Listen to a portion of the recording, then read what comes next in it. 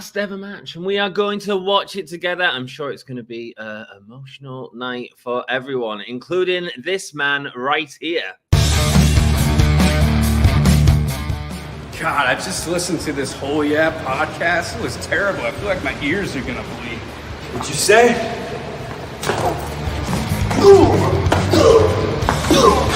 This is Darby Allin, and you're listening to Give Me a Whole Yeah podcast.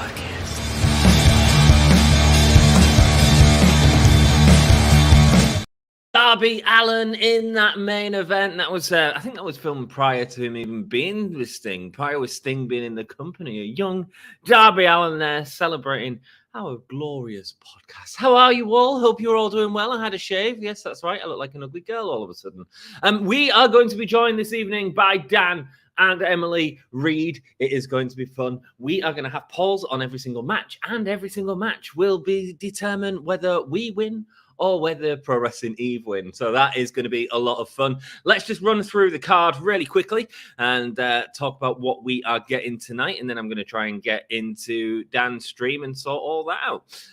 Cool. So the AEW Revolution 2024. Bryan Danielson versus MJF.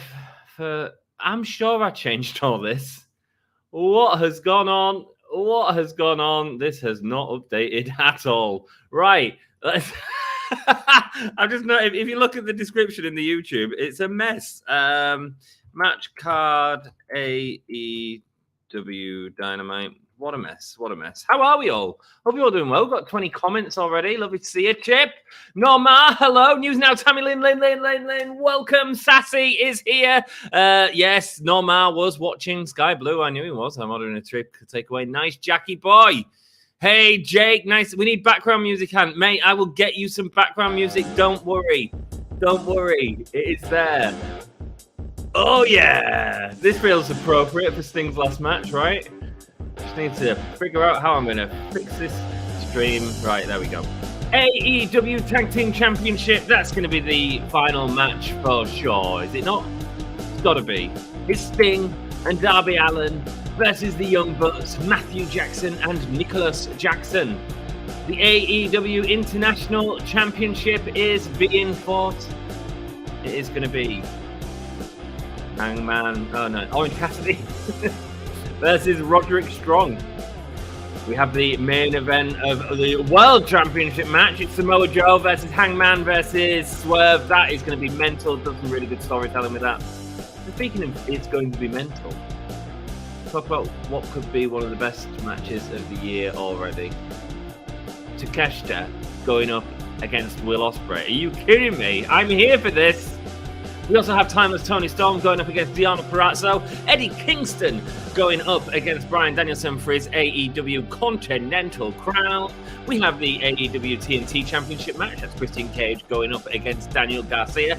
We have FTR versus Blackpool Combat Club, Jon Moxley and Claudio Castagnoli, as well as a scrambled egg match, which is Chris Jericho, Wardlow, Powerhouse Hobbs, Lance Archer, Hook, Brian Cage, Magnus, and Dante Martin.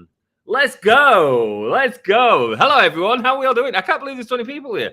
Guys, do us a solid. Hit that like button early on. It really helps me out. Right. Next job. I need to get onto Dan's stream, don't I? So if I do this and then... So how are we all? I hope you're all having a great day, and I hope that you're all going to help me in sabotaging all of Dan's votes. Do head over there. As long as you hit the subscribe button, first of all, I have no problem with you absolutely in the polls. That's absolutely fine by me, as long as you have subscribed. That's the only rules. They said the main event was Samoa Joe. Really? Wow. Wait, did I hear Renee right? Sting's match isn't main eventing anymore? Plus Seek and Destroy by Metallica on, then get sued. Oh, mate. Seek and Destroy. Can I get a vote, please? There's no match happening right now, is there? No, it's just the start of the show. Getting ready for the start of the show. Part of the reason I was so late is because my headphones weren't working, which is a right pain in the backside. Yes, I've lost my beard. I've lost my beard. Oh, come on, Sting's been screwed. How the hell's he not main eventing? Let the guy have his send off. I would assume he is, but I mean, it might be his call as well, because he'd do something like that. I feel like that's something Sting would do. So yeah, we'll see what happens. Yeah. So they said the Sting match won't main event. Leo, welcome to the channel, my dude. How are you doing? Head on over to the YouTube. Join in the polls, my dude. That's where all the fun is. That's where all the fun is. I hope you're having a good day on Facebook, though. Hi, Hassan. I'm so good, says Todd. So good, because he's just watched Julie Hart. Sorry, no introduction today. Don't you worry about it. It's all good. They're here for me. They are here for you, Jack. Today is a good and sad day. Sting is my favorite of all time. He has an amazing career. He certainly does, man. He certainly does have an amazing career. And he's put his body on the line for many, many, many matches. I wonder why this isn't charging.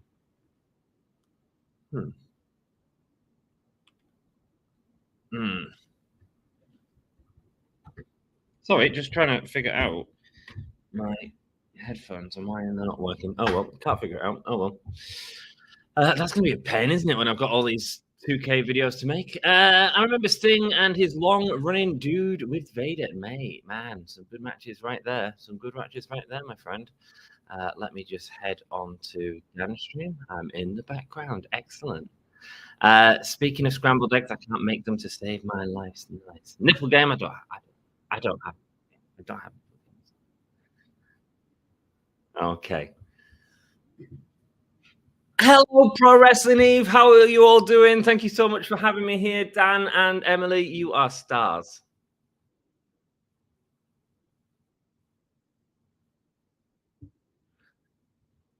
Not yet, but you are right now. No, you're not. Now you are. Hey! There we go. Have you changed? No, it's What is throwing me? nothing. He looks exactly the same as we've always known him. So, You're looking younger, so good. Well done. Whatever you do, I would like to. what could Hi. it possibly be that he has done? By the way, guys, this is Ant from Give Me a Whole Yeah, and I'm going to do the intro for our viewers first. We'll start with Danny Garcia and Danny Garcia is actually the Rock's ex-wife. Daniel Garcia and Christian Cage. That's our opener. Wow. This is Ant from Give Me a Whole Yeah. If you don't know him, you should, because I regularly go onto his streams on a Wednesday night. And he's amazing. And as I always say, wrestling is at its best when it's enjoyed with friends. Mate, that's what we do, isn't it? Have a good time. To Give Me a Whole Yeah streaming channel. If you're not subscribed to them, please go over there and give them a little bit of love. And join Ant. Don't worry about the rest of them. But Ant on a Wednesday night. If you ever see Dom's a good lad, and also Dan on a Monday night. I got a couple of would-be wannabe journalists on there. We all know my thoughts on wrestling journalists now, don't we? Oh, he's getting on his high horse again. He's already on his high horse. Not so long. Dan is going to be spectacular. What a jacket. Did I miss a good jacket? Was it Renee's jacket? I keep talking to you now. And he can't see you, you know, like that's the camera. I know. I said I was being stupid. I acknowledged I'm not smart. You're not with me from the acknowledge her. I've got a super chat from Jeff. Thank you so much, Jeff. Holy shoot, you shaved. Looking good, man. A bonus for all your hard work this evening. Thank you so much, Jeff. Yes, I did shave. I now look like an ugly woman. That's right. See, you did change something. But you didn't figure it out. I'm behind it. Had a fancy science name, but it's a legitimate thing. My mum got a perm. I said I went into the school and said no one come to pick me up. I wouldn't go home because I didn't know who she was. So yeah, so somehow I knew somehow the stream session. You keep What's Pedal's comment?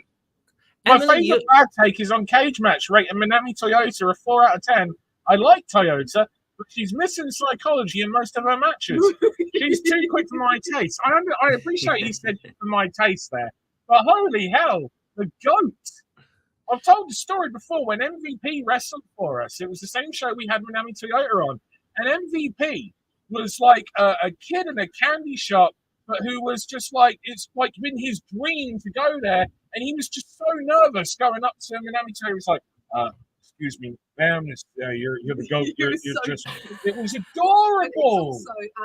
Oh. I think Minami Toyota is the one where we had the most messages from people within the wrestling, like, can I come along? Yeah. Like that, like just the volunteers of people wanting to help out or just saying, "Can I be there?" Yeah. Immense. It was. Yeah, that's celebrate the 20th. Oh, bless. on- Cool.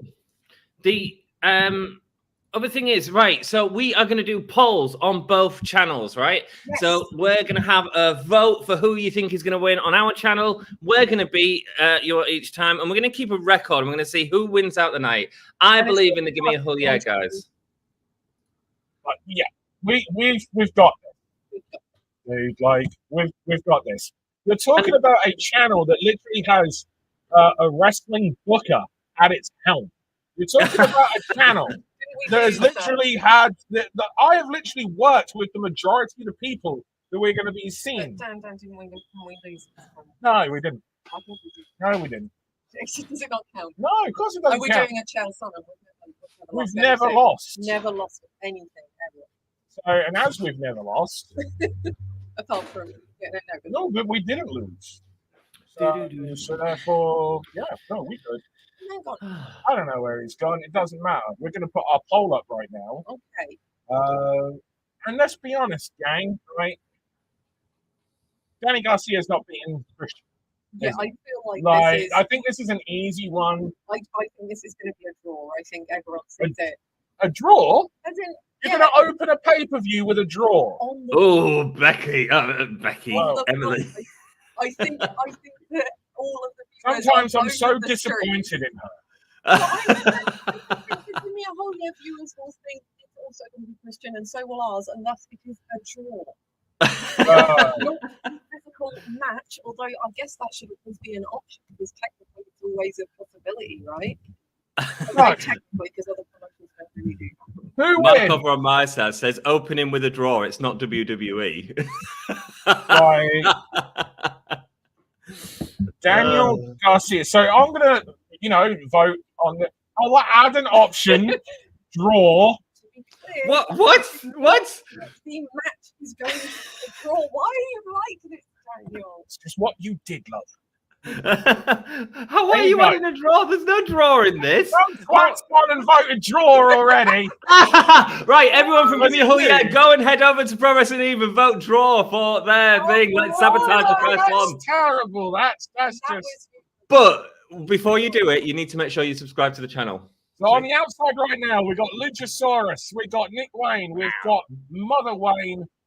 Family meeting. It's a family meeting right Everyone now. needs to support Dad right now. Can we just Was say that anybody else a Christian little bit Cage? surprised that this was that Danny Garcia just was suddenly the guy? Daddy Garcia. Daddy Garcia. The Nice. Daniel Garcia was suddenly the guy getting this match. Was I the only guy that didn't feel like this was out of left field?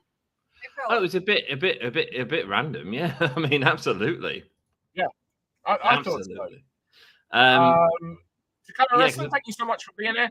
I got Darby Allin turning heel on Sting. We spoke. You're not the person I was talking about earlier, but all right, listen. If that happens tonight, there's going to be a few people who will definitely be standing on their own for the most part, but they'll be able to brag about getting a hell of a thing right like that. They will. I don't. Are you using your microphone, Dan? Yeah. How is it not picking up on Dan? Tap it for me. Oh yeah, you are. Thank you. Yeah, very good. It's just not picking. It's not picking Emily up very well. Emily She's keeps right in out. front of her. It is with me. Wow. I'm so with this mic. Dan, Okay. have you thought about asking the talent to join in the pay-per-views watch-alongs? Right, so no one would want to do that. and I'll tell you the reason why, right? It would be like, going to work on your night off. Like you'll watch it at home with your mates or whatnot. You're not going to go pull a shift in at Tesco's if they ain't paying you. And I think as a wrestler, you probably have to be a lot more. Yeah, you'll about get what ribs. you do and don't Yeah. say, and it's a lot tougher. Can you hear me now? We've done some wiggling. Yeah, that sounds better. Let them know in the Pro Wrestling Eve chat if you can hear that better as well, because I was struggling a little bit I have earlier. a person I'm not good at projecting my voice. I never ever should have been doing any ring announcing, but I did it. So. And you did such a great job, Emily. I certainly did that. Thank you to Champagne Sumo for the $9.99 super chat. It says, will there be interference from the Gone to Shit faction? That is referencing last night where we spoke about Champagne Sumo had the greatest idea that there should be a faction called Plans Change. And we were like, that actually could kind of work. I think it could. Right? Like, because those are the people that can interfere in other people's matches. We actually have a way that you could make outside interference logical in storytelling, even on a repeat basis. I love it. Oh, so it goes from neckbreaker. Plans Change to Gone to Shit. This is the evolution of the evolution or revolution. Exactly. Evolution so or revolution. I feel that there may be moments where Gone to Shit is a relevant term. I'm gonna go quick have a wee and get another beer. Everyone needed to know that I'm gonna go through. You're not gonna have a whiskey? I'm starting off with the beers. Oh, you're starting off with it. Yeah, to be fair, you got 5 hours. I've got a long time. Christian with the double bicep pose. How are those? How are those polls coming at the moment? Let's have a look. The polls, man, we're smashing it. Of course we are. 54% of people think Christian Cage. Hang on, what are you doing, guys? Well done. What are you doing? They can think that Christian Cage is going to win. Christian Cage, yeah, 54%. It's more confident than that. Yeah, it's more confident than that. This is why I don't understand why you put draw. Only 44% of mine. I think your viewers have come over to mine. Yes. And messed with my lot. Because my audience, right, do not think that Christian is losing this. Don't speak for your audience. Don't speak for your audience. They have their own minds. No, there's no way. I'm the same. I don't understand how, but that's fair enough. Maybe we're just in the wrong here, Dan. Maybe we just see it for what it is, which is there haven't really been a proper build to this feud. Whilst I think it'd be great to have Daniel Garcia as a champion. Can I just say, sorry to interrupt, but how old is Christian? And Christian is diving off the top rope. He looks amazing. This is the thing of people of Christian's generation that try to, remain relevant outside of the way that Christian has remained relevant. Try to attack wrestling in AEW by saying they're spot monkeys, by saying they're just diving out of the ring constantly, and how guys of their generation don't need to do that. And there is Christian, because he understands the psychology of doing these things, when to do them. Absolutely. It's not just doing it for the sake of it. And Christian's a great example. What a career renaissance. Can you imagine if this guy hadn't have left WWE and had stayed there? Like, what we would have seen as opposed to this, we'd have never got this Christian. No. Never. No. God damn, that turtleneck outfit is good as well, man. That is such a good wrestling gear. Yeah. Hi, Mox Buddy. I'm on my friend's phone. Albert, welcome. Are you been drinking? I had a big drink last night, Dan. I'm very hungover today. You had a big drink, did you? I did have a big drink. You looked like it in the photo you sent me. You looked like you was absolutely wazzoed. Mate, I don't remember getting home. It was a good night. Well, I hope that this is a show that we're all going to remember. Do you know what I would like to forget, though? The goddamn ankle lock. Too many people do that ankle lock, and I've had enough of the ankle lock. Yeah? You're bored of the ankle lock. Too many people do it. It's like a code breaker in women's wrestling. Yeah. You go to an independent wrestling show. 619. You're gonna get 619. There's another one. Go to an independent show. Aubrey Edwards looking fantastic. 50 years old. What a legend. What a legend. Oh, Dan's going to do something disgusting now. I have to warn all of you. He's going to eat his Kit Kat without breaking the fingers apart. He's just going to eat it as one because he's... Don't look. I'm sorry.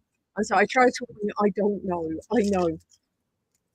What are you doing, man? It's very distressing. They got rid of the tinfoil, so it's irrelevant now. I don't... I've considered divorce, but... I don't know how that would fare in a legal capacity, to be honest. This is a good match, by the way, and it's a perfect pay-per-view opener. Yeah, I mean, this is what we get, and this is what we get from the AEW pay-per-views, you know? You know what? Like, as much as I don't think it really made a lot of storyline sense of Daniel Garcia suddenly being in especially after his Continental Classic run, do you know what I mean? I felt that Garcia could have done with a little bit longer, some bigger wins than what he was getting. Yeah. While you've got Christian work of you want to put him against your youngsters like Daniel Garcia, don't you? Because who better to learn from than the guys that they've got there, your Christians, your Edges, all of these legends that they've got there. Legends have a play. I see a lot of people. We were talking about daft takes. By the way, I still want to hear everyone's stupidest takes that they've sent on social media recently. Cakes. We hear all the time about AEW is just like an old man's promotion. And it's just like, give over. Give over. What, you mean all them kids that love Orange Cassidy? Right. And actually, if any promotion's an old man promotion, it'd be WWE, based on the fact that their audience is mainly over 50. Makes sense. Because I think they're both about the same.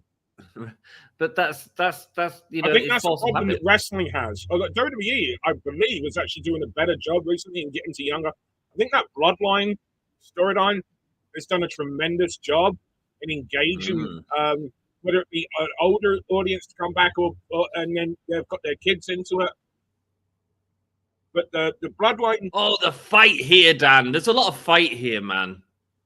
I love this. I love the fact that he's not even got past the ropes, but he's fighting. Sorry, I interrupted, love. No. It's your stream too, brother.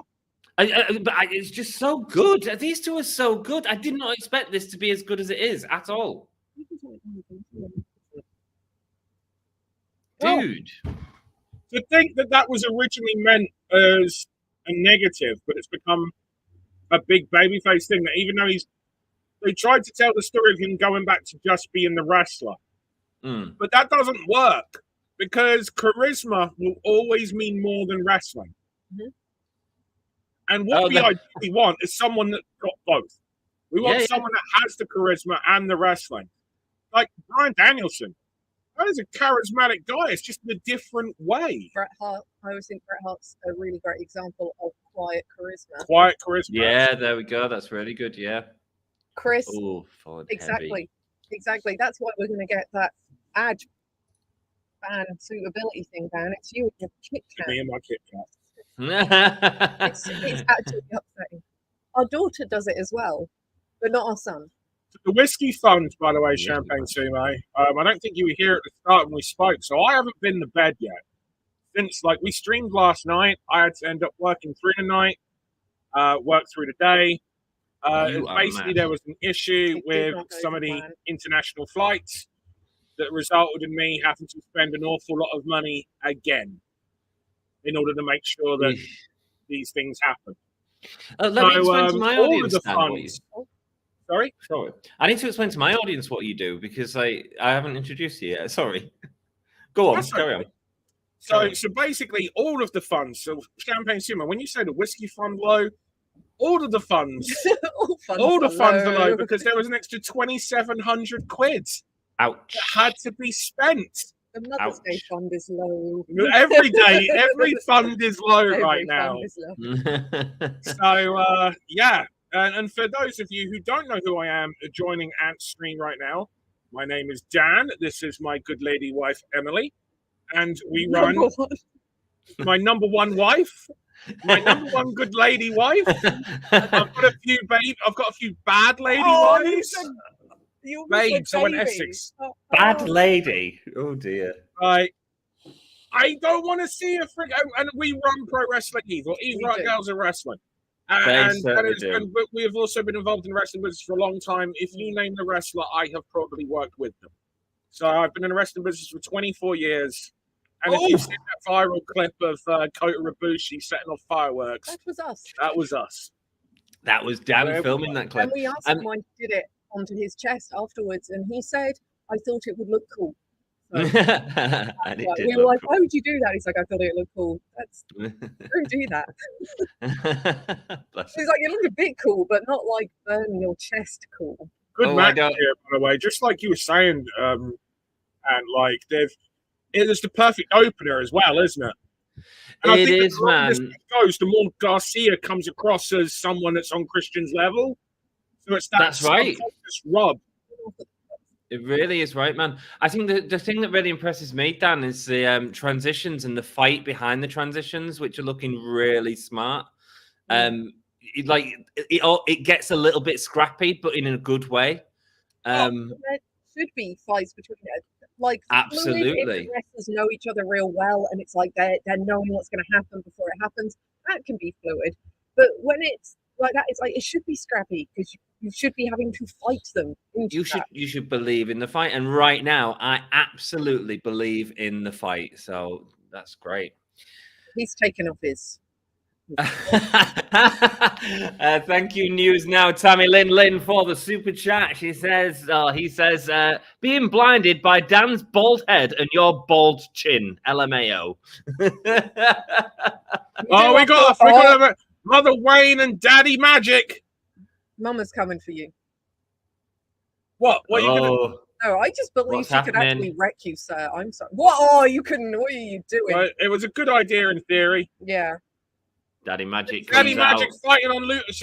And can I just say, she stopped face to face with Mummy Bear. She should have just gone for it, and if he didn't stop her, she'd slap him. That's fine. Yep.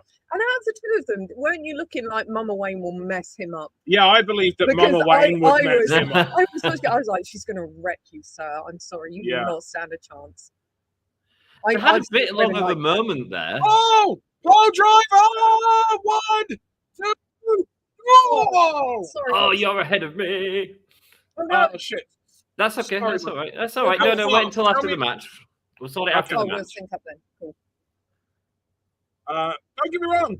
I wasn't expecting that to be the finish, but I knew that was going to be a good close call. Driver. Nice. 1, 2.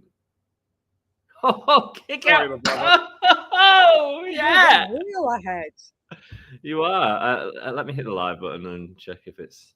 It's because I'm from Hull, you see. Are you watching it on... Kill Switch! Not the wrestler, the move. Oh! I was waiting for that. You know what? I think we should pause because if not, we'll get the finish and. Oh, it's okay. It's okay for this match. We'll sort it out with the next match. Stunner on the ropes. Oh, you got on the ropes. Kill Switch. 1, 2. Oh, bloody Nick Wayne. Bloody Nick Wayne. Who won? No one's won just yet. No one's won yet, man. You know what, man? Hang on. If we want a kill switch. Right. We don't know when. I was going to say, we need something distinctive to happen. Oh, wow. That was good. Wow, I'm 30 seconds ahead of okay. Everyone else. Even with the YouTube delay, I'm still ahead of people. Okay. Really? Wow, is that what people are saying on your stream? So you've got to be ready to hit pause, Dan. Yeah, but we need something distinctive to happen. The graphic coming up. I would imagine the bell ringing would be a little bit more distinctive of the next match. Oh my god! Look, oh my god! Why are you like this, Daniel? I actually cannot. What is distinctive about a promo wife? I don't know. A woman in a sparkly dress suddenly appearing on screen. I would say it's about a second. Woman in a sparkly dress. Down to a second. Oh, Danielson looks hot tonight. You feel? He does look hot tonight, doesn't he? He does. Yeah. Meow.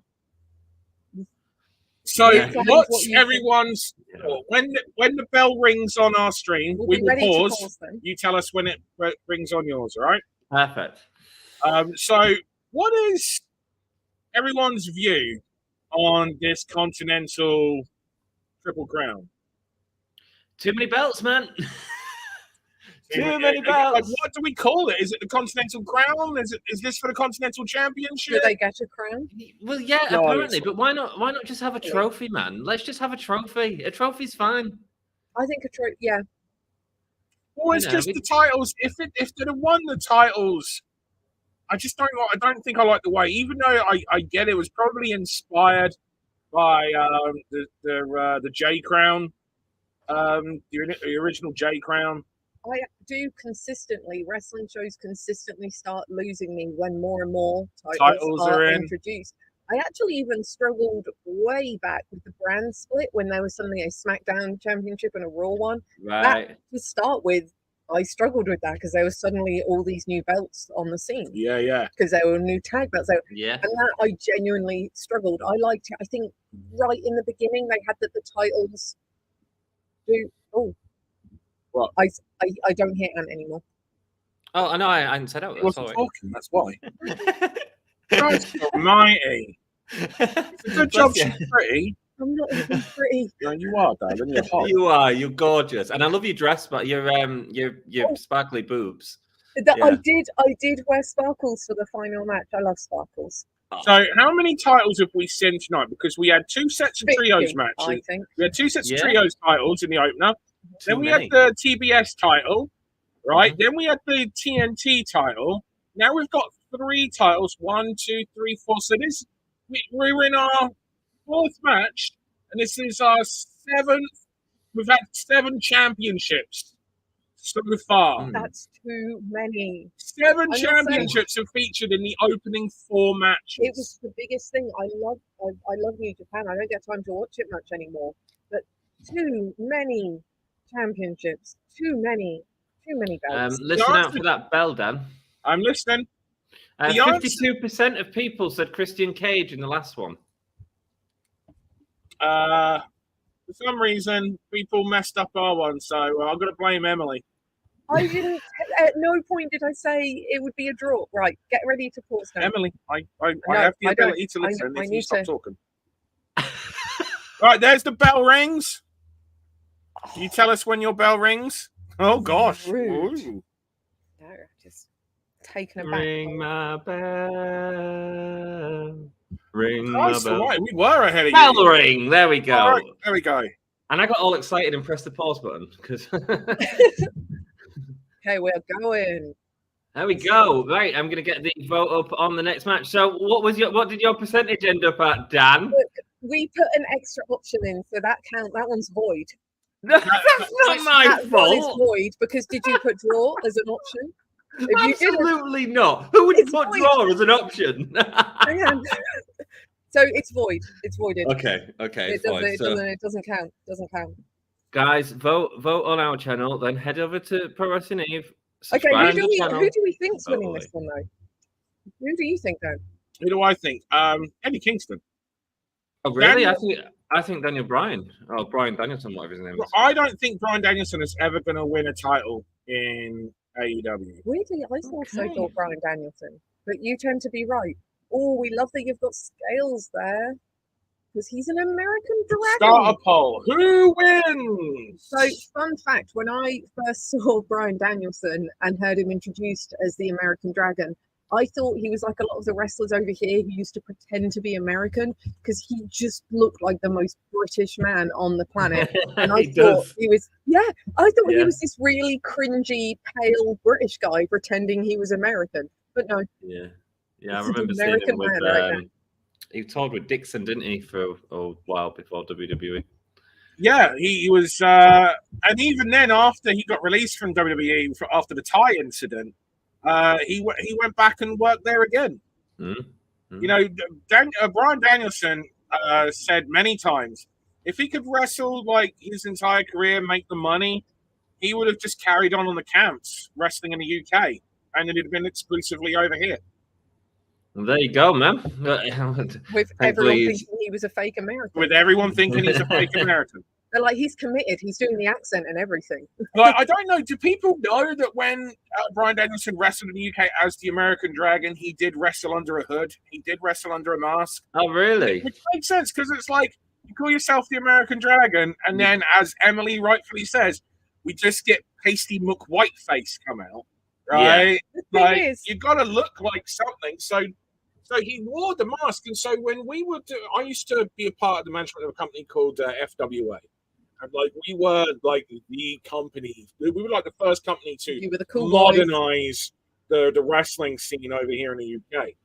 And so Bryan Danielson was working in the UK. He was pretty much living in the UK at the time. So naturally, we would book him. But whenever he would work for us, even though we were booking the Ring of Honor American Dragon Bryan Danielson for our audience, because we were doing like Bryan Danielson versus Doug Williams, for example. Because he was working for All Star, Brian Dixon, and was working under the mask, he was like, no, in the UK, I work under the mask. So he would wrestle the matches still in the style that he knew that our audience was after. Yeah. But it's just that he would still wear that mask. I like that all of the people at the camps would think that's the fakest American I've ever seen. Even with the mask on, that man is pale as hell. Americans have a tan. Everyone knows this, apparently. It means in FWA, people will be like, that man's got a mask on. That's definitely not Bryan Danielson. That's not Bryan Danielson. Yep. No one would ever believe he was who he said he was. They wouldn't. I want to say a massive thank you to News Now Tammy Lindlin, who's left us a super chat. The super chats help us pay for the content, guys. Whether it's on our channel, whether it's on Pro Wrestling Eve's channel, it's suicide. Whoa! What did you do, Daniel? That was a big man. I was a big man doing a big dive. Big dive. With little regard to how long his life expectancy would be. Looked great, though. It looked picture perfect, the N64 dives that they would do.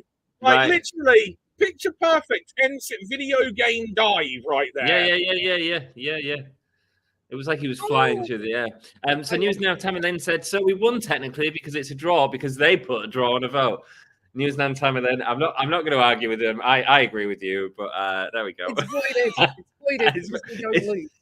Oh my God. Oh. Butterfly suplex. Wow. Big butterfly suplex. I'm just going to go grab my food. Bear with me one second. I'm sure we're all shocked they're having a great match. Yeah, no, absolutely. Like, none of us should. So, what we will do, though, for those of you who were wondering, I've actually got a photo of American Dragon Bryan Danielson when he worked over here in the UK for us, and this is Bryan Danielson, the most British man you have ever seen. That is Bryan Danielson. His American Dragon mask. I know that British he wore men. exclusively in the UK. Even now, I struggle to see him as that's an American. He looks so he must have British roots somewhere. Astro Knight 282, thank you so much for being here. Working over his hand. That always looks so nasty, that move. I love it. The American Dragon. And I don't know if you saw, did you see American Dragon, Bryan Danielson? Did I see him? I think so. There he is. If you look on stream right now, there he is. Oh, hang on. How do I do that? Oh, wow. Yes, yeah, I did. Yeah, definitely. Yeah. Definitely, yeah. Dixon's been touring since, well, he still does at the venue I work at for 20 years, so. Well, his grandson, obviously, Bryan doesn't, due to being dead. Yeah. But, his grandson is now running the company. I haven't seen his daughter for a while, actually, because she always used to come with it. But she would ring announce, wouldn't she? She would, yeah. Dixon bought her a Swarovski encrusted microphone for Christmas one year that she loved. Wow. Yeah. That's funky. Yeah, it was nice. It was a nice microphone. No, I like it. I'm a magpie. This has been a good match, and this has been the type of match that I would expect. I just realised I haven't actually changed the on now. I'm going to change that as well. Exploder coming up. So we have got our poll up. Do you remember? Oh, wow. So that we can win, as obviously we will. Christian got the win, Jake. It was a good match. Good match. Beautiful. This is a real fun match. Obviously, they're not going long. But you know what? Sometimes it's really good to see these kind of guys, because we know that you give these guys 30 minutes and you get in a corker, right?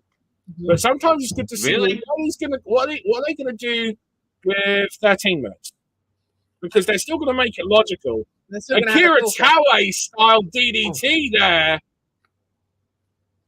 He had the extra hook of the arm, you see, which is exactly what Taue would do. His brain is lovely. I just happen to love 90s All Japan. All right? That is basically it. But you see, I'm not a huge fan of Kingston, so the idea of him going in a 30-minute match, to me, I just think he'd be blown up. But this has been a really good I match. think you'd be able to make that a storytelling plot device.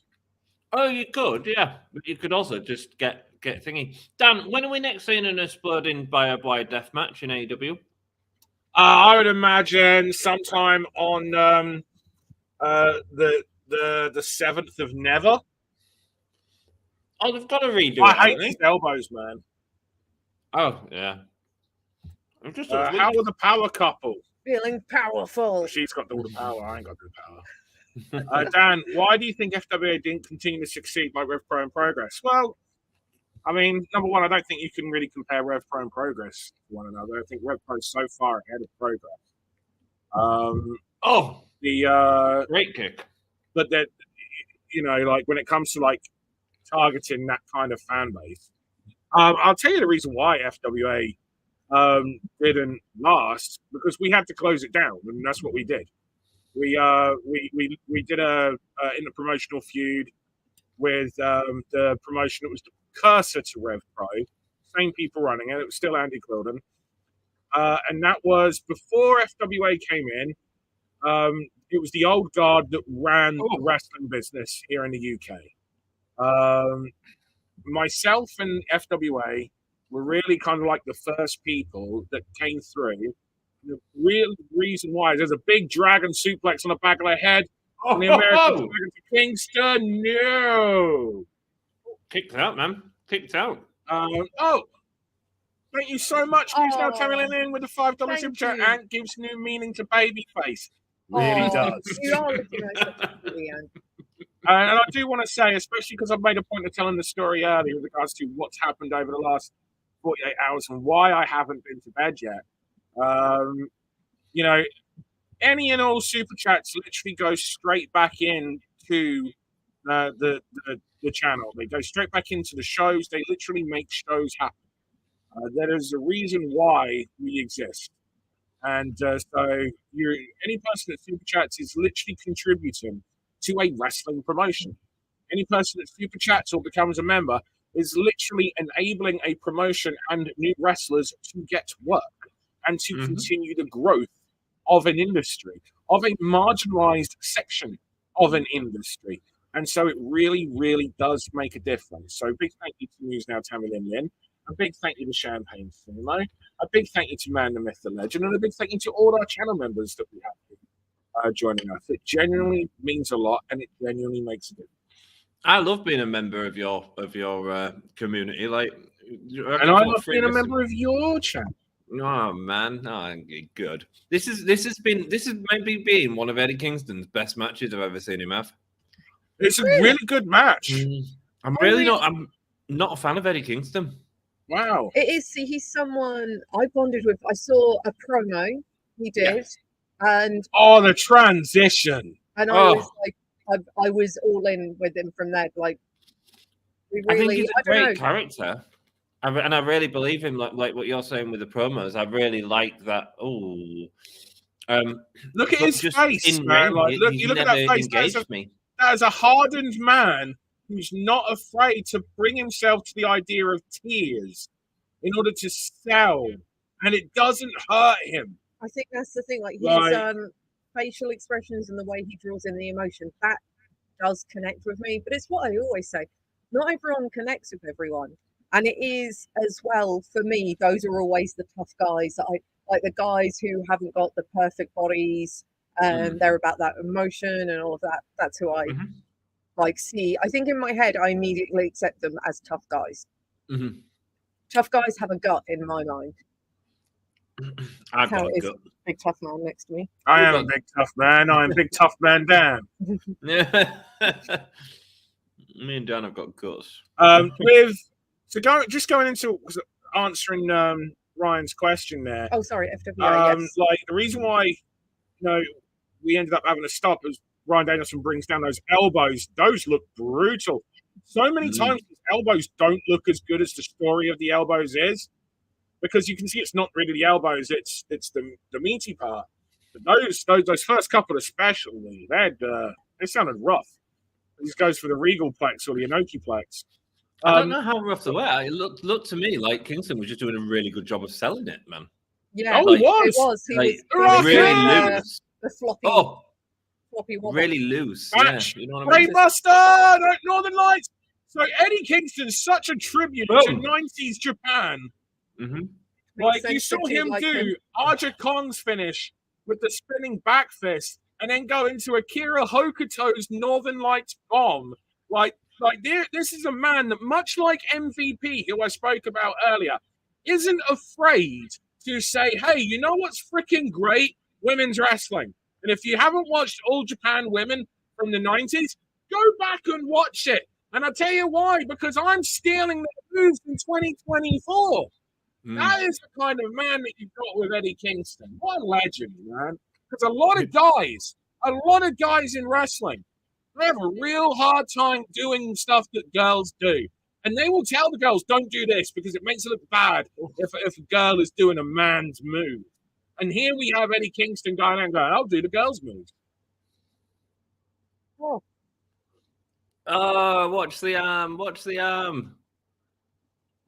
Oh, swatting down on a Berserker knee. These two have There we got, go. like, I mean, I didn't expect them to have anything but a great match, to be honest. 'Cause And it is a great match. Yeah, It is really good. I really like both of them as wrestlers, and they're clearly beautiful. I think the styles work really nicely together as well. Because of Hit Betty's body type and Daniel's sort of so small but so vicious. It's Yes. really working nicely. Big thank you again to Denise now Terry Lynn with another $5 super chat. Oh, thank saying you I so love much. both yours and Ant's channel. I'm glad to help where I can.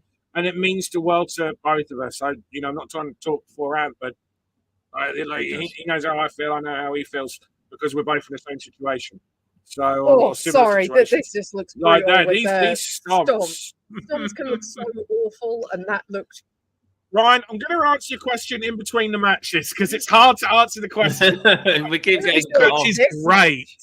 This is a good match. As we go into the triangle choke, but you see how the details here that he works the wrist. This is all stuff that Danielson picked up work in the UK. It's catch wrestling. Yeah, it's the old world of sports. Oh, and if anybody watching this, if you're outside the UK, or maybe even you're from the UK and you just don't know the old school world of sport wrestling, so much of that is in modern day wrestling now. The old school wrestling from the UK. A lot of people don't know, and I am not a, what's it called? A patriot, like that kind of thing. Yeah. Oh, patriotic, yeah. I am not a patriotic person at all. Not even a little bit.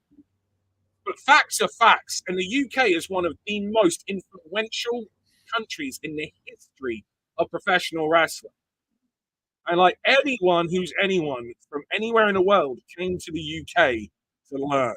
If you want to look up about it now and what's going on, if you look up scientific wrestling, and that's what people tend to call catch wrestling nowadays. And Josh Barnett is a big person who knows a lot. It's like doing the amateur wrestling and then adding that little bit of extra meanness, the details that make everything a bit more painful is how I'd always describe it. And that kind of thing comes across so well in wrestling because wrestling is all about the little details. It is, yeah. And I'll tell you what, the crowd are into this as well, big time. And this is like proof that you don't need to have storylines that involve someone sleeping with your mate's sister in order to create like an emotional attachment to it. I saw Chris say something earlier. Kingston feels very real, and that is the thing. And I think because the character feels real, I think you then are able to buy into him and his passion. And I think the fact that he is as flawed an individual makes him so much more real as well, because all great heroes are flawed. And you know what? He's also a wrestling fan, and he's not afraid or ashamed of saying what a big wrestling fan he is. Yeah. He is one of us. He is. You know? And Emily's, that's a big deal there, because it used to be classed like you would be bullied by wrestlers a lot if you said that you was a wrestling fan. It was a stupid thing. But if you were in the wrestling business and had the audacity to say that you like wrestling, you're wrong side of the barriers. What, you're a marker, you're a punter. You know, like, and it was horrible. It makes no sense. But it's like I had a really rough time because I used to double down and be like, well, why would I be here? Why on earth would any of us be here if we didn't like wrestling? Yeah. The big one is I went to a show because I wanted to see Bret Hart, and my trainers ripped into me so hard. And I was like, but he's one of the reasons I want to be a wrestler. Is Bret Hart. I love Bret Hart. I can go see Bret Hart. And how dare I go and learn, you know, and watch and see a hero, an idol, someone that put me in the place where I am. Yeah. Bizarre. And it was so stupid. And so Eddie Kingston openly being about how passionate he is about wrestling is a really big deal. And I like it when people can say, like, we're here because we love wrestling. Yeah. Well, that's why we're here. That is why we're here. Exactly. Come on!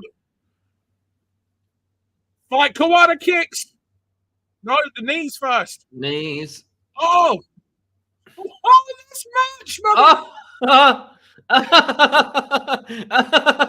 He's just slapping him. And he manages to get back. If you look, these are not closed fists. They're still following the rules of wrestling. Yeah. These are backhands, you know, or an open hand strikes, whether it be the back, the front. And Ant, you said it. Look at the crowd, brother. Oh, and this crowd, a lot of them are. Oh, yes! Slotted him down. Power bomb! Kawada bomb! Oh, that's going to be it. Oh, that was. Wow. That was such a good. Kingston getting the win. What a good match. Yeah, man. Beautiful. It's not about who wins and who loses, Dan. It's about who got the highest percentage of votes in the. Sadly, our audience, for some reason, thought Bryan Danielson, or people that voted and I thought Bryan Danielson. I'm still winning, by the way. I don't know what I am calling foul. You're going so close on him now. Right. There is a conspiracy against me right now because no one should be going against what I'm saying. And I have a 100% success rate thus far. I am 4 for 4. But there's the thing, Dan. There's just somehow there's this little thing where it's just like it's so fun to disagree with you sometimes, and then it's so irritating then when you turn out to be right. It's worth it if we're wrong all those times. That one time when you're wrong and we're right just feels so good. Well, one day you'll get to know what that feels like, love. I have been correct. I've been correct sometimes. It's happened like 3 or 4 times in our 18-year relationship. little detail here as well. Chris Gannon pointing this out. He finished with a Kawada bomb just like he promised Kawada he would. So Shiaki Kawada, you heard me wax lyrically about the 90s Japanese scene. All Japan Pro Wrestling in the 90s is where my heart lies. There's a few years where Michinoku Pro Wrestling just came and was my mistress. Because my God, was Michinoku Pro fantastic. But 90s All Japan Pro Wrestling, which is where really Kingston, you can see from the black and the yellow, the Toshiaki Kawada influence, the Kawaii DDTs, you know, it takes so much from. There's just little elements, extra elements of details here with Eddie Kingston. Eddie's standing tall. Well done to everyone in the Gimme Hell Yeah chat who went against the king of the podcast and said Kingston to win at 65%. You all got us a point. Well done. Pat on the back to every Gimme Hell Yeah member. And if you want to head over from Pro Wrestling Eve and join the Gimme Hell Yeah, the winning team, subscribe to our channel. And I should point out, by the way, that the stipulation was also in this match that if Kingston won, Danielson had to shake Kingston's hand. Because there's a. Oh, is that the stipulation? I didn't know. Yep. Will Kingston accept it and want to do it himself, though? And he's just like, no, fuck you, because it don't mean anything to you. He went and held him as he was walking away. It's like Titanic. Imagine that crowd. Did you hear that crowd? Over. He's like, no, that's my arm that you freaking was trying to armbar. But did you hear the crowd reaction? It was a handshake. Yeah, because they built it up right. Yeah, you're right. Exactly. It doesn't need to be. Simple stories. Listen to that crowd. And like I was just saying, like a lot of this crowd could be here for Sting and listen to them. So there could be people who just mainly just came for Sting's match and they're on their feet cheering. The fact of the matter is the word on the marquee is always, first and foremost, wrestling. That is always the most important word. Wrestling encompasses so many things, and that is so much of it right there that we saw, because we saw characters with passion and story just unfold using the medium of professional wrestling. What a beautiful match. And how much wrestling? Man of Myth the Legend said this, like, question for you and everyone else is, how is what's going to follow this be able to follow what we just saw? It has to be different. It has to be different, exactly. Yes. And the scramble match really is the only thing, because you cannot follow that match because you just can't be done. So you have to present something different so that your engagement levels are at a different level, because you're seeing something completely unique to anything else that you've seen thus far. We've seen a 6-on-6 match, but it wasn't really scramble. It wasn't chaotic. There was more personality involved. So this is our first real crazy multi-person match.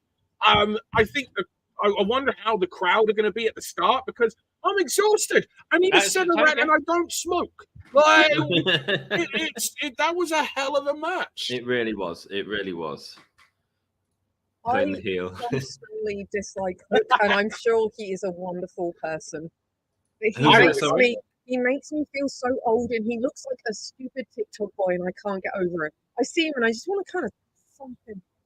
Oh my lord! You just look at him, and you're just like, I just want to slap you. I cut his hair. I become an old woman. I'm like, you need a haircut. I'm just going to give you a shot back and sides. Just get that fringe out of your eyes. My goodness. I can't. That's what happens when I see Hook. It's his new tattoos. They're like them scribble tattoos that I just cannot stand. I mean, he's making enough money, right? Wait until you see his tattoos. The ones on his chest are just... On his chest, okay. I thought that was hair. Do you remember we did an episode of Bad Tattoos? Yes. Yeah. Would it be okay Check out Hook, because he'd be all over it. He's got this scribble like stick man on his chest. Powerhouse Hobbs coming up. How do we do this? There's 8 guys. We do not have 8 spots. That's right, Dan. So this is on me and you to choose the winner as well, because we need to pick 4 guys, and one of them has to be the winner, obviously. So you give your audience a chance, man. Here's the thing, right? I think I'm going to be wrong, because I can see a reason for so many, right? Yeah. Because if we look at the people in this match that are likely to lie down, you're talking your Dante Martins, your Lance Hoyt, maybe Magnus, who I really wasn't impressed with, I'll be honest. I watched his match with Matt Sydal. Didn't care for it. Maybe, like, it looked like Matt Sydal was just desperately trying to make Magnus, and it just wasn't happening. Maybe it just was me. Maybe I wasn't just connecting with Magnus for some reason. And I like Lucha, so... Yeah. Is he one of the CMLL guys then? Yeah, here's the thing. It's just like the winner of this match gets a championship match against, I'm going to say Samoa Joe, because I don't see Joe losing the title tonight. And I don't see a single person in this match beating him. So you've got several story plausibilities. You've got a reason to do the rematch between Joe and Hook. So if Hook, because Hook can beat almost anyone. He's not beating Hobbs. He's not beating... But I can see Hook tapping out Brian Cage or Dante Martin or Magnus. I also am happy to watch that as a rematch. That was a fun match. I wouldn't do Wardlow, because now's not the time for Wardlow to lose, in my opinion. That's Adam Cole, baby. No, I mean, Wardlow come out and made that whole speech the other week about wonderful. how he's got to win and all this sort of garbage. The thing is, I actually don't think Wardlow's going to win this. I think it's going to be Powerhouse Hobbs. And the reason why is because I think they've got to put a lot of the TV time at the minute is going to be on the Don Callis family. And so I think giving him this win for now helps us move on to Hobbs and Ospreay. It could well be. I said at the start, I can't remember if he was a part of the stream at that point or not. The person that I want to win this match is Hobbs, because I really want to see Joe versus Hobbs, and Hobbs losing to Joe does not hurt Hobbs, because we all can close your eyes, right? Close your eyes and imagine Hobbs versus Joe. No. Doesn't that look like a damn good match? There's no way that would be a bad match. And that is a prime example of being able to get over despite losing. A little bit like we saw with Daniel Garcia and Christian earlier. Garcia lost, but being in the ring now and having that kind of a match with Christian, that actually levels him up on a subconscious level of the star power that you feel for Daniel Garcia. And I want to see the World Heavyweight title also has some big heavyweight boys. Also, Bryan Danielson doesn't seem weak after losing. In no way does Bryan Danielson look weak from losing just now. I think more importantly, though, in this match, what they need to be focusing on with this match is getting stories developing from the match and within the match. So while it might be the winner of the match goes on to Samoa Joe, you've actually got 8 men in here who all have potentials of stories with each other that they can move into the next season with. So, a Jericho and Hook moment could develop into something really interesting that could teach Hook a lot and sort of have him working with one of the bigger guys from the company. That's what I'm really interested in. I also think you could put a Dante Martin over, because this match also has Brian Cage in and Magnuson. Yeah. And then you get the opportunity to put Dante Martin in a high-profile singles match. Okay, he's going to lose. And I'll be honest, I don't have a lot of interest in Dante Martin versus Joe. But I could see them saying, look, this is the only one fall. So a scramble match is a 1 fall. So, but I can see this being like them saying, hey, this is the one time we can do this kind of, this match where Dante Martin gets an opportunity to challenge for the title. Okay, so we got our big meaty man match that we were supposed to have teased a little bit here. Oh, Lance Archer looks fit as well. Let's go. Oh, Brian Cage has got his Sting makeup on. Yeah. Good for Eddie. Hook could afford better tattoos. On as well. I don't know if you noticed. He's done what, my love? He's got Sting tights on as well. Yeah. And something that Chris Gannon said in our chat, by the way, is how Lance Archer has had a best late career resurgence of any wrestler aside of Sting. Wait, and who used to have a mohawk? I don't know who used to have a mohawk. I can't remember. Yeah. We got the super pose down going on right now. Boss Battle says Jericho's going to pin Hook, and Hook will be his next clout victim. Long-term opponent. Wouldn't that make Jericho villain though? Do you think they're going to turn him back to being villain this quickly? That's true. Is Guevara injured, by the way? What happened to Guevara and Jericho as a team? To who, sorry? Guevara. Guevara. Yes, I think he's injured again. Yeah. Didn't he just injure Jeff Hardy, though? Yes. Yes. So every time the we meat voice chants. each other, the crowd are chanting meat. Can we chant meat as well? Meat! I like it, Dan. You're eating Chris Garland, not me. The Doritos.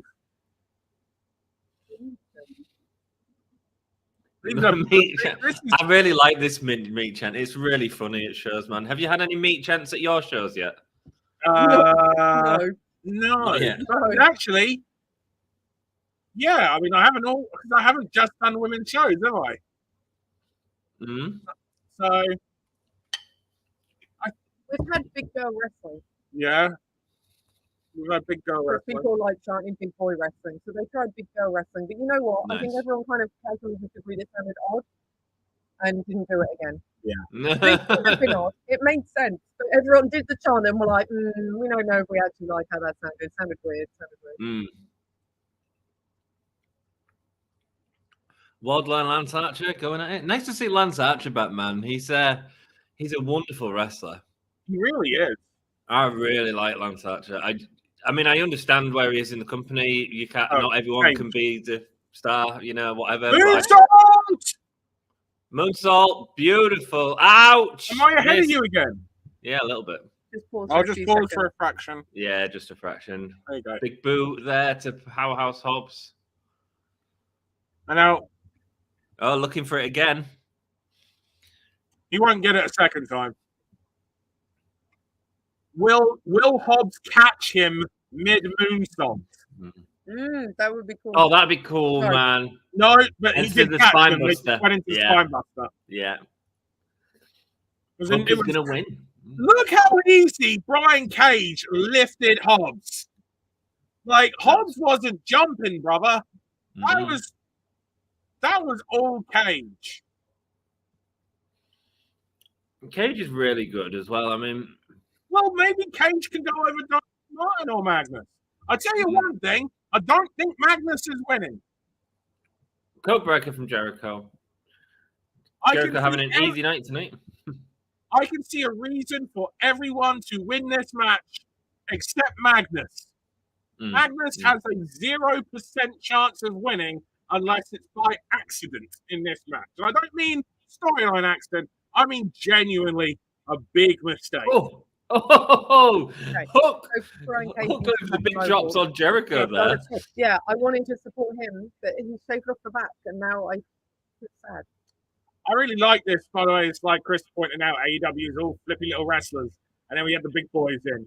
And now we've switched, and now we've got their smaller, although Jericho's not exactly small. Not exactly small, no. Crowd is still not the cruiserweight he used to be.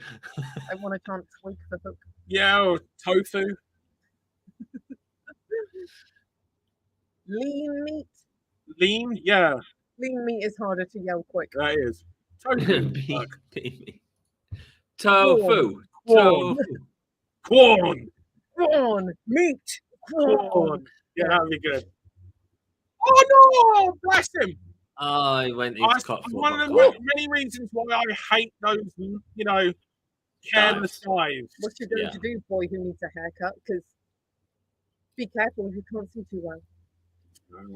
Hook now looking good. Hook's not a high flyer as a rule. With a double sledge. Good. That's a solid move. That is a slot. That was the move that you did as well, wasn't it? You did the axe handle. Sense. Yeah. Does it not make sense? No, actually, I don't think it does. I'll be honest with you. I did that move, and I felt whenever I would have did that, I always felt awkward doing it. And you know the best thing, Dan, is I did it because it was easy, by the way. I did it from the middle rope. Yeah, I did it from the middle as well. Yeah, because it makes more sense to do moves from the middle rope. You're getting extra momentum, but a lot less risk. Yeah. People should do more from the middle. It makes sense. I was very logical.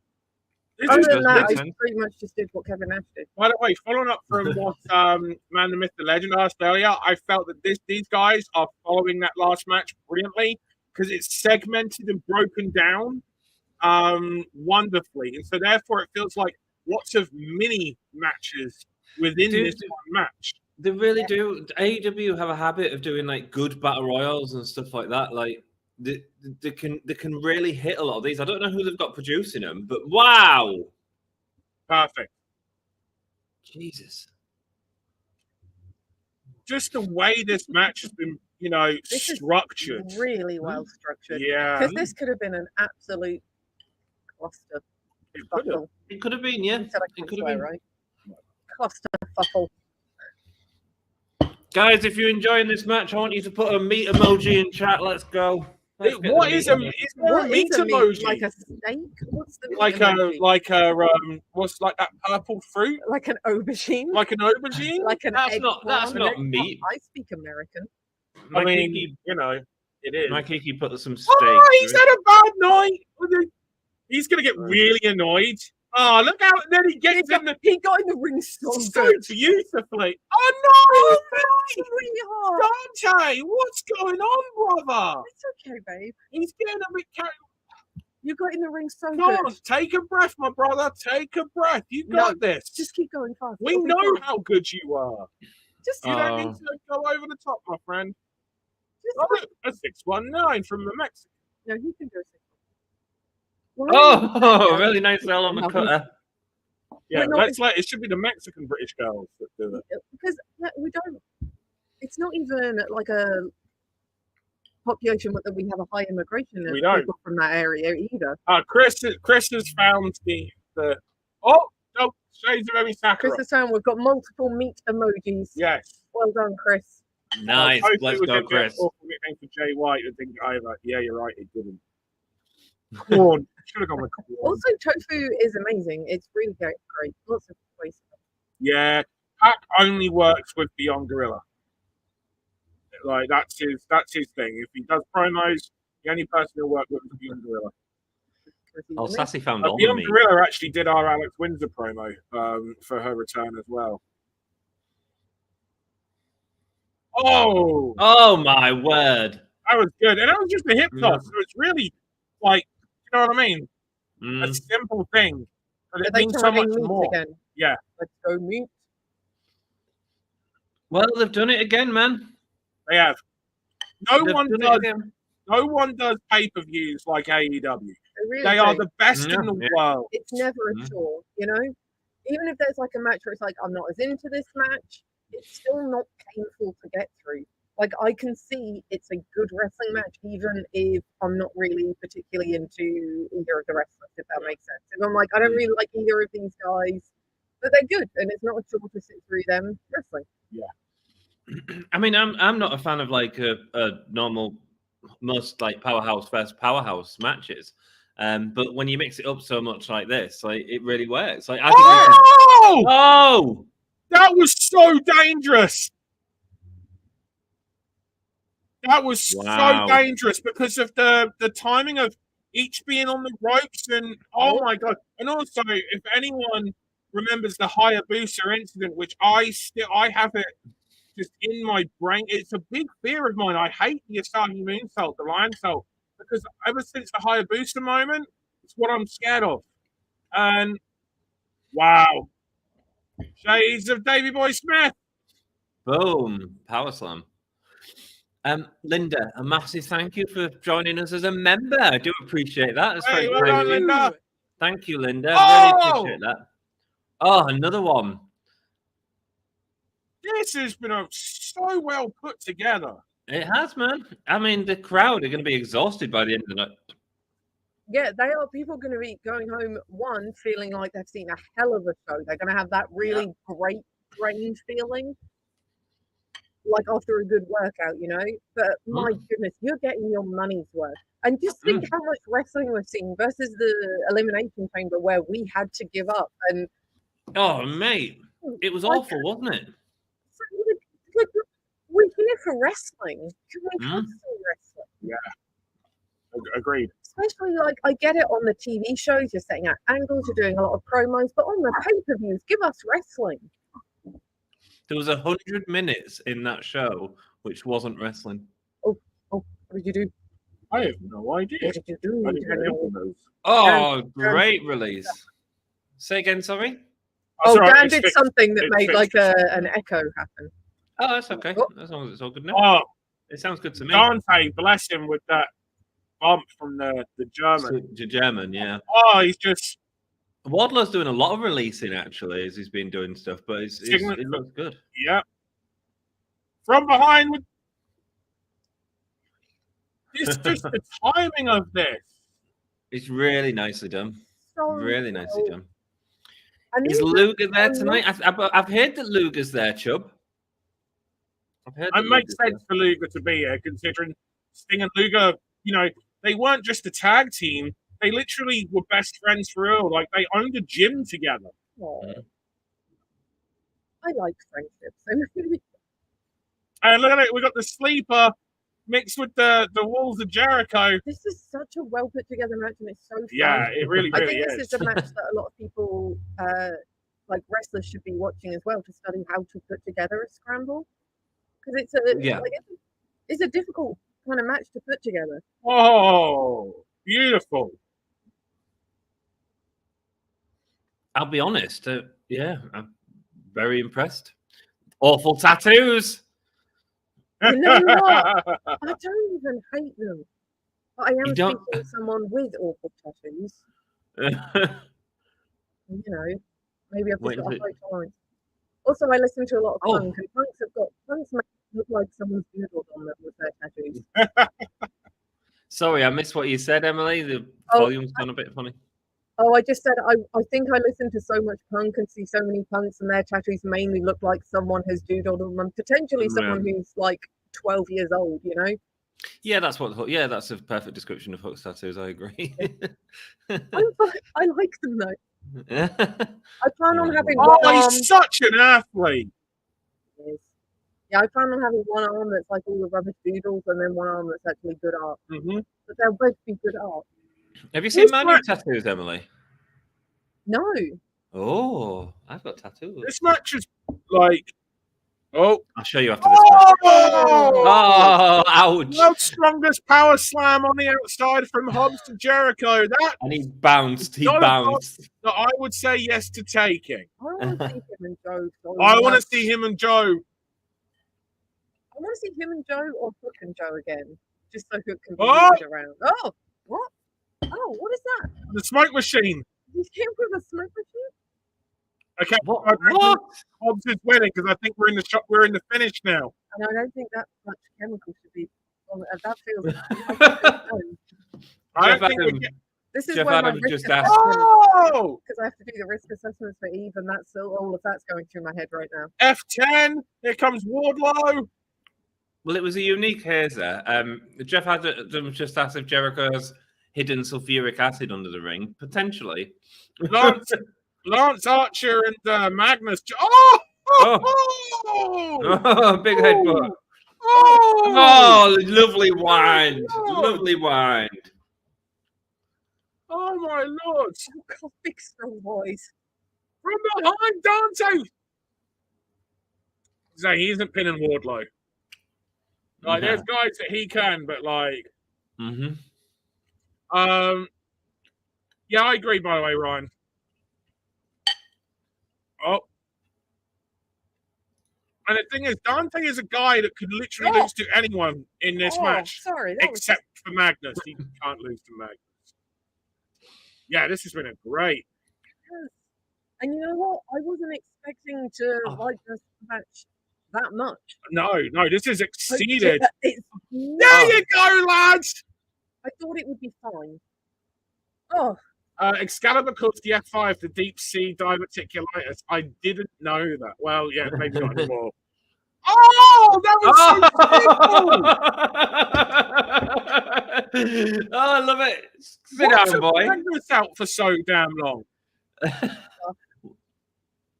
What took who out? Outside for so long. Magnus. He was in the ring briefly. Was he late to the wrestler meeting putting this match together? And therefore he just didn't get to put any of his stuff in? Yeah. But he's making up for it. He puts all of it in here. Oh, And the crowd booing. oh, It's the big wedgie. no! 1, 2, Hey, 3. Wardlow's over! Well, there we go. Hi. Is his heel So we got Wardlow and Joe. Haven't we seen that match before? Am I? Yeah, Wardlow won it last time. In his eye when he came out. Does anyone remember? Did he have a mouse in it? I don't think he did have a mouse. No, that's coming up. Is that why he was out? Because that's Oh yeah, that's a That's gnarly. nice. He caught something. We're used to Yeah. seeing that in UFC. yeah. Like he caught something in the eye there. So what have we got on the poll? Let's see. We couldn't do a poll because there was 8 people. You don't get 8 choices. No, but I figured you guys would just pick a couple that you thought were going to be the winners and let people vote on them. All of them had an opportunity, with the exception of Magnus. So you Yeah, mean who you did you would choose? do it then? I didn't choose Wardlow. I didn't pick Well, anyone. everyone thought but- Wardlow was going to win. Yeah, I could see why Wardlow could win, but but because there was an easy way to understand why most people could win, I couldn't really make a decision on that. So you didn't choose anyone? I didn't want Wardlow to win. Oh. Yeah, So but the I can question see wasn't who you I want know. to win. In a situation where you can see the story Frankly, unfold. this is potentially worse than how you eat the cat. Congratulations to the Give Me a Hull Yeah crew, who 61% of people voted for Wardlow to win. Why would you not do that? How did you do a poll when there's only 4 Because options? that's what you were meant to do. I did Wardlow, Hobbs, Jericho, and Hook. Oh, Dan didn't even get the brief. I'm not disowning him right now, but even I knew what was meant to happen. And I'm not that smart. I thought they figured over the TNT title. So yeah, like I remember the match like bits and pieces. I remember thinking it was fun. I just would like to have seen something, and I get there's a story there. I just would have liked to have seen something fresh. Our dog is angry at you. Right. So is this one? This is Roderick. Now I wouldn't put Roderick Strong over, and I'm sure they're going to.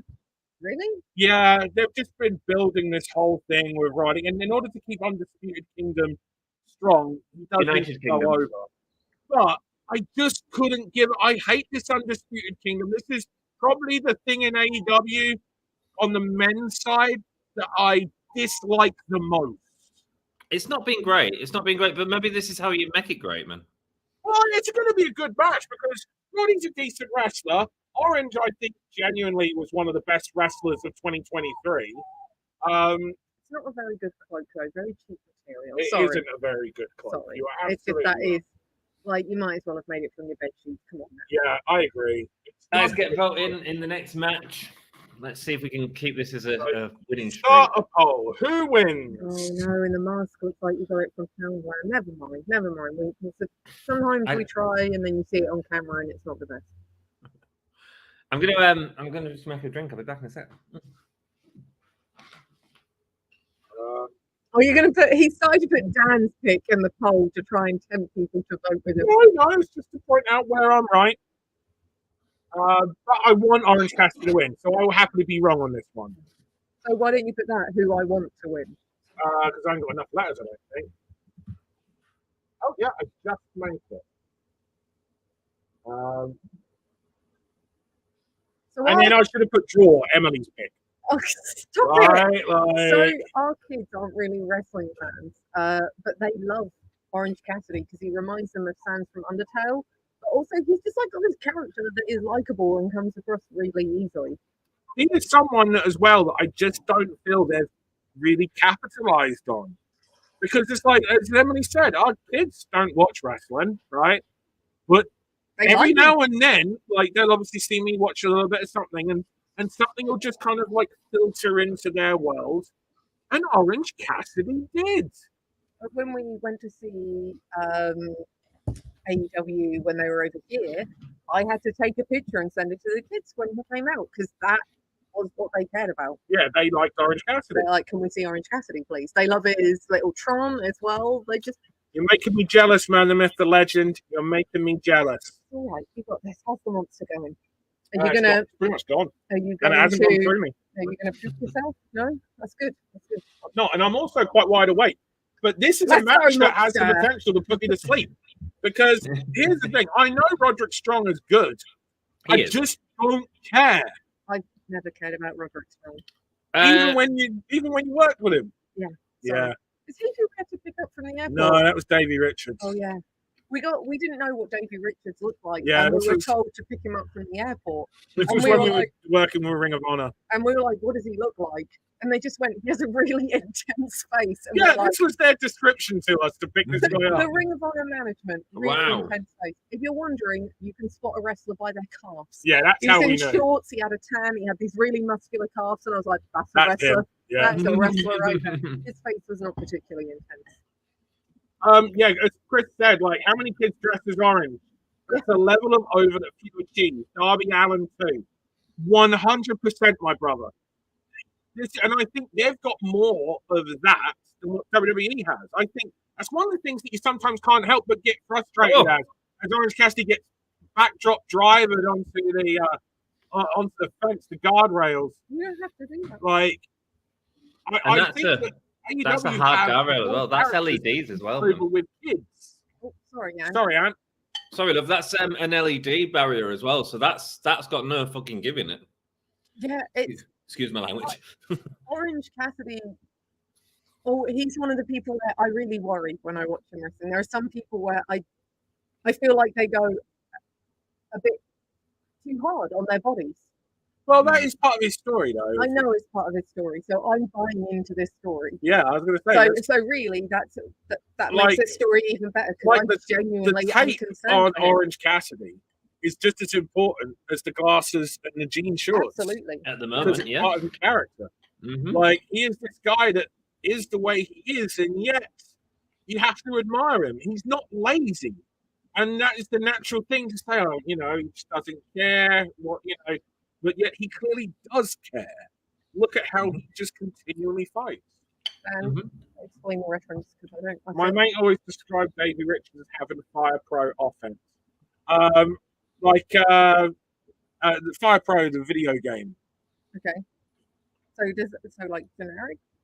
I assume it's like generic creator character, all of the moves. Ah, Would that be right, Chris? Is that what? What, it's one of Fire those Pro? like, What was the Yeah, question? so Chris just said that his mate always described Davey Richards as having Fire Pro offense. Oh, right, yeah. Yeah, just generic. Yeah. Yeah. He was generic as well, like legit, like. I think that he fell into that category, and unfortunately, this guy did as well, where they could just be any wrestler. Not that they're a bad wrestler, but you could replace them with 4 or 5 other guys, and I potentially wouldn't even notice. Yeah. Mm. And that's not great. That's what I was saying about Sky earlier in the show. Like how she's changed up her look and everything means I recognize her instantly when she comes out. It's good. It shouldn't be that you could easily switch someone else out in the match and people would barely notice. Yeah, he does a load of kicks in the shooting star press, right? I mean, also, like, Davey Richards was another Dynamite Kid tribute act. And really, like, Davey Richards and Eddie Edwards, the American Wolves, it's a play on the British Bulldogs. They were a British Bulldogs tribute act. I just The American stupid. Of Wolves. course that. Good night, Tammy. It Thank you. love. wasn't in a way that felt endearing. There are some who, are clearly, a modern day take, or they're doing a character. Kingston is not Kingston. a copy. No, But he is tributing and playing homage to and it lots of feels people. endearing. We And- believe, but with And unique still him. yes, but with American Wolves, It's karaoke. yeah, he's a it was. cover It was it was karaoke.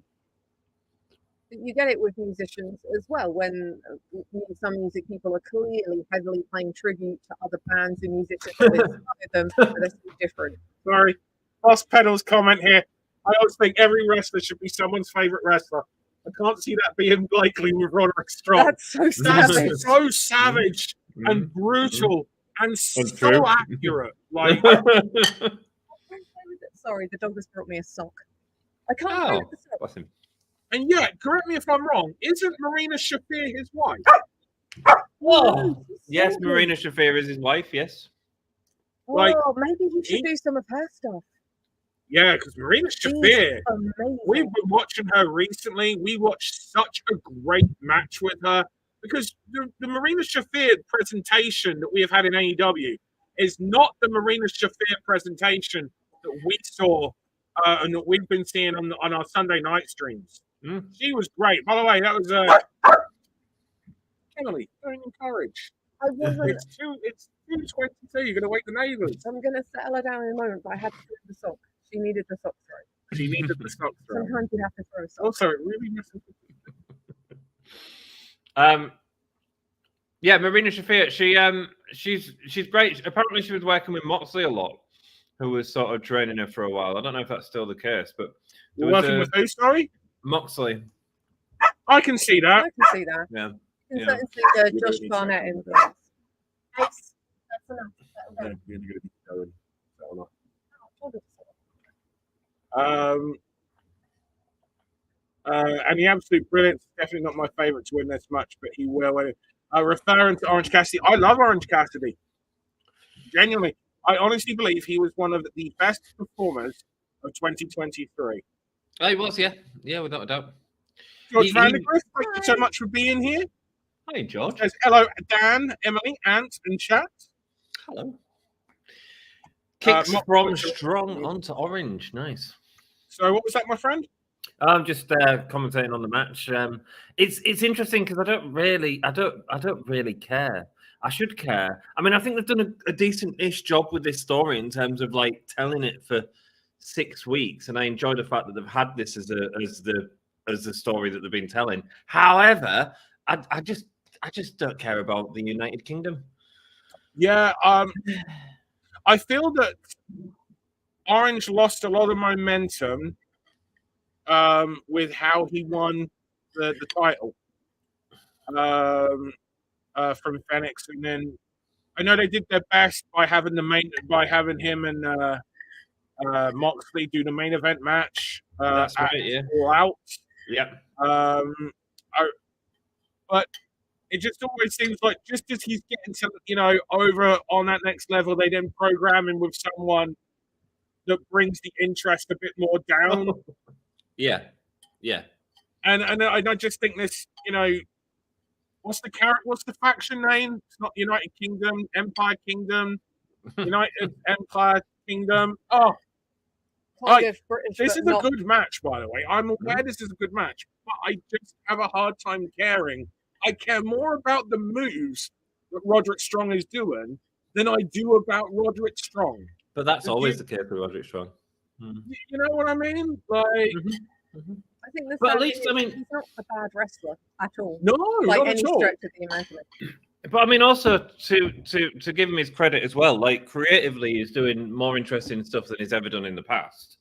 I agree. Even with the comedy angle, there is just something. The closest thing I can, by the way, it's Undisputed Kingdom. Thank you to Chris and to George for correct. I don't understand how that's the name, and that's something like what it's kind of combining kingdom? two faction names. That's right. Thank you. Undisputed Era and whatever the kingdom was called. I think they were just called the Kingdom actually. Okay. But I think the last time you remember the phrase "X-Pac Heat." Yes. And I think that's just a modern day X-Pac Heat is kind of Roderick Strong heat, And you love and it. it's like, big fan. And also, right, one of my favorite when I look back on things that I've done in my career, one of my favorite things I look back on is just a phone call chat that I had with X-Pac. Just like an hour of us just shooting the shit and chatting wrestling. That's one of my most favorite things that I look back on. So I do. But I'll be honest, during that period where there was that X-Pac heat, even though I knew he was a good wrestler and I could enjoy his match to a level, the presentation of the character meant that I just didn't care. And I did have a little bit of that X-Pac heat with him, and Roderick Strong falls under that similar level. Similar category. I just had acid flashbacks to the weeks of skits with Adam Cole being trapped in Roddy's house. He was there for weeks.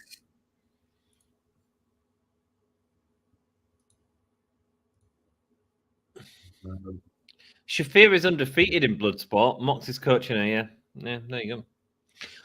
And that's from Sassy, and we know that Sassy knows where Mox is at all times. I was literally just about to say hello to Sassy because I realised I hadn't done that.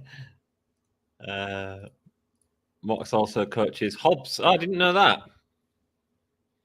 Apparently, Mox has been working with Hobbs.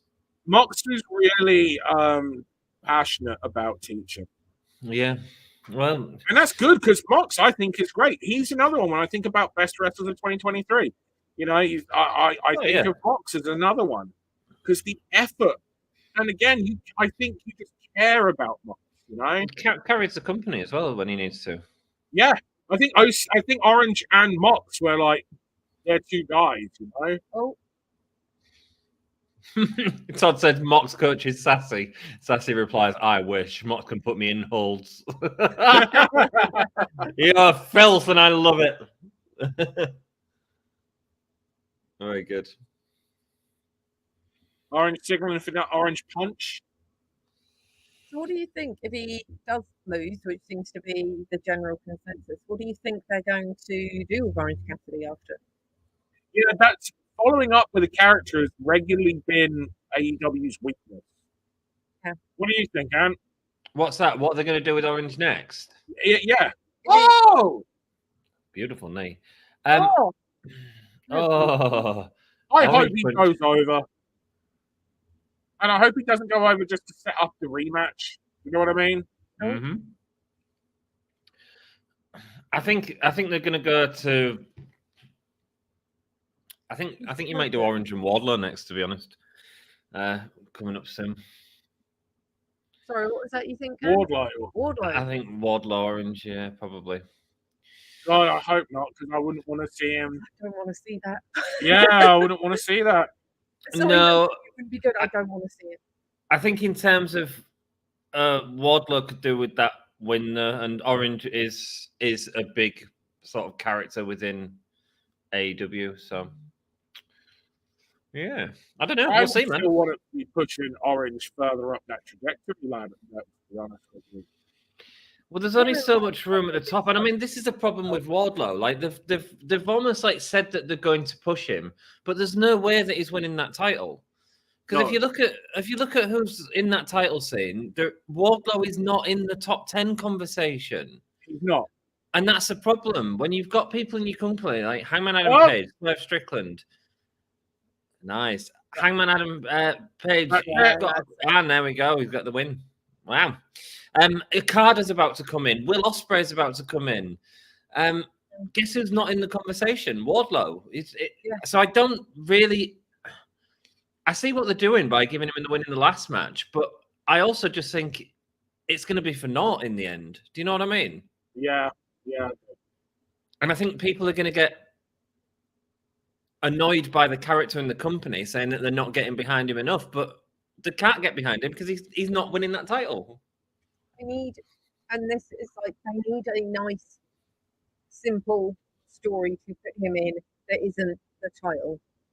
Yes, Something they else do. to go on, because you have to be able to distract some people where you can keep them at the top of the card. But Oh, Kyle O'Reilly! Kyle O'Reilly.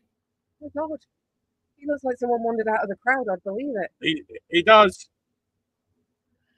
He looks crazy. I love it. Yeah. There's You should look crazy creeping up on people. the meth and the crack. He does.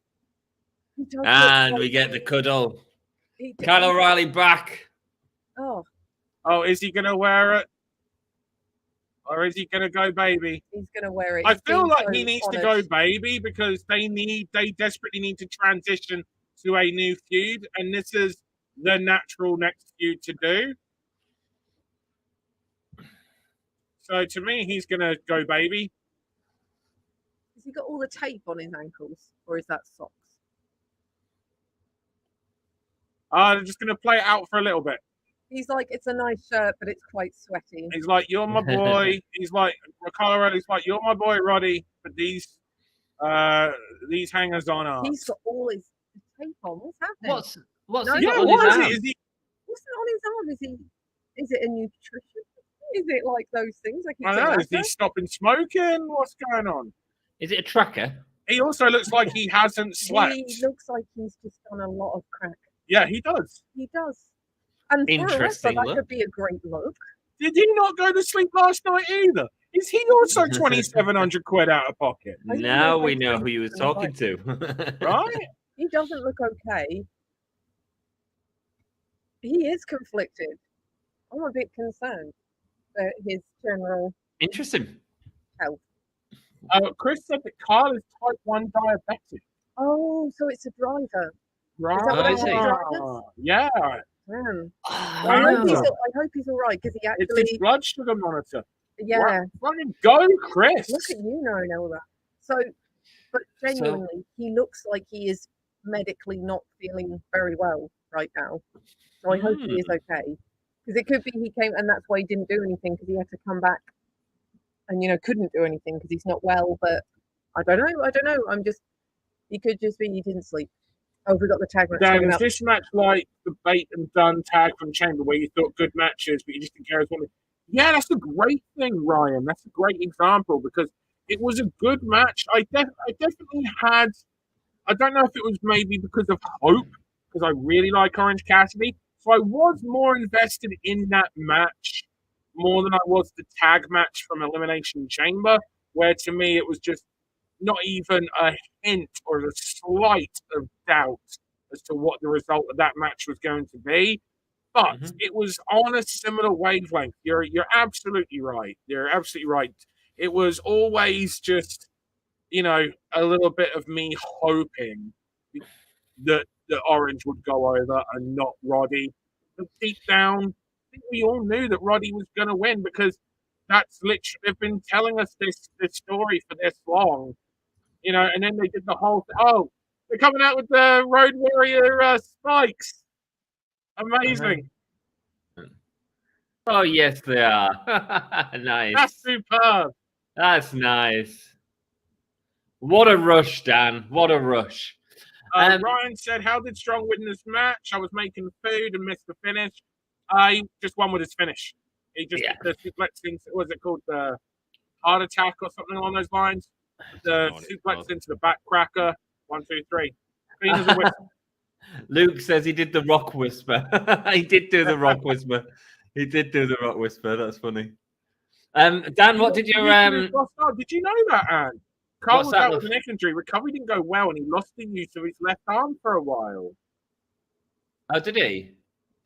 Man, what a comeback! Didn't know that. Yeah, good for him, man. Good for him. And that might be what the thing on the arm's about. Wow.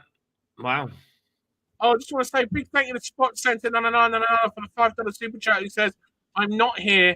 I don't follow top TV promotions. I'm like Millie. It's all about the climb. If you can dig that sucker, give me a hole, yeah. Oh, yeah. All Thursday." Spot Center, you beautiful, beautiful, beautiful person, you. Thank you so much for the $5 super chat. Genuinely means the world, as you know. Generally helps. It's generally very important after this past weekend. So big love, big thank you. And as you say, all about the climb. It's what we love about those Sunday night streams. And we're still trying to figure out why the hell Danny Moe isn't signed somewhere. I think that's the big question of Sunday nights at the moment. Why isn't Danny Moe signed to TNA? That's not the big question. The big question on a Sunday night is what did your fans say was going to win that last match? That is the big question right now, Dan. It was. Are you trying to make an excuse now? No. So it was on. Everyone did say. I say everyone. It was like 57% for Roddy. It wasn't as high as it should have been. But then after the result of the match, all of a sudden it was 50-50. Like after the match, a bunch of people decided that Orange Cassidy had a chance of winning. So there was some dodgy stuff going on. I love it. Go on, team, give me a hell yeah. So we had 47% of Roderick Strong. What did you end up with? And when I actually pressed end, it was on 50-50. Should have gone with a draw. Then you won. Congratulations. Congratulations to the Pro Wrestling Eve lot. Finally getting one right. Maybe if you all watch more wrestling shows. With the exception of the Wardlow match, which I didn't, but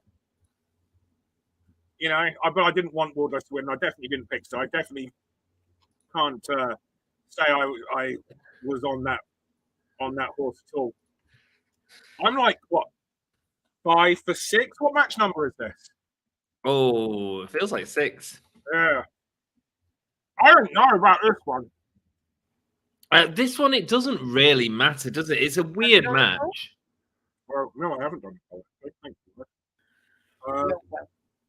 You've got your poll. The Road Warrior tribute was awesome. It was really good, really good. Carl wasn't sure if he would ever get back in the ring after his neck surgery. Right, that's... Here he is, man. Did you hear that, by the way? Were you in the ring? But when Chris said about Kyle O'Reilly lost the use of his left arm for a while, he was out with a neck injury, and the recovery didn't go well, and he actually lost the use of his left arm. Oh my God! Right? What a freaking legend to come back through all of that. Absolute warrior. Yeah. Okay, so this is the match I was really looking forward. I loved. Now you weren't too into that TV match, if I remember correctly, right? Sorry, just quickly. Kyle O'Reilly The TV match, it was the 20-minute draw between these two. Yeah, I didn't like the time limit draw at all. I thought the match was fine. I just didn't like, and well, I thought it got better as it went on. But that was. Are you saying that you felt that the match built well? Yeah, it built towards the end. Yeah, but I mean, I suppose I didn't realize that it was going to be a 30-minute match, so I was kind of just a bit disinterested in the first 10 minutes. And they're two good teams, but I didn't like the time limit draw. I didn't like the fact that we're using the time limit draw, especially after using it 3 weeks prior on what I think is a bigger story. Because I genuinely don't think this matters particularly. It does feel like it was like we need to get these guys on the pay. We have a pay-per-view. We need to get them on. But you know what? I love that tag. I love tag wrestling. Yeah. And any excuse to get these four guys, I'm gonna look past whatever the weakness of. Because especially when I just look at these two teams, they're very manly, proud teams. I can well believe that these two teams would just take issue with the other one existing in the same space as them. I feel that pride is important between these two teams, as well as getting towards a championship match. Yeah. I mean, I think it's interesting because you've got the main event tag match. If it's going to main event, I suppose. Yeah, no, that's got a main event. You can't main event with anything else. But apparently on the pre-show, they've said that it's not main eventing. Oh. No. Really? Apparently so. This is what people were saying in chat when I first come onto the stream, which I was shocked at.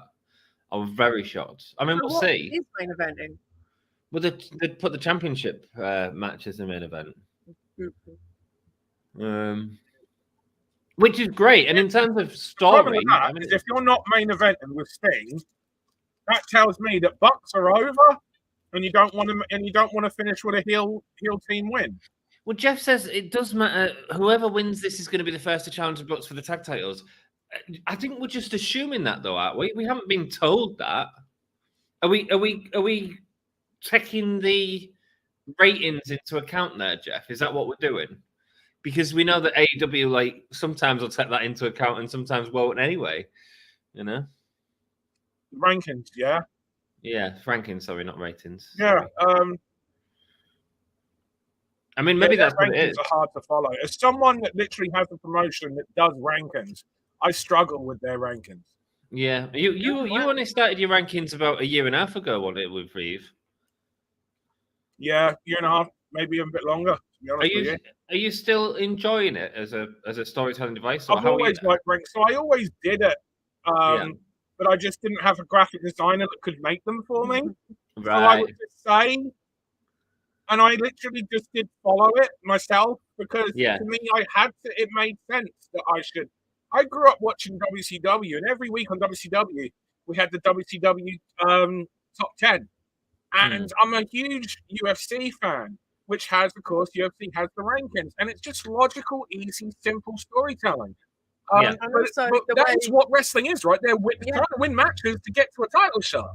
And I think it's like the way Meltzer was talking about it, like he was talking about it like it would just be wins and losses. It's like, but that's not how rankings work. That's not how UFC works, which is a legitimate sport. Yeah. It will be on performance and as well. Quality of opponents. And quality of opponents. Yeah, you can't just win 5 squash matches and be like, oh, well, he's won 5 matches in a row. He deserves a title match. It's that like, won't affect okay, he won 5 against 5 nobodies. Whereas this guy might have won only 2 in a row, but they pick main event names. Yeah. So there's got to be value in the quality of opponent.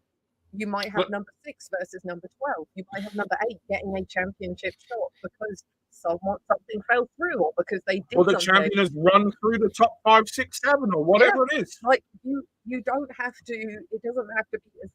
Just look at UFC. We had that in England. Sport and follow their. Your match was defending the title against the ranked number 3 and 4 people over, because she was running through people. So I think if I was to go for one, like Deonna says in our chat, BCC I'd probably go for because of FTR's like legal problems at the moment. That's a good point, yeah. And that is going to trial, isn't it? Is that because of the Bang Bang stick? That is because of the Bang Bang stick. That's right. Yeah. So while I think it's good that they've got them on this pay-per-view, I agree with that. I can see why that. Yeah, that's a very logical. That's a very good point. Yeah. Which is a real shame as well when FTR have been. What is there else to do with BCC at the like? FTR. The thing is, someone, and you said that someone in the chat said that it's winner challenges. Number one, we don't know for sure that the Bucks are getting those tag titles.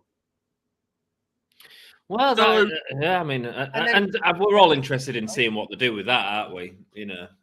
I mean, but you know what? Bucks versus Claudio and Mox. Have we had that? I don't think we've had that in AEW. So that's fresh. I don't remember it unless we did do the Elite versus BCC at some point. No, I can't. Oh, they did a. They might have done a stadium stampede or something stables, but like I think, but it certainly feels fresher. It feels like FTR. They ain't gonna. FTR and Bucks are very protective of their matches. I don't think they're just going to randomly do FTR and Bucks, but we don't know that Bucks. We don't know what their plan is with the tag titles until we get to the end of the night, because it could be that Sting and Darby retain, which I think is the right thing to do, and then they go into a tournament. They just vacate and it goes to a tournament, and it makes sense because it gives you a really strong, easy thing to go into where you can set up a lot of other stories and angles. And you can actually better establish your ranking system for your tag teams with that tournament as well. Yeah. You know what would be lovely to see? They won't do it, I guarantee you. I'll put money on this. But a tag team version of the Continental Classic. Give me the real world tag league. You know, like give me that. Because the tag division, when AEW started, we were told, much like we were told the women's division was going to be presented on equal. It's not. We were told that the tag division was going to be presented as an equal as well. It's not. It was for a while, and then it just dropped off. Yeah. And then it wasn't. Was the women's division ever presented equal? No, the women's division has always been presented naffily. The one of the going back to your rankings, Dan, with Pro Wrestling Even, part of the reason I think maybe it works better on your show than it does on their show is that you have one set of rankings and they have, I mean, if you was to talk about all the divisions, you'd have 3 sets of rankings, right? Oh, sorry, you'll have tag teams as well, I assume.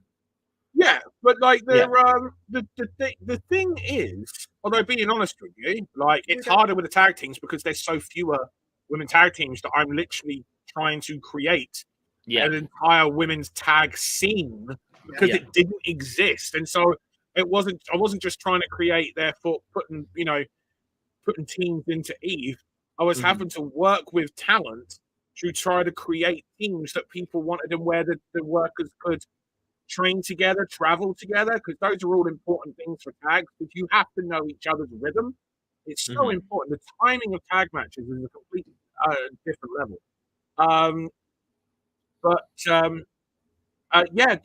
Their divisions make no sense. The reason why I don't have the international title with its own division in itself, although it does follow slightly different rules on the basis that it is an international titles between international wrestlers for the most part, right?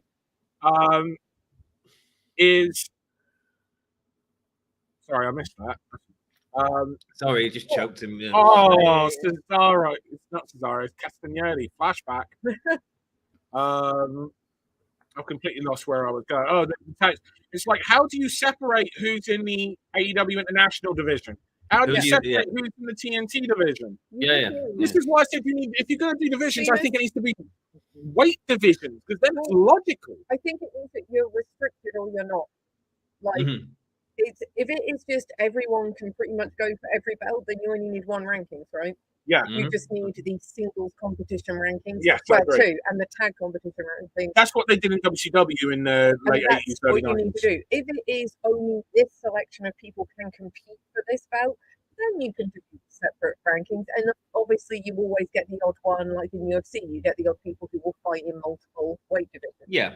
And they can appear. But the large majority, it is separate ones. But if they're doing that pretty much, because as far as, unless I've missed something, pretty much anyone can go for any belt on AEW. I just realised I haven't updated what matches I haven't updated my banner. Sorry, gang. Wardlow won Scramble. What match did we have after Wardlow won this? Oh, Roddy beat OC. Nice. Wardlow won Scramble. Yeah, I just think the rankings thing is an interesting thing to look at, and I think you do it better, Dan. But I don't know if that's because, well, two reasons. One, you only have the one sort of one or two divisions to do it for. Two, when you present the graphic, you present it as the full division, and AEW never do that. It's only ever a top 5. So actually, you don't really know the rankings because I do a top 15, which is completely different from UFC. Yeah. But I also felt 15 was just a good number as well. 20 seemed too many. 10 seemed too little to have constantly saying this person's not ranked, this person's not ranked, this person's not ranked. Yeah. 15 felt like a nice compromise as well. Yeah. Going from how AEW book and present things, I lovely. think they don't do simple that well a lot of the times with their stories, and rankings are just actually very simple. And I think that that was beautiful. Claudio was going for the neutralizer, but he was so close to the partners of Dax with Cash. Cash was able to grab Dax's foot and pull him down. That is an art part of tag team wrestling. You can't tell that story and tease in anything else. That is beautiful. This is great. This is great. Jeff, you are funny. Really miss the opportunity to add Cash to the Bang Bang Gang. Dax is cut. We got some claret. We got some of the old red wine on show. Red wine. Boss Pedal had a good one earlier. The thing I love about watching Cash is he never does anything half cocked. Right. I love it. Guys, any gun puns in can't say the G word. Yeah. Any bang puns? Any bang puns? Bang stick. I didn't know you weren't allowed to say that word. Yeah, I've said a couple of ones that we're not allowed. Oh, what was that? That was great. With a power slam. Yeah, the unalive dive is the one that always gets down. The unalive dive. Yeah. Dan, your international title is like AEW TNT, and open title like he's bleeding heavy. Kind of neither. It's just that for the international title, like it has to be an international themed match in some sort. Whether it be the wrestlers are, this is good. Sorry, I freaking love tag wrestling. Right. Whether it be that, like the international title right now has been in Japan for a year. That is a very international themed match every single time. Or if it's over here in the UK, I'm not, because the UK is the promotion's like home country, I'm not going to want to do, English talent versus English talent, Also, I always think the thing with G1 with what title you want to challenge for, it is something where you might want to go to the international championship because you want to travel the world representing E. Yes. Like, that's a championship you want to go to, so you can get to all these other promotions and travel the world. That's a cool title to go for. Yeah. Yeah. But I'll be the first person to say that, like, there is a disconnect and with regards to that. When the title was first conceived, that was beautiful. When the title was first conceived, it was designed to be more what it is right now, but plans change, and shit. Then shit went. What was it that Champagne Sumo called it? Plans changed. Gone to shit. Gone to shit. Yeah. Yeah, it went to shit, I think. Oh, big time. Kick out. Wow, this is Rating close, of man. this match. Very Fox is good. angry about another man bleeding before he does. Is that hardware? It looks hardware to me. I mean, I didn't see what caused it, but he's No, in I an didn't. area where you can. And here's the other thing, right? It looked to me like it was up here. Now, realistically, unless you've taken some, ephedrine, some aspirin to, Yeah. thin the blood so you get more blood Yeah. from when you gig, you're realistically not going to get that much. You're not going to lose that much from cutting across the bone. Mm-hmm. So, Ryan says, I think rankings and people being in the rankings table adds a bit more stakes to matches. Say 10th place and he faces 9th. If 10 wins, they overtake 9. Yeah, absolutely. And it's also like you do get number 9 facing 10. But when I'm watching UFC, I really like it when you've got springboard! Someone unranked facing number 10. Or number 10 facing number 6, because that guy, and it's like, that's a big deal. You beat that person, or you don't beat that person, but you have a good performance against that person. Yeah. You could be ranked. You're not ranked and you face number 8 and you lose, but you have a good performance, you could be in the rankings now. You know? And I really love that aspect of rankings. Yeah, because it's like number 15 losers, to like number 14 or, Nothing really changes.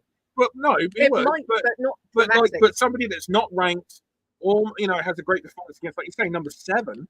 That's huge. The number 15 could lose their spot, and the person that didn't win but had a better performance against someone that was ranked significantly higher could take it. And that's what I don't think AEW can do from what I've seen. I don't think the win matters the most. Yeah, no, absolutely. But it's just that simple logic, and AEW aren't always.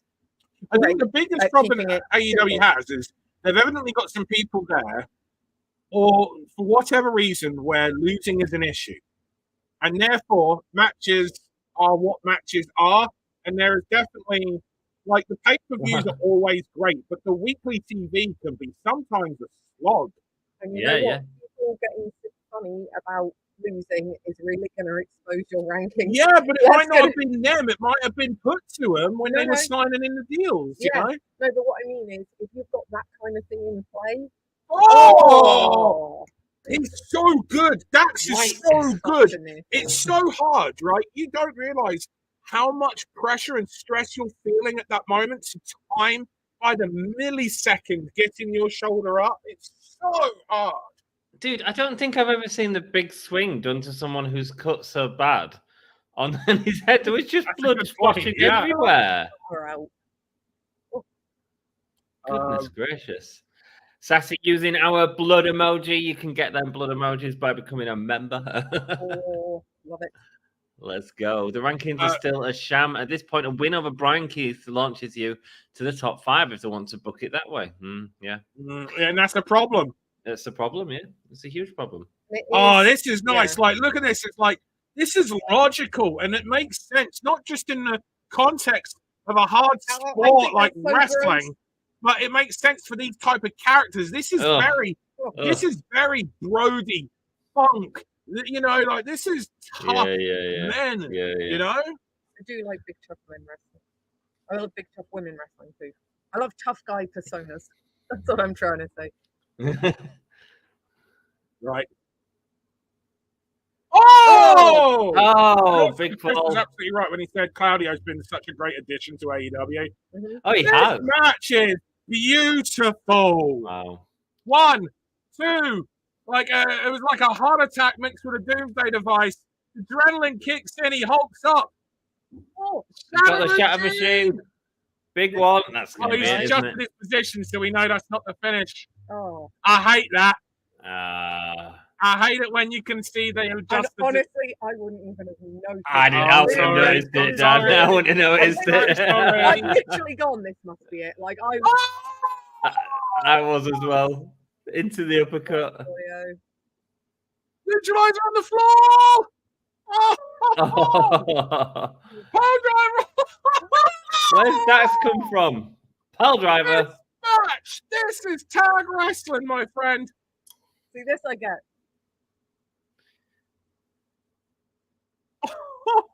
Back back and forth, back and forth. Oh, Paradigm. Death Rider. He's Paradigm. taken a long time to cover. I don't think that'll be it. Oh. 1, 2. They are going back and forth, and now Moxley goes into the Bulldog choke. Did you see that beautiful, Oh, not the- like, his beautiful adjustment going from one side to the other, like the transition is just. Listen to the crowd, man. FTR chance, yeah, man. This is The so crowd has good. This has been an outstanding pay-per-view. Wow. And Double And now choke. we've got BCC both with sleeper holds on both members of FTR, and that's it.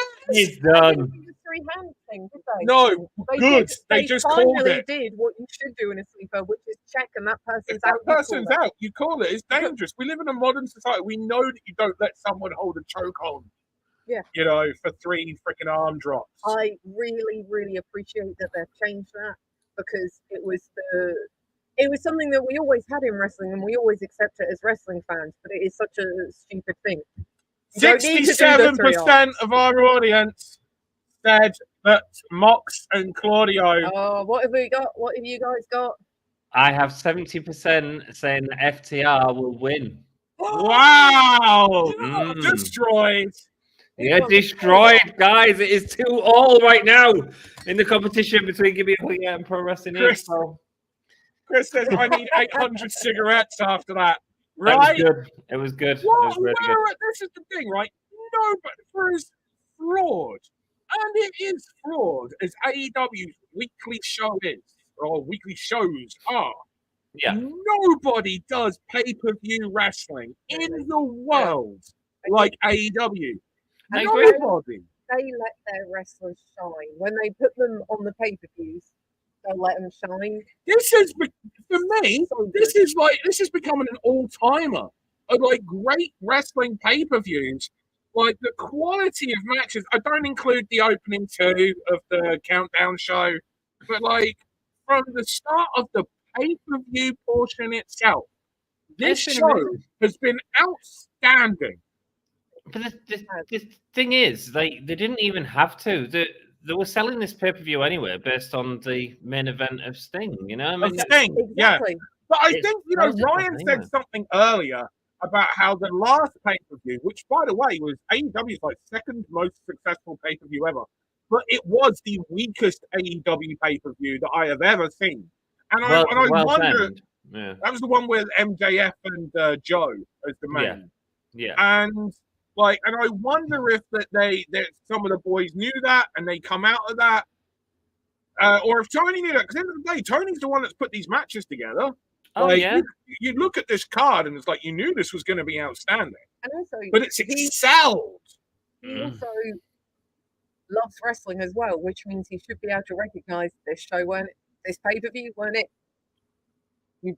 I like to think he can. Yeah. As a good, you should be able to look at your own product and be like, I know I've done it with each show, where I've been like, and what we were looking for. Yeah, Well, right, totally. And you need to be able to look, even as much as you love your product, you need to be able to, and when it is your company, you need to be able to look at it, because we've looked at each shows and been like, this weren't it, and it's us. Yeah. Right? Yeah. We Well, need to he's a watch big it. analytics guy, but I suppose part of the problem is he's always got to be positive about his own product. Straight afterwards, and he keeps going for these press interviews where he's being positive about stuff that wasn't necessarily the best. But Yeah, I hate that because I think it's like, because we all have eyes. yeah, exactly. You know what I mean? Yeah. Like, all you do is make me lose respect for you. You do. That's right. When you bullshit too Yeah. much, Like, just you need start to. around it, don't answer it, or just say, that match, it wasn't what I'd been hoping for. Or Yeah. just be like, we got what we got, but I really look forward to the idea of seeing it. I know they've got that next level, and I know that we're, just building for. Do Exactly. you know what I mean? There's just so many Yeah. other ways that you can do it without honest, being but over straight the to- top positive about something that we all know wasn't good. Yeah. No, I agree. Wow. Dang it, says Reginald. Sassy needs a cigar. Understandable. I'm going to make a coffee, actually. Oh, it's getting to that I'm time. getting another cushion for under my bum. It's all done. It's almost like Dan farted and we're all just leaving the stream. Oh, everyone's leaving me. Okay, gang. No, it's fine. No, it's me and my people. So it's all good. The smart one finally has his exclusive audience. Okay. The IQ point average just went down. You know what? Only I can not mind television. Yeah, the truth is, when the camera's not on, I'm always telling her she's the smart one of us because it's true. Like, don't ask me any of the tech stuff of how anything in Eve works. Don't ask me. Don't ask me even how to do guest tickets. I don't know. Don't ask me how to do the media stuff. I don't know. I'm someone I test really well. Put me in an exam, I'm going to absolutely smash it. Yeah. Like logic. Can't read people to save their life though, but that's where I come in. And it's why we work so brilliantly as a couple. Because everything she's not good at, I'm fantastic at. And everything that I'm absolutely dreadful at, she excels at. And it's also good I'm aware of my flaws. And I get confused easily. Like we were watching something. Well, we were watching something. I'm aware of your flaws, I mean, not mine, obviously. They were talking about Tony Khan, and they said Tony Khan is known for wearing many hats. And I turned to Dan and say, I don't really remember him wearing hats at all. Has he worn a baseball cap one time, maybe? This is a true thing that happened. And I was just like looking at her like, good job, she's beautiful. Oh, it's Tony back! It's our old Tony. And that is actually the gear that she's worn in Eve. I was going to say, it's the She-1 Eve Tony. She's got a big wig on. Girl, you got some extensions. And now she's going to switch back to... Is she going to take the wig off? Oh, that was Mariah May. What? I didn't realise. Well done, Mariah. So that, you know what? That is a tribute to Toni to show how iconic her gear is. Right. And her look. I was thinking to myself, she's not quite looking right, but like, hey, they got us. Didn't get Chris, though. Yeah, bastard. Annoying, Chris. Hey, Conman was here. Great placement for this match. Hey, Conman. Hey. What are you doing here, bro? Good to see you. Haven't you got about 9 million people watching the stream right now? Yeah.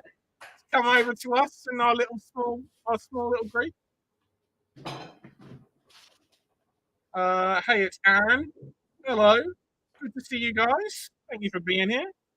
Conman would have long gone by now.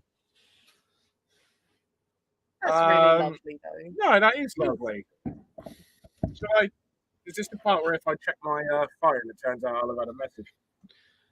Oh, great graphics! Hello, immediately. Yeah, it's because we were distracted by Toni.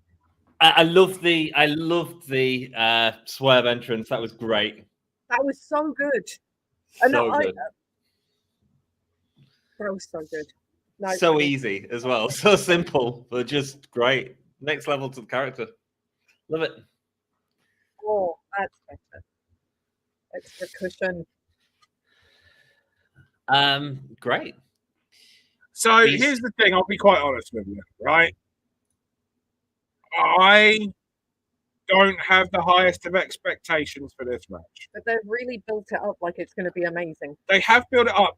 I just think that, you know, the women's division in terms of how it's presented on television, right?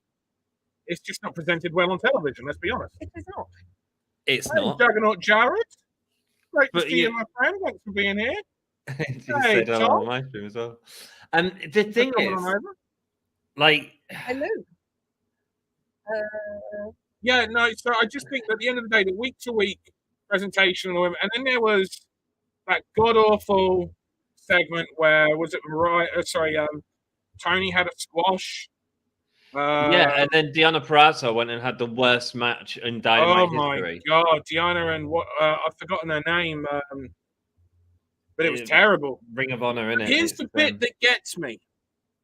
When I saw that match was what the match was, I was in a back and forth conversation with a wrestler friend of mine, and I was literally just like, this is going to be bad. Like, why would you put this match on television? Mm-hmm. And here's the thing. I thought that match was going to be bad. And it brings me no joy to say this, because as someone that runs in a women's wrestling promotion, every time someone watches a women's wrestling match, it is sadly treated as an advert for my show. Mm-hmm. Right? And so it's like the women are treated as a style rather than the same as the guys, which is some are good, some aren't. But Mhm, AEW has Hold on, no hold on. excuse for any bad women's wrestling matches. No, because they've got a cracking roster. You're absolutely right. But we can't pretend that we don't see that Tony Khan is booking based on looks. Not everyone, right? Because it's not end of the day. Tony is super attractive, right? mhm. But Tony is freaking phenomenal as a wrestler. She is. Right? There are some people that are just going to be good looking and great in the ring. There are going to be some people that aren't commercially, good looking, but are great in the ring. But that doesn't mean that they're still, need to show so much skin or whatever, because the character at the end of the day shines through than anything cosmetically. And it's also as well, like, because there are so many different types that people are into, but I think with Tony, you can see his type.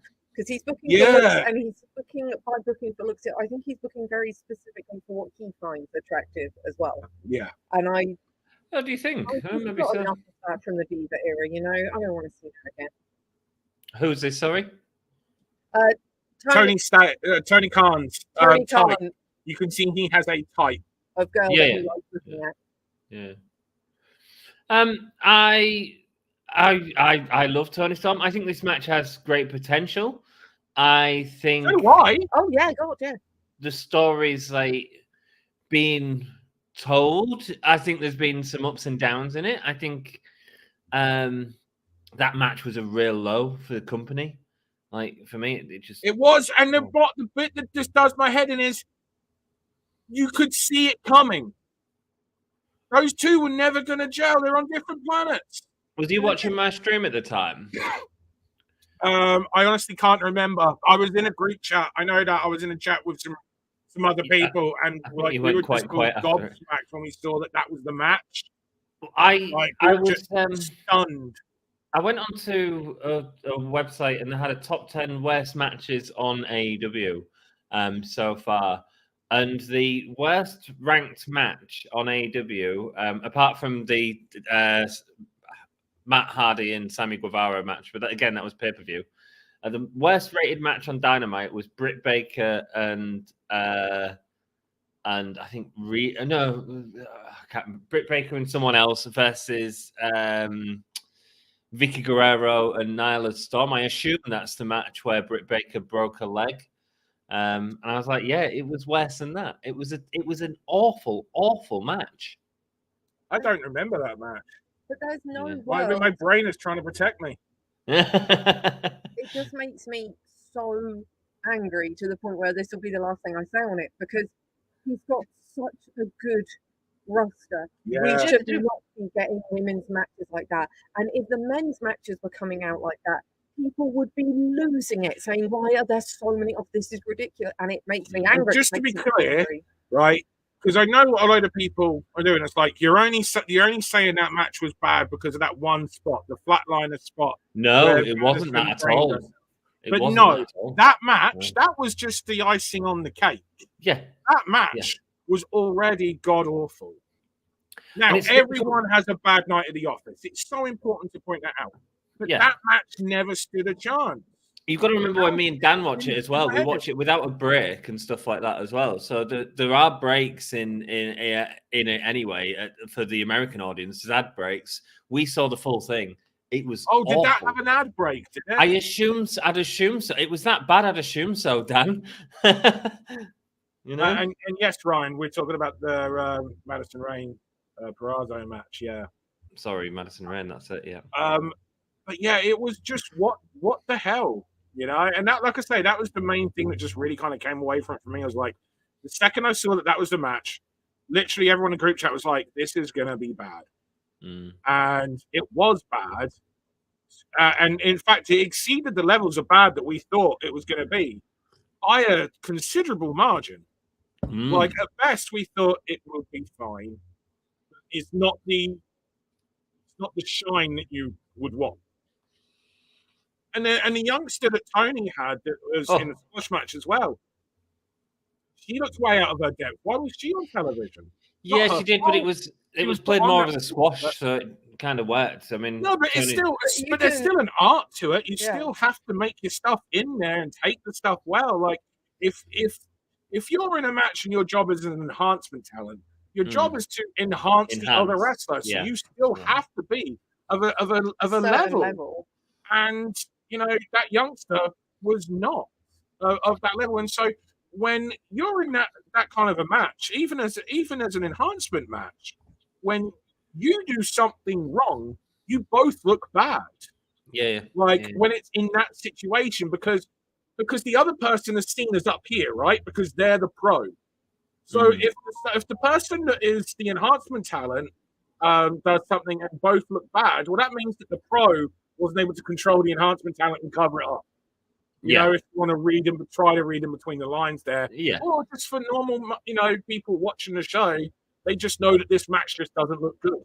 So they don't think that person doesn't look good. They know that this match doesn't look good. And they followed each other. They followed each other. And when there's there's one diabolical segment. And when women's matches, that means you just think you women are awful. That's it. Yeah, that was the first time they'd done 2 women's matches on the show for a long time, and obviously there was a storyline point to putting the 2 women's matches. Side Russian leg sweep. There we go. That is a finish. Side Russian leg sweep. That is a real world finish. So this has been a decent match. One thing I will say, I don't think the rest of the matches we've seen them use a lot more of the ring, and I don't feel like they've used a lot of the ring in this. The crowd is definitely not as into it. It's not that they're dead, but or unalive. It's that they are. Think of how they've been on the other matches, and they're. But the other matches have been great as well. That's the thing. This match, they needed to be great. Conman said it when he came in, right? He said when he came in, great placement for this match. Tony still, you can tell that Tony grew up, as in Tony Khan, grew up watching the Attitude Era. Yeah. Because the placement of the matches, he didn't put this match at the opener where it could have had the crowd going because it's 2 big stars, the roster, it's opening up the show. We're going to be into this and we're going to grow this show. No, he put it in a match designed to calm down the audience after chaos, which we just saw. That was an incredible match. That freaking tag, there was so much incredible stuff on it. And if an enhancement talent can't help elevate a pro, the enhancement talent is there they still have to be able to take everything and make it look good. There's an art to it. That's the reason why I think if you ever grew up in the era of enhancement wrestling matches, which would happen every week, you remember a lot of the enhancement wrestlers. You remember Barry Horowitz. Yeah. And not just because they did the mob thing, but you remember a number of those guys. You remember the Italian Stallion. You remember Jumpin' Joey Mags. Yeah. I do. Oh, the loving ankle locks at the minute, Dan. You're right. Now you've pointed it out, it's really annoying me. What's that, sorry? The ankle locks. Right, just constantly, isn't it? Everyone does a freaking ankle lock. Yeah. And the problem is whenever I see an ankle lock, and I said this to Speedball the other day because we were talking about Josh Alexander. And I said the problem that I have with Josh Alexander, and I have the same issue with Chad Gable. Well, you know what, right? Yeah, there was a little bit of the fumble with the timing and everything. But freaking hell, when Deonna was just like, fuck it, I'm throwing myself. Yeah. And she did. I actually really love that. If it's not going to find it, I'm going to throw myself. Exactly. Because in that situation, you would, right? That's the goal. You can't quite get the fancy thing. You're going to throw yourself. Oh, that looked beautiful. That looked lovely. You know what? I know that this match is going to end with a gimmick, and I'm cool with that. I'm thankful there hasn't been a load of other gimmicks in the match so far. Oh, you're behind on the pole. Quick, everyone! He's getting the pole up. All right, we're not in the finish just yet. We're not in the finish just yet. Dan says, and he tends to be correct. Oh, Ryan, who is at Revolution. Ryan, hope you're having a great time, my dude. Hello from Revolution, says Ryan. Hello, Ryan. Hello. He's a Revolution. That's cool. Oh, Oh, the young Toni Storm Threw comes her and off attacks.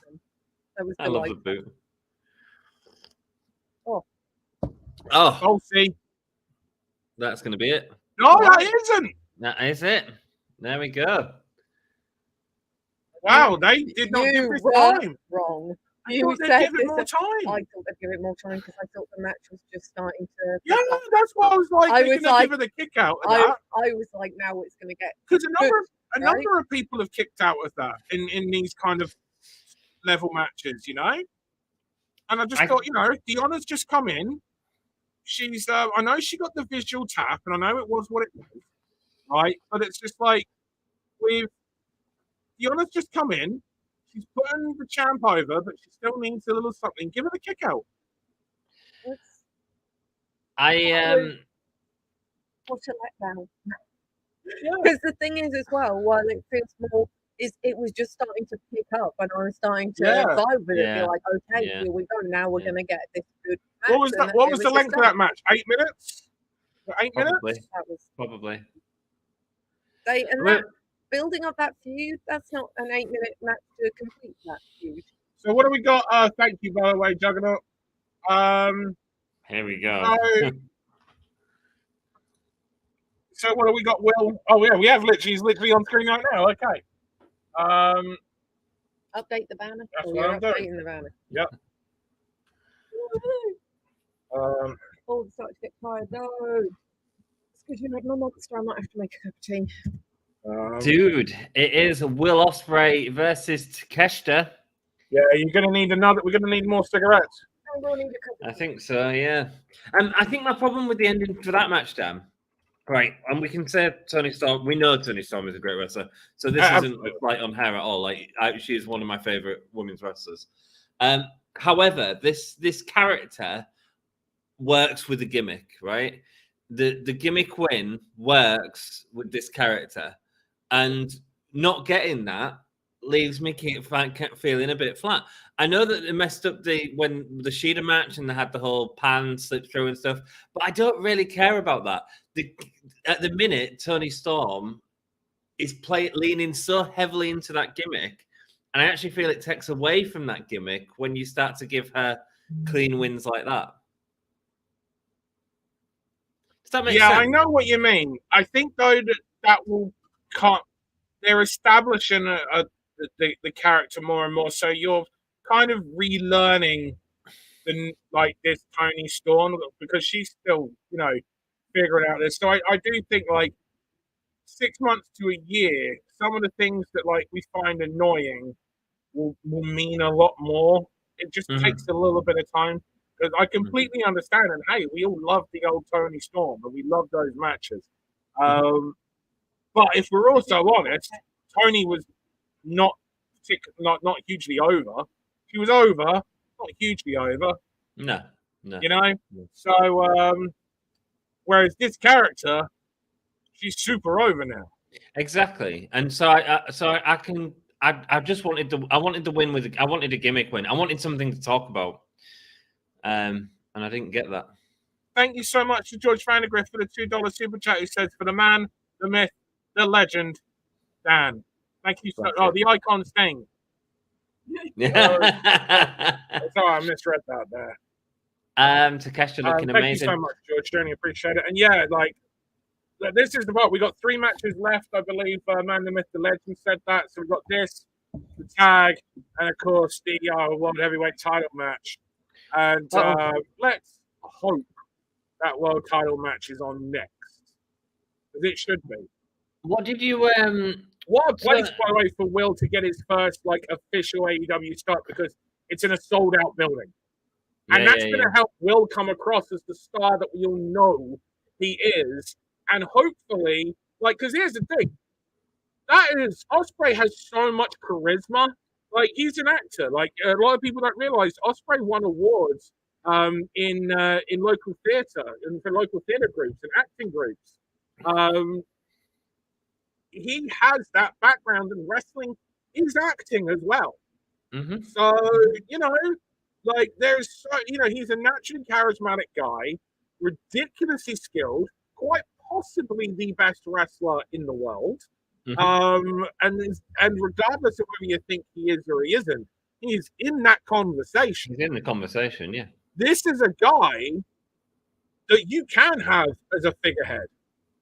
And, Wow. like, what is it that makes your company stand out from others? Will Ospreay can be that guy. He can. Because he has the charisma, the personality, the skills, the talent. He is the total package.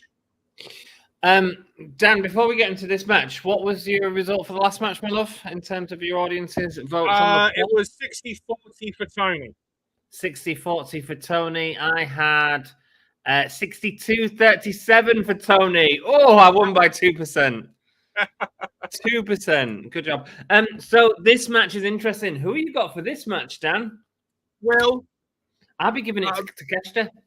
I wouldn't be surprised, like, because that's where the story is, right? The story is Will feuding with the family. I think it's more than that as well. I think that this is a high profile match, a high profile pay-per-view. They've put this match on third from last for a reason, because people know it's a big deal that Ospreay's here and that Takeshita's been doing great work. The other story that Takeshita's got at the minute is having them wins over Kenny Omega. And I think him having a win here against Will Ospreay does a lot more for the future of Takeshita. Yeah, I don't disagree with anything you're saying there. It's just that when you bring someone in, like, it's a very courageous decision to do this match as Ospreay's first, because is a guy that you should be protecting and making something of, Yes. And to do this match as your first match for Will is a brave decision because both should be winning. Yeah, that's why I can't, because it's like both should be winning this match, so I don't know. But I really do not believe that you bring a guy in, a difference maker like Will can be, and stunt the ascension on day one because you're like, oh, we've got a really good story. It's like, there's time to tell that story, but not at the start. We don't clip the wings now. I don't think you'd clip it though. I think he's fine. I think he's fine to lose it anyway. That's the other thing. I think people know he's a big deal. And the thing is, with an AEW audience, sometimes it's not necessarily about wins and losses. It's about just putting on good matches. That's how Takeshita's got himself over, And Will Ospreay is in no danger of putting on bad matches, See, this is the thing. It's definitely not always about the wins and losses. I personally feel, and this is not me saying I think Will is going to win. I just feel he should. I like in this situation. I think it feels a lot flatter. He's a big deal, and I do think that lessens him a bit. And I'm sure, like, people, it might not be a big deal, and people will still see him as an amazing performer. I just don't like in this particular match, just because it's the first one of him coming in as official AEW. But then I guess you could also say we've seen him in AEW before, and we have, and we've seen it. So is it as big of a deal? Picking up wins against Jericho, picking up wins against there's a big point there. So maybe it isn't as big of a deal. He can lose this match because he's beaten Jericho. He's done, but this is his official start to AEW. Like that was when he was part of the New Japan Forbidden Door era. Now this is the start of Will Ospreay as AEW in AEW. And I think that is a story in itself. And hey, what are we looking at on screen right now? Oh, yeah, of course, yeah.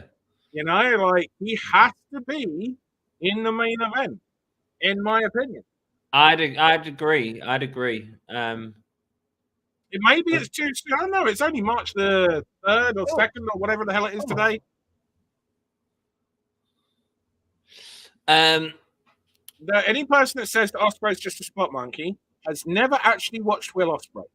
Or they haven't seen Will Ospreay in 7-8 years. Well, so they might have. They just only see the gifts and highlights of that from the match. Because Yeah, that is a way that you can tell whether or not you should be listening to someone. Someone says that Will is a spot monkey, then they don't know what they're talking about. And they probably legitimately do not know what they're talking about. They probably legitimately have not seen Will wrestle a full match. Jeff, you say that about the Omega feud. I wasn't necessarily saying an Omega feud. I was saying that Takeshita's character at the moment is heavily dictated by the fact that he had them 2 big wins over Omega. You know, so I don't necessarily think, you know, I don't think Omega will be back for ages. So I don't think that's my reasoning. My reasoning is to give Takeshita another layer on top of that. Yeah, I fully get what you're saying on that, and I can see the benefits. I think I just don't, with people making a big debut, I don't like seeing them lose on that. No. I expect if it's like a screw finishing. I can't. I just think it comes across as you're just killing momentum right at the start. But look at Deonna Purrazzo. I mean, it was her debut, really, tonight. No, you're right. But and that was Deonna and Will. Yeah.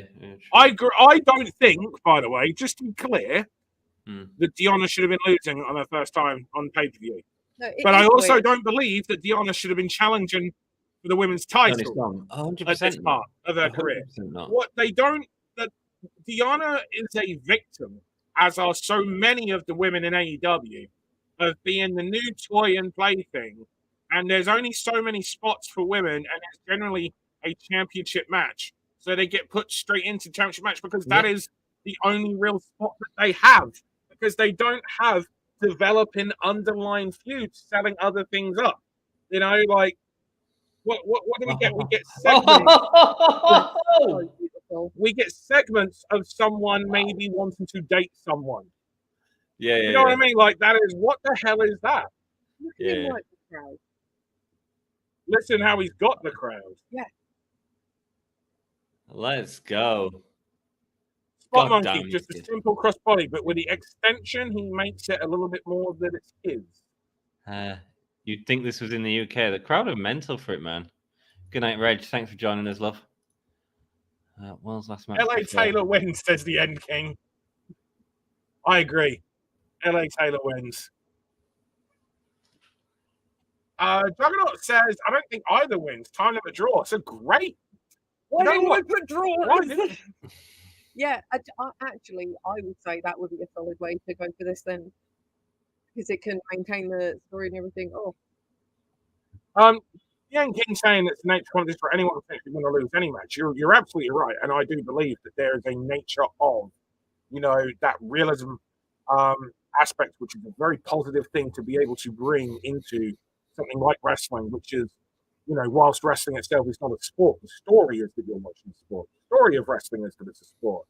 And so I completely agree on that. But I think that when you're bringing in someone that has the opportunity to be a game changer and who you are spending a lot of money on as well, I think you realistically want to make sure that you're using the product wisely from the get-go and maximize, because that's what this is, right? Every wrestler is an investment in an attempt to bring in more money than you are spending on that wrestler. And Will has the ability, the potential to do exactly that. I don't believe that a loss here, because the loss would be part of a bigger story, I don't believe that a loss here by Takeshita will actually hurt, because I believe that it's a win that he will get back later on. And I also feel that Takeshita's pretty well made after the previous wins anyway.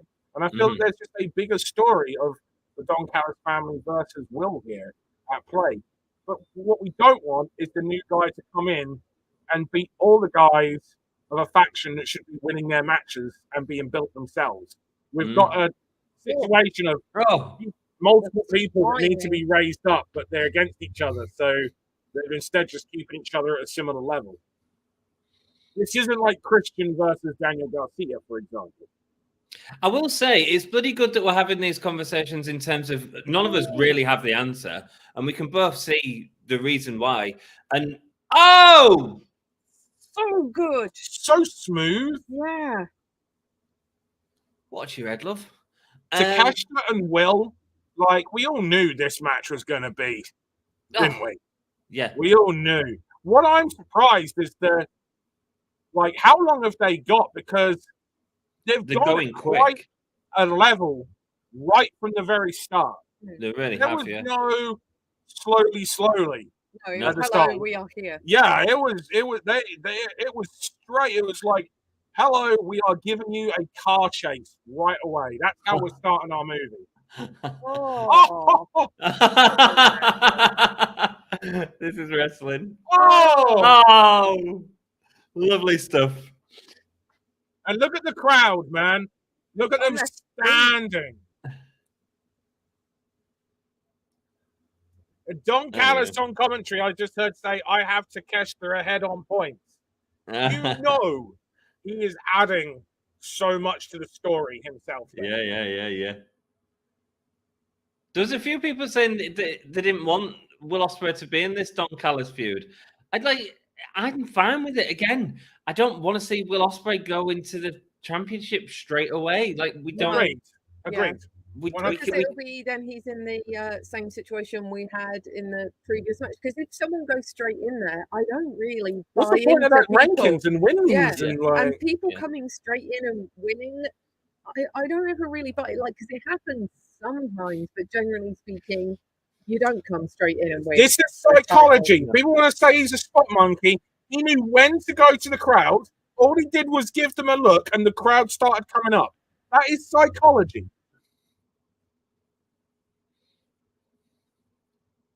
As these two are going back and forth with the strikes, which Takeshita is getting the better of right now. Certainly is. The suddenness of that super kick. And look at the grin. Again, it's the details on Will. Because he's got that theatre and acting background. The guy knows how to perform. That's why it was one of the things. It's like we spoke about, I don't know if it was on this stream or if it was last night on our other stream. People should look. If you want to be a wrestler, what other things can you do to make yourself a better wrestler? Acting classes, theatre classes, dance classes. Yeah. You know, these are all, and Will is a dancer. That's the other thing I forgot to say. He also has an incredible dance background as well. Musical theatre. Yeah. I think is because they're doing facial expressions to reach the back of the room as well. And it is just, it's so often with wrestling, the little details. The thing I had to do after I watched my first training match, I immediately just started watching what wrestlers do with their arms. During I ripped my arms. I was like, I did not realize that was such a thing. How you have to hold your arms. That makes a huge difference. Such a stupid thing. I remember the first time I was like taking a DDT and I was like, shit, where do my arms go? Yeah, it is. Wow. Like, what is, and also like the difference of being slumped over and then standing with your shoulders back and your arms away from your body, you look twice the size. It's such a detail. Yeah. Look at, sorry, just look and look at Will. And look, this is two people now, like, the ref just slapped him on the bum. The cheeky bum slap for some encouragement.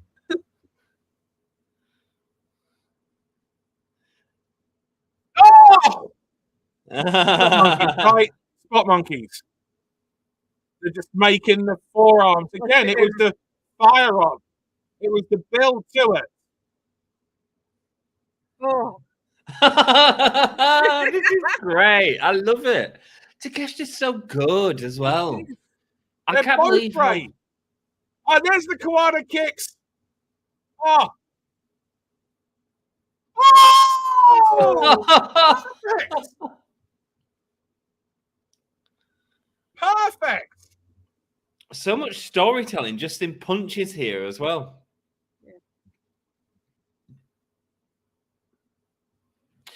Jeff says, I think one of the best compliments to a wrestler is how they make their opponents look.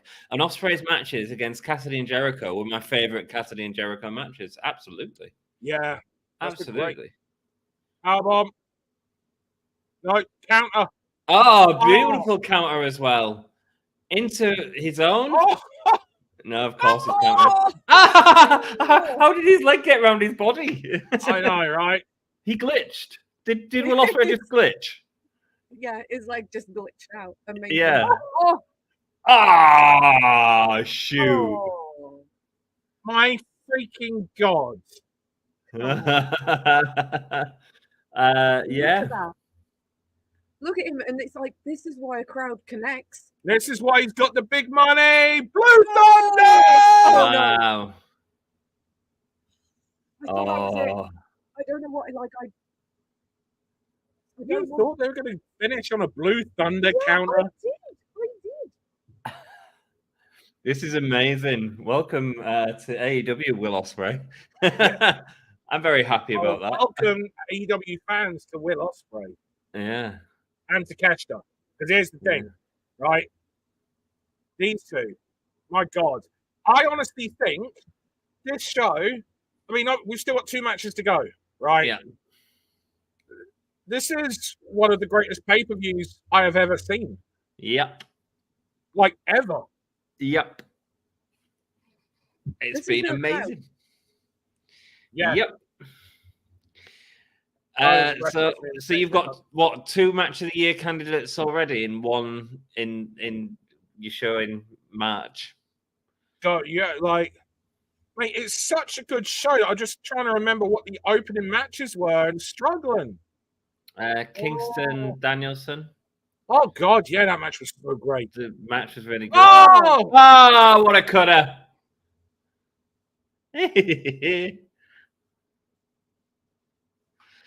What a match! see how this is the difference, right? Will did the pog face of, oh my God, he kicked out of that, but then immediately then goes into, right, that means I've got to do this too. I hate that when they get the kick out and they do the pog face and they sit there for freaking 5 goddamn minutes. We'll get angry at the ref as well. Oh, look at that! How he rolled the shoulder. It was like Dan. It was like they'd fallen on top of each other. Do they realize the refs counting or not? Yeah, they did. That is you. This is, I have spoken about it on the streams that we do. There is an art form and a psychology to kick outs and getting your shoulder up. There is a time for kick outs. There is a time for just rolling the shoulder, and that is it. Loved that. It's something that I remember I went through with Charlie Morgan and Emerson Jane for their match in She-1 last year, specifically on how I wanted the shoulders coming up and how I wanted the rope breaks to be done. And Charlie and Emerson executed it so great that the crowd were with them just to an incredible amount that Charlie literally broke down in tears. Really? Like, and you don't see, because the emotion was real. Mm-hmm. Because it is real in no moments. Because it's like you're it's like you're Daniel Day-Lewis. Mm-hmm. You're a method actor in these moments as a wrestler. Mm-hmm. Like you have to feel everything out there, and that is the difference between the great wrestlers and everyone else. Mm-hmm. It's like you've got 2 brains running at the same time. Oh, oh, Cheeky down. Nando's, the original. Notice that they didn't call it a Cheeky Nando's. Sky Blue does that move now, and you notice how it doesn't take away from Will's version. No, of course it doesn't. Oh, held on to the right. Shades of Liger Sasuke, 95. Oh! Oh!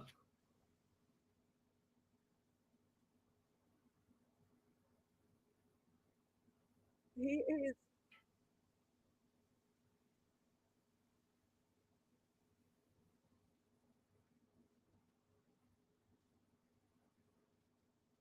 Oh.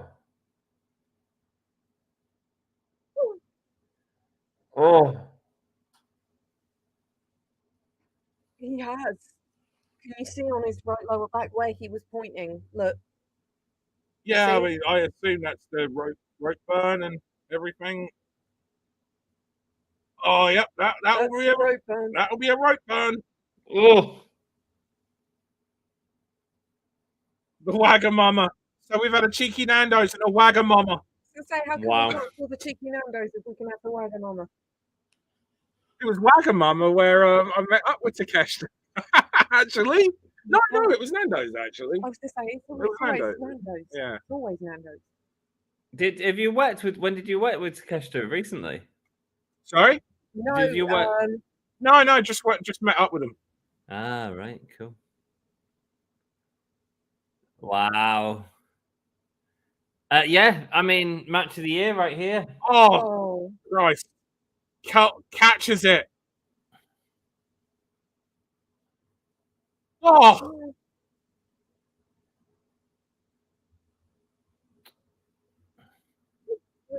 I'm actually now Oh. that happens. I'm like, oh my Lord, these two. But the way that he does it, where he lands his hands on his forearm, and then he's able to swing his self round. Like it doesn't. The way Will could like, it doesn't feel natural. If that makes sense. Like I don't feel like a body should be able to do that. No, it defies. Oh, look at the ground! Kick out. He didn't just kick out, brother. He kicked out at one. Look at the crowd. Look at this. This is wrestling, yo. This show Wow. has been phenomenal. Jeez All those Louise. people on their feet. One of the best matches of the year, 100%. And they bought the tickets to see Sting. Chances are, like, that's what they wanted to see the pay-per-view, yeah, but they really wanted to come see Sting and look at them, you know? Yeah, it's the money's worth. that's the important thing. With this pay-per-view, like you've got a lot of new eyes on it. You've got Oh! Wow! Turning him out. And that looked good too. So many times you see the other person was in too much control. Oh! Oh! Styles Clash! Oh! Look at him doing that little pause. Remember, AJ is the man that got him. That was AJ was Will's favorite wrestler. AJ is also the man that got him into New Japan Pro Wrestling. Mate, Takeshita's doing the stuff with the kickouts as well. He's the real psychology and kickouts in this match, man. I thought the string crashed there with how everyone froze. With the yeah.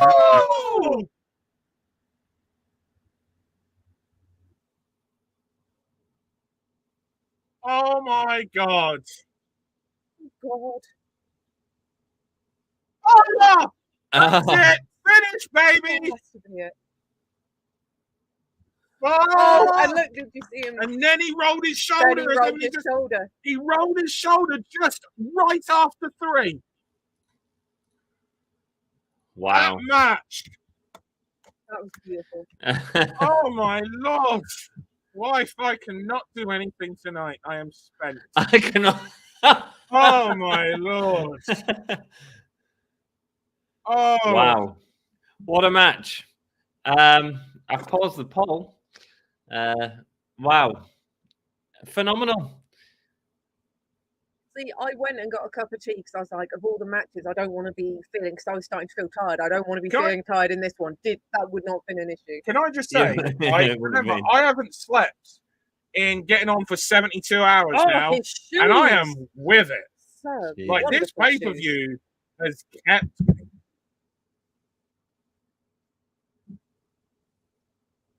Carl Fletcher? It's Fletcher with the Don Callis, isn't he? Yeah. Yeah. Fletcher and not Guevara anymore, is it? Yeah, you're right, Chris. It's Powerhouse Hobbs as well, isn't it? Imagine missing this pay-per-view. I know, right? Do we have an official count on the numbers of oohs from the crowd during that match? I had about 34,000.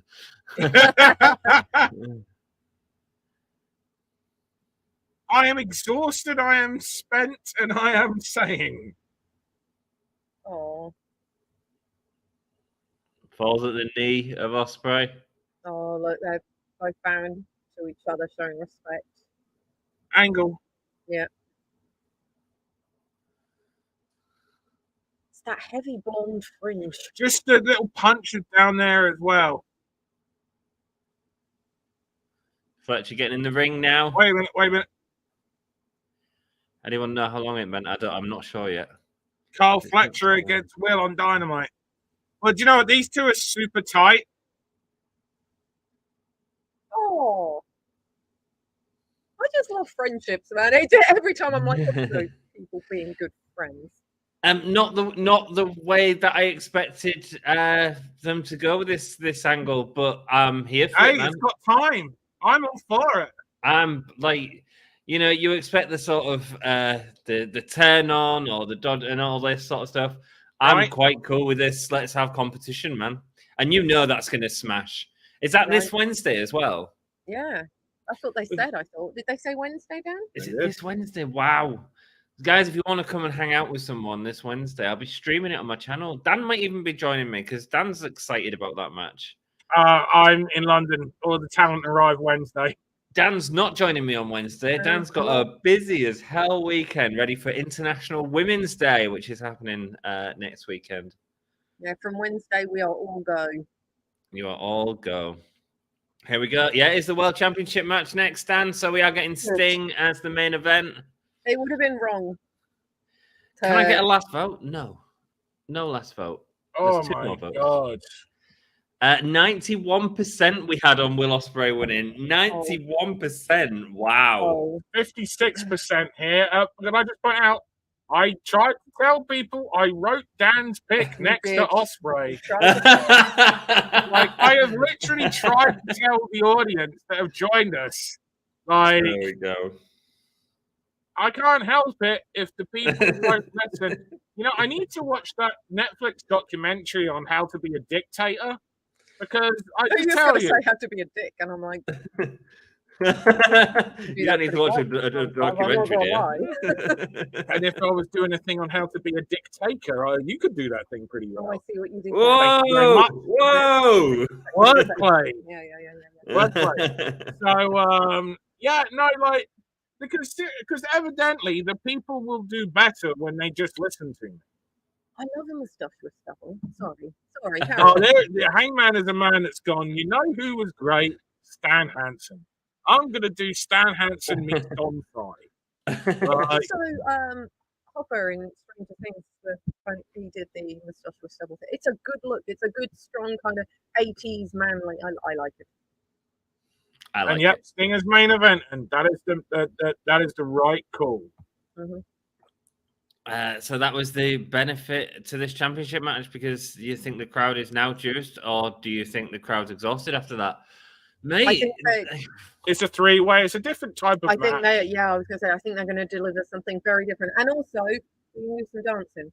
And people like that. Yeah, we get to dance. Do you like dancing, Emily?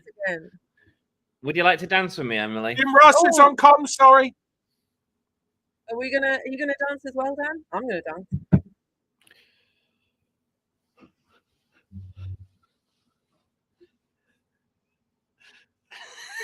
This is what cross streams are all about. Just get too excited. Oh, he looks excited. Oh, you see, I hate it when it goes off him because I never know what they're doing. Oh, he looks cool. He always looks cool. He's got that riz, as the kids say. He's just so, and you know what? He's got that sexy cool, hasn't he? He is. He's sexy cool. I would bear his babies. I don't know how that would work scientifically. Can I just say I don't like the comic font though. I really don't like that. I know. You always go on about that, but here's the thing. I agree with you. Yeah, because that's not cool and sexy. Doesn't that? I get that he's into that shit, real, but it doesn't make sense with the character. No, I think is what does it. If they did it in more muted, because there is cool comic book style. I do that. Can you imagine if Michael Douglas' character in Fallen Down? Imagine if Michael Douglas was like, I really like that Rocketeer game on the Mega Drive. It'd be really good if my character has like a little Game Gear.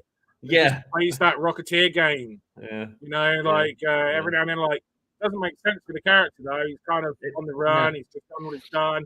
I think that's the problem because Swerve has got so many different facets to his character already, which are quite difficult to put together. His manager is this weird sort of facey, happy. Oh, sorry, Chris is absolutely right. Magnum TA. That is that. Magnum that. TA. You're absolutely right. That was. I was going to say not Magnum PI. No, I'm But then sorry. I thought you'd be like, you're always thinking about Sorry, Tom Anne. Selleck. It's just he was bang on. Sorry, carry on. That's all right, love. So there's so many facets to Swerve's character. So you've got Nana, who's a bit of a goofball. You've got him, who's this dark sort of thug. And then you've got the comic book character. I just think they need to just narrow it down ever so slightly. Just be narrow cool it and down. sexy with your Yes, beauty exactly. friends. Yeah. Because you do get people where, you know, we've all got, everyone has that odd friend. I know that because I'm often the odd friend. So, Yeah. you know, you can just be cool, sexy guy Yeah. with your funky friend. Yeah, I think play into the strong parts of the character, and Yeah. the comic book is not part of the strong part.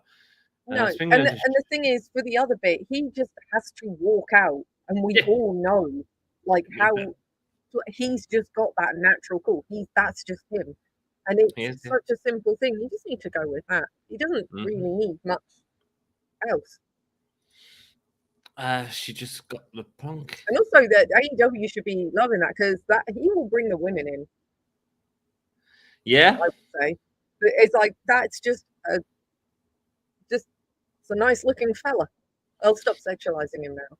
That's all right. We enjoy it. We get a lot of we've got a lot of people who look at the women and come into the chat, and so I always encourage the exact opposite, especially Sassy, like.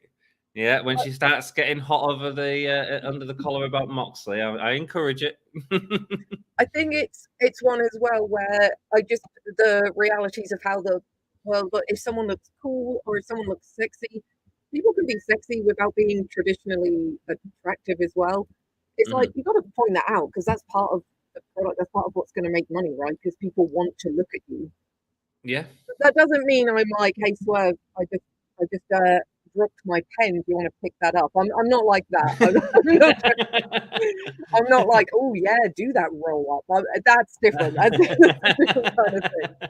So by the way, I have just put the poll up, and I've put who my pick is. My pick is Samoa Joe. Yeah.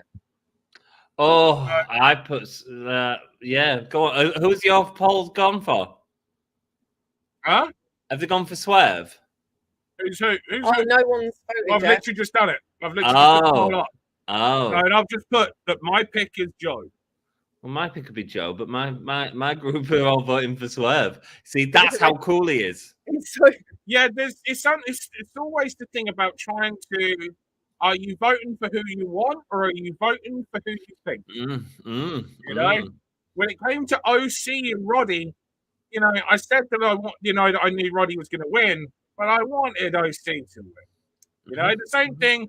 Although I couldn't be sure because there was lots of ways. I wasn't sure that Wardlow was going to win the scramble, but you know, but I could see that. But I really wanted Hobbs to win, but I didn't think he would. Just on that, because Dan does famously hate triple threat matches, but I don't think this is one where these guys have time to work together, and this is a different. They've known they're doing this triple threat for a long while. They all know each other, and I'm sure that if any, you know, when you have 3 world-class wrestlers and make a great 3-way, I am maintaining that Drew McIntyre versus Sheamus versus Gunther is a 5-star match. Yeah, it was great. You know, and that was a triple threat match at Mania last year.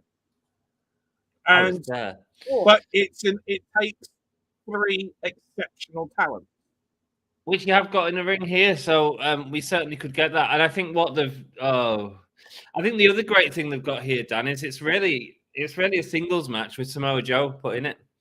In terms of the dynamic is sort of Hangman and Swerve, isn't it? Yeah. Yeah. I also just think that there is, you know, in my opinion, you come out of this with another Hangman Swerve match. So therefore, you do not need the title because the personal rivalry means more than the title or is of equal value in a different way. Yeah. So therefore, you do not need to do Hangman. You can do Hangman and Swerve for the title in a year's time. Oh, You know yeah. what I mean? When yeah. one of them's got the belt and you then come back to it. Yeah. But you do not need to do it now when this is still a blood feud. And there is some great championship things to do with Joe, and Joe also is phenomenal. And it's about time that guy got his flowers. Yeah. I think Swerve and Hangman right now. His promo's great. I buy into his promos. What was the last time he did? And he kept it so simple. It was all he needed to say. Yeah. And it was, I can't even remember. He just showed perfectly that a promo can be great, just a couple of words. Short, simple, to the point. That is your character. You've got it across. You haven't taken from anything, done. Beautiful. Perfect. And that's hard to do. It's harder to do a good promo with a couple of words than it is with I think for me, this is becoming AEW's Bret Hart and Shawn Michaels, and I think that's exactly what they needed. Sorry, I missed the beginning of your sentence. I'm so sorry. That's all right. I think this is becoming Bret and Shawn in WWF in that sort of 92 period. Yeah.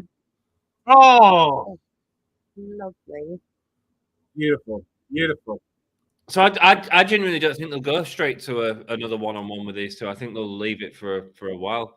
Next time might see them together, it might be All In or something like that. I think you have to, because I think the story should be that they become so focused on one another that they end up kind of costing each other, and Joe takes advantage.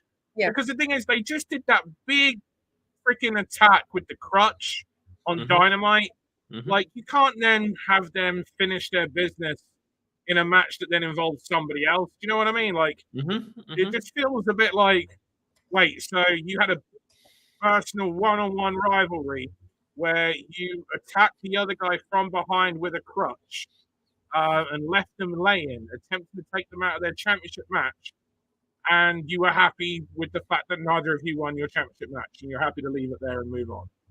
Like, it's just illogical to me. It doesn't mean that's not what will happen. Yeah. Love a good belly-to-belly suplex. Really nice belly-to-belly, yeah. I've not seen enough. At one point, actually stood up and was like, "Where'd he go?" And then he was behind him, and I just yeah.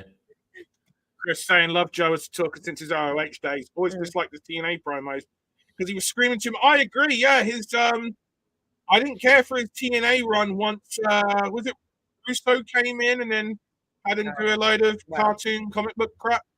But they stuff before, like when he first came in, and he was just, we built up to like him and Kurt. I think that was really when it was all downhill afterwards, after that first Kurt match.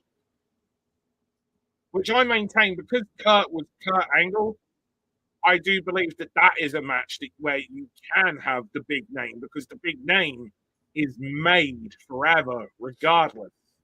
And I think that could have been built as like the big super fight, and you have Joe go over. That is one thing that I think TNA got wrong.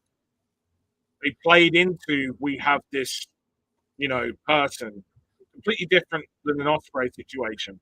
Because Ospreay coming into AEW is not like Kurt Angle going into TNA after the WWE run. That's what I mean. It's like, it's so good to see Joe finally be the guy instead of the guy that helps make the guy. The guy making guys. Yeah. And it never made sense to me, because Joe is one of the most believable wrestlers. Yeah, if you saw Joe in real life in the pub and he was giving it large, you'd be like, I'm just going to go to another pub. Yeah. You're not going to go, listen, I'm going to put you in your place. You're just going to go, listen, do you mind if I just get past, mate? I'll just leave you. Him and Mercedes Martinez in a pub having a falling out, you're like, clear the area. I don't even know. We need to all get out immediately. Yeah. But if someone can film this, like, there are just, and he's just. Big bump on the fall. But yeah, that's the person you want at the top right, the person who you can very believably, you're like, yeah, no, he can definitely be the heck out of a lot of people. It's a good point here, actually. I don't disagree that this is a possible direction that could be done. I feel like Paige can win and then duck a Swerve title match in the future because Swerve said their Dynamite match was the last time he wanted to wrestle Paige. You know, well, interesting that the two are having to work together in order to bring Joe down. Now we're going to get the visual of them two looking at each other, I presume. I know the referee's checking him, but it looked like he was just lightly caressing his face. Are you okay, beautiful soul? I mean, he is a beautiful man. Is that what the referee just overcome? Now we know why he was checking on him. Yeah, no, because he spent extra time. Yeah, that's what it stood out, but that would be because he's hurt.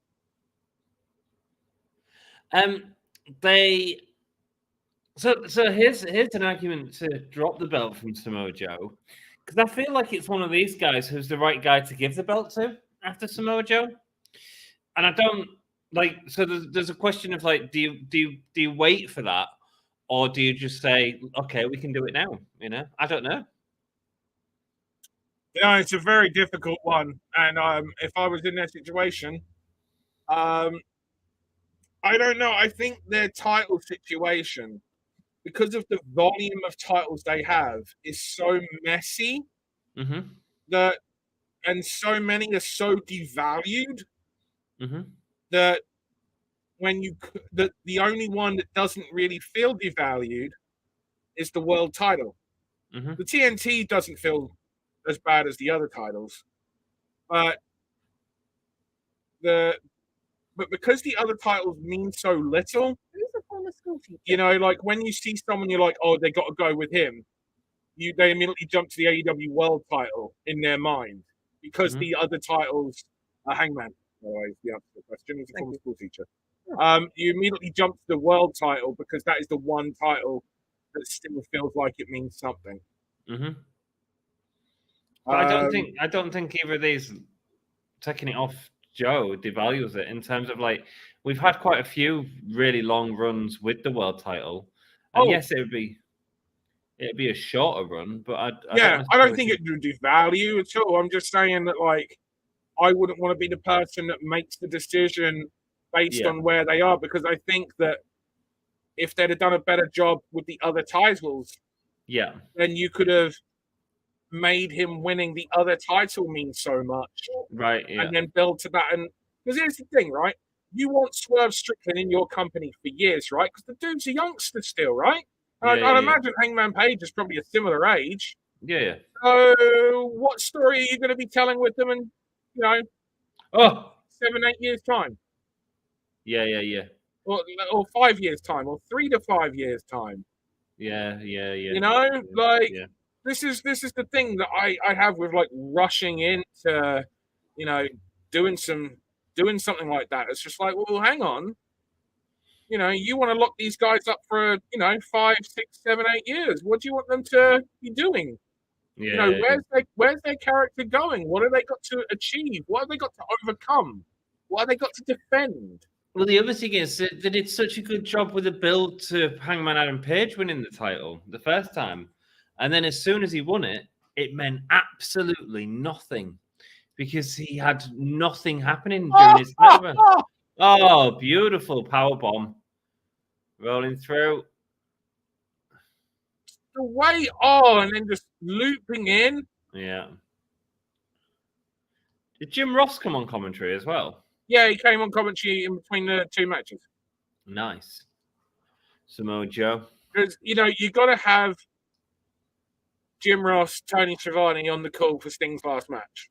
And Excalibur, in my opinion. Okay. I hope they don't just make it those two, and I hope they have Excalibur there as well. But you have to have Jim Ross. It's the right thing to do, to have Jim Ross and Tony Schiavone on the call. Interesting, Chris just said that Page is 31 and he thinks Swerve is 35. Older than I realized. But still, we are in an era where, you're finding your peak at 40, 41, How old's Ospreay? He hasn't hit 30 yet. I think he's 28. Wow. I think he's 28, 29. He hasn't hit 30 yet. I imagine he will have a very big 30th party. Oh, I bet. Oh, Double foot stomp. this is the thing. This is the other reason why it's like you don't want to switch the title in a 3-way.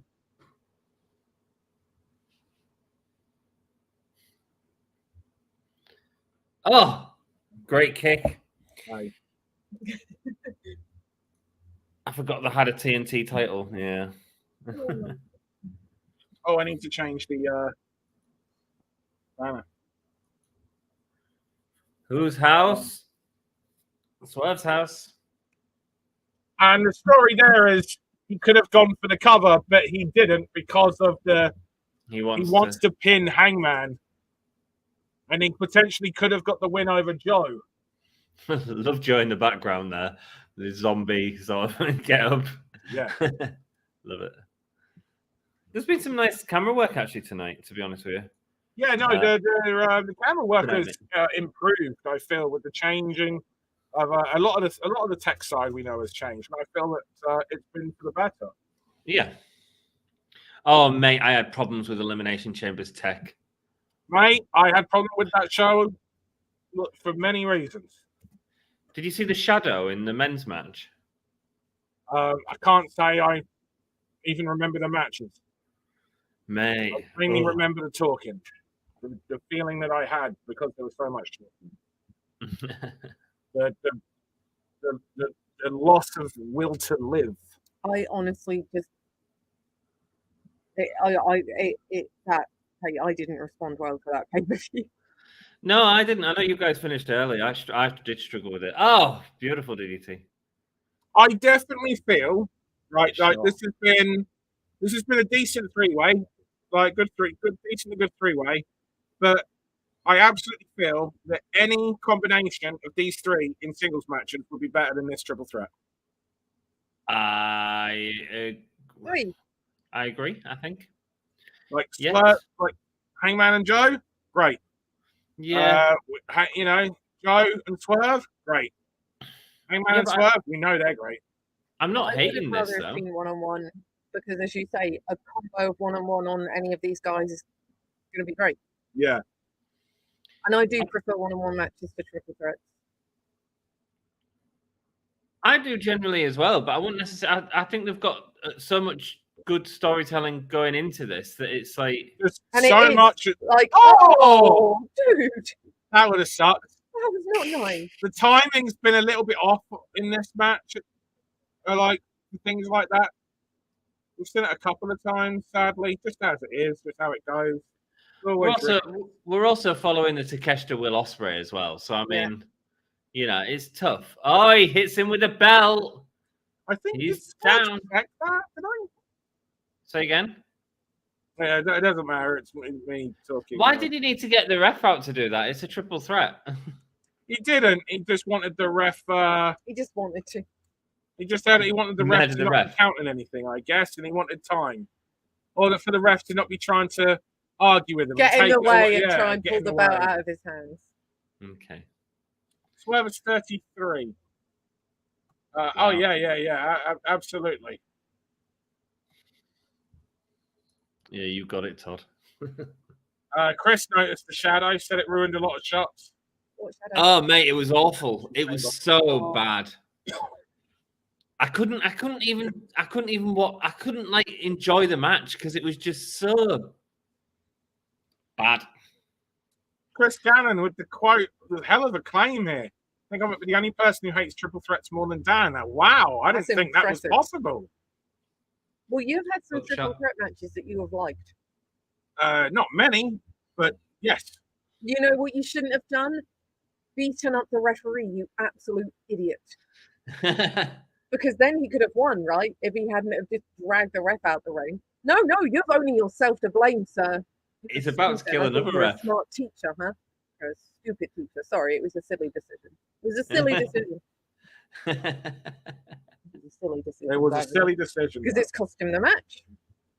It was a very silly decision, Emily. I agree with you. And he's so upset about it because, you know why? Because you're always the most upset when you realise you've brought the situation on yourself, you know? Consequences of your own actions. And it hurts more. Duck. Kakina. Oh, right, Just okay. spot calling because it'd be clear what was gonna Honestly, I happen. thought you were having like a moment. I assume Swerve is going to come off the top in a moment. Yeah. Oh my God, Daniel! Oh, corkscrew.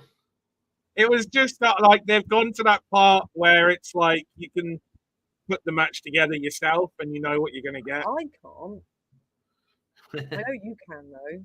This is why Emily like has to tell me if we ever go to There shows. was, I annoy people because I'm like, right, then this. well, certainly as well, because people know Dan works in wrestling. So if they hear Dan calling spots, they think he's just being an arse and saw them Oh, they think I plan the know. match, Yeah. and he's just trying to ruin it for everyone. Yeah, It's like, no, no. he's ruining it due to his own ability to spot patterns. It's a different reason for ruining it. You just get to know a wrestler's mind. Oh, he doesn't want to use it. Oh. He's like, nah, I got this on my own. Oh. I don't think Swerve needs to be the kind of babyface that doesn't want to use stuff though to win. Yeah, that might be too much of a change in character. Oh, the other ref's dead. I am loving this Hangman page. What is he doing? He's a gazelle and he hates zebras. I love it. Like, that's what I it am is. here for it. Start with, he didn't know who he was beating up, but he continued. He hates the zebra. Send out Aubrey Edwards and have her kick his ass. Are we going to have Hangman versus refs as like a weird story? I'm in it. I'm in it. We're here for it. Yeah. Just coming out in other people's matches to beat up the referee. Just for no other reason. Beautiful. Lovely, lovely, lovely. Is Hangman Welcome, gonna... Ellie. And where the bloody hell is your facial hair gone? Who is this? Dan, it's right here. And I thought you said Dan. I'm like, on his face. Where is your facial hair gone? My facial hair. I hid it. My facial fluff disappeared. Oh, so nice, so nice. What made you go for taking off the beard? I went out last night and I don't really like. And here we go. Oh, we got the OG ref back in. You got it. that was a gnarly suplex because of those ropes. And, really? Oh. Yeah, man.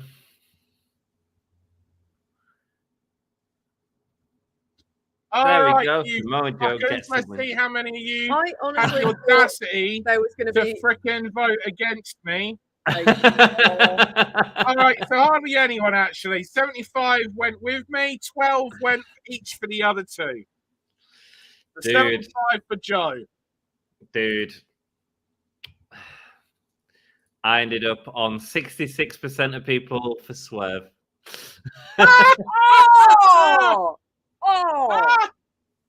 Come on. Guys, we got it wrong, but it's okay. We can't lose. However, Dan and Emily can draw, which should only draw this out longer. I mean, we'd have to do it again. I have got everything except for the two that I didn't do right tonight. You've always got it right, apart from when you did it wrong. Is that what you're saying? Well, I don't even remember the second one. I think it was no, only that's Scramble. literally that. I'm always right, apart from when I'm wrong. That's absolutely preposterous. I wasn't wrong. I didn't take part. Night, Jackie boy. Thank you. No, you're right. Even never lose. I know that. So yeah, my facial hair. I was out last night, and I don't really do makeup and facial hair. I think I look like Turbo Negro. All my friends are dead. Boom, boom. So yeah. So you just decided no more beard. Well, if I go out and I'm wearing makeup, I don't want my beard. So that makes sense. Thanks, man. Thanks. Dan's beard grows in real quick. Are you one of those where it can just be like boom, beard again? Yeah, by Wednesday I'll be stubbly. Yeah, more than stubbly. So yeah, and my partner really likes me in a beard because it hides my face. But yeah, I know. She's talking about how many chins I've got today. Cheeky bugger. See, I love a fluffy beard on Dan. We're taking it shorter, and he looks so much younger. April 21st.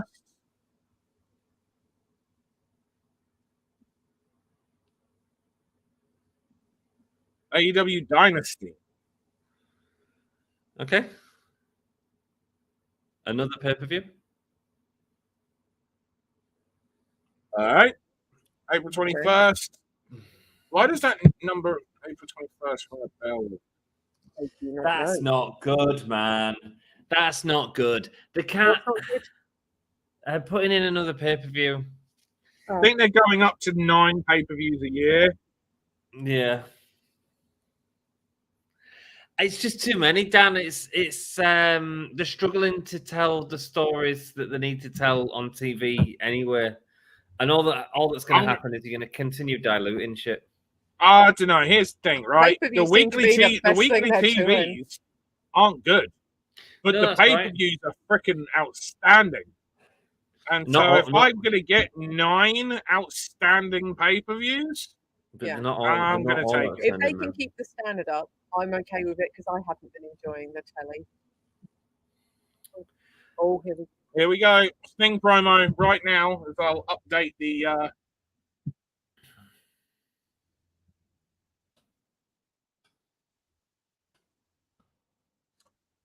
April 21st is also 2 days after Charlie Morgan's birthday. There we go. Sting and Darby. This is. I'm really excited to see what the Young Bucks are wearing, you know. Oh, always. Yeah. Emily's excited about outfits. Yeah, Emily's always up. All right, I'm just going to make a quick coffee before this match starts. I see the book Christmas on. I couldn't read it properly. Okay, well, can you let me finish this part? Of course.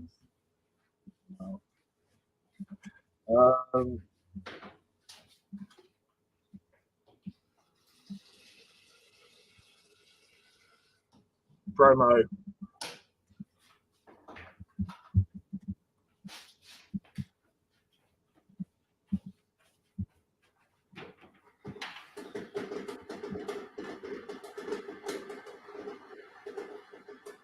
That was cool. I might cry, like legit. Like I might cry in this one, guys. Like, I can't say I'd be a wrestling fan if it wasn't for Sting. And that means I can't say that I would have met my wife and had my kids. I can't say I definitely potentially would have. And here's the thing. It took both of us loving wrestling. There was no women's wrestling. Like, it is the thing. I know what I've done in wrestling. Like, the scene would be different. That it's literally a case of, what's it called? Like, throw a stone into the river and it skips and all the different what's the word that I'm looking for? Ripples. The effects that it has. And that Sting with just the many different I'm just one of those and the wrestlers on the scene are just one of those. You know, there's so many ripples. I do kind of wish that Ric Flair wasn't a part of this because I'm like, Sting doesn't need to be tied to Ric forever. Sting is Sting.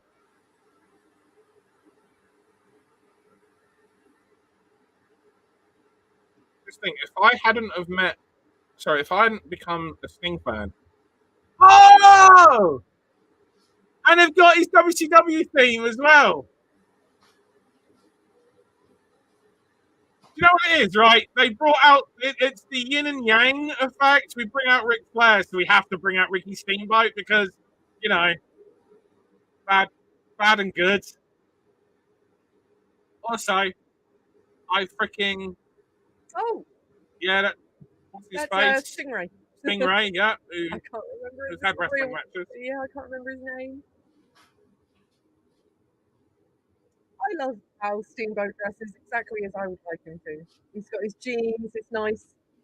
Like, he looks like his wife buys his clothes in Marks and Spencer's, and that's what I want. This is the end of my childhood.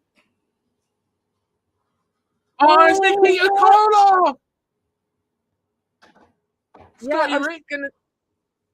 Is that Nikita Koloff? Oh my god, I'm tearing up. I just realised this is my this is my childhood. This is the last of my childhood.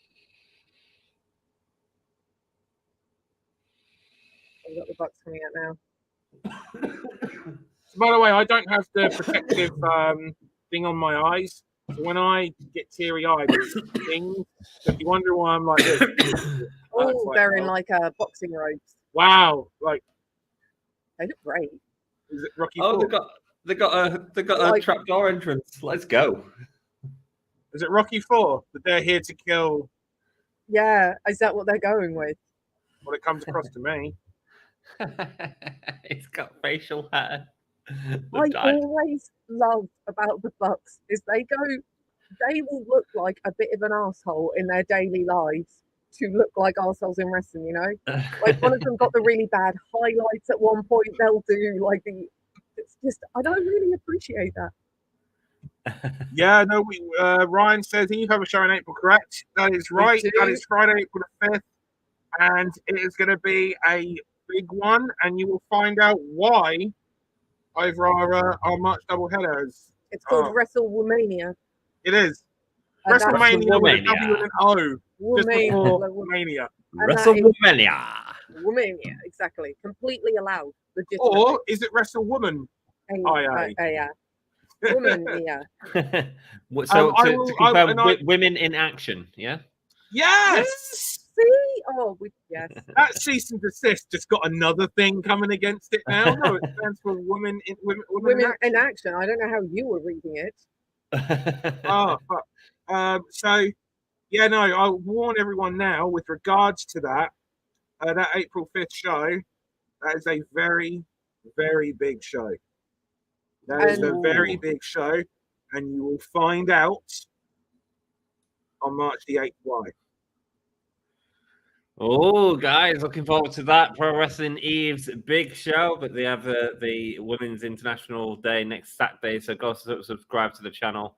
Everything between now and June 7th, everything is huge. Yeah. And has massive implications. Right. Darby Allin coming out. This really is the end. Yes, it is, Luke. The Bucks resurrected the Cody Vader for their entrance. I certainly did. Cody Vader. And Yeah, that's Chris said the same thing. Oh, here we go. Can I just say the set design's been great tonight. I love the different set look with the screens. Yeah, agreed. Oh, yeah, just break me. Just break me. Like, it hurts to cry, guys. It does. Like, it genuinely stings so much. Oh, my God. Oh, it stings. It stings. Oh, this is.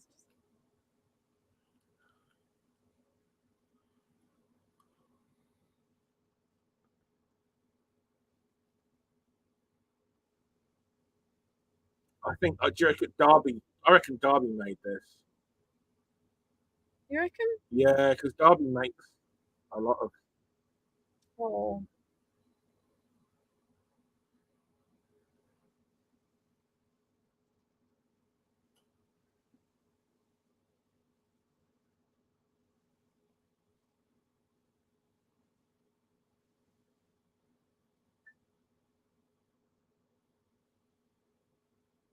Okay. I'm glad he had those. I'm so glad he had those matches in New Japan because that's all the footage that they had access to. Yeah, of course, yeah. Rick Reed on the golf course. I know Warrior there. That was the final Nitro. I wonder how they've been able to use them pictures. Just pictures, You mate. can I've use had pictures, pictures. yeah. His debut in AEW.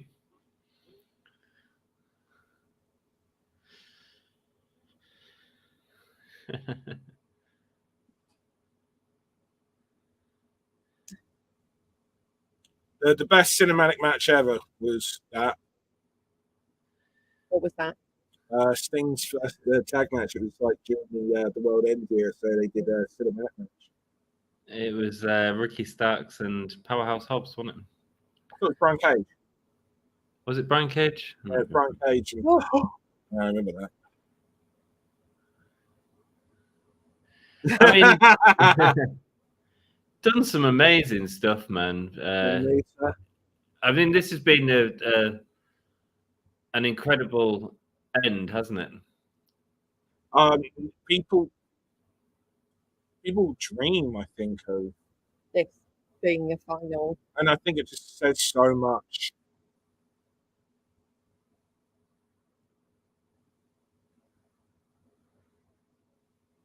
Like, I was one thing, like, big. This is just with Muhammad Ali.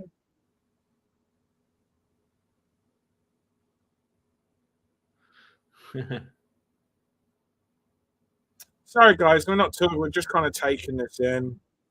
Yeah. It's beautiful. Nicely done. Nicely done. So the next part is like that won't just be the end. There'll be.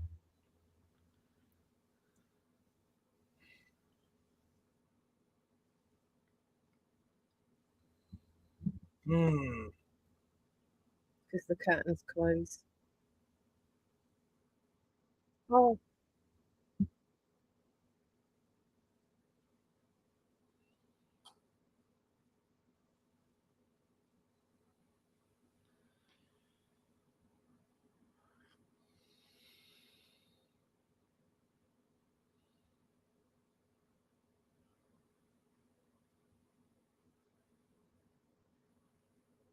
Showtime for the last time. Let's go. Okay.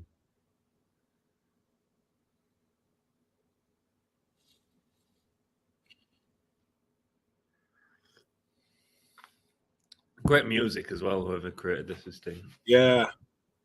It'll be Mikey Ruckus. Right. Ah. This will be Oh. This is his kids. Yeah. Yeah. Yeah. Yeah. I mean, Great obviously- American Bash 90.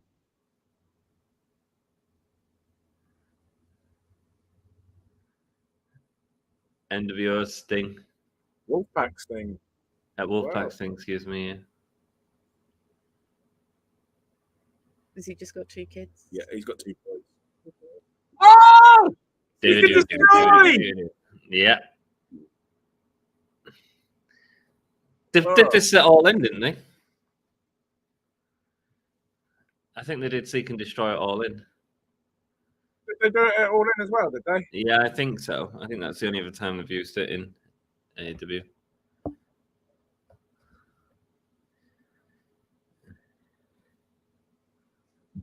So the version that WCW actually used, though, I think this was actually a live version. Was it? Right? Yeah.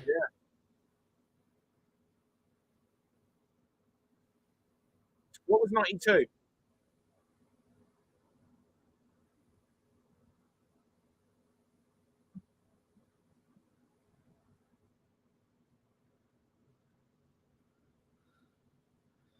Where's Tony Schiavone?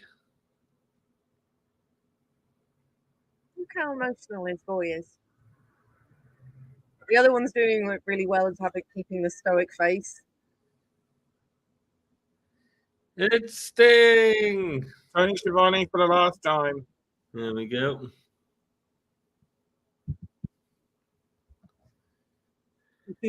Seek and destroy.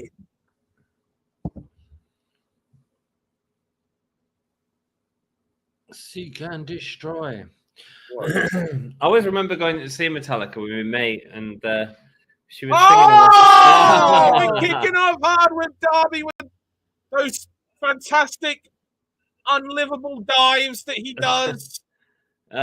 Sting's not working slow either. Here we are looking for the avalanches. Stinger splash. We Stinger just splash. need this is the thing, right? Greatest hits, yeah?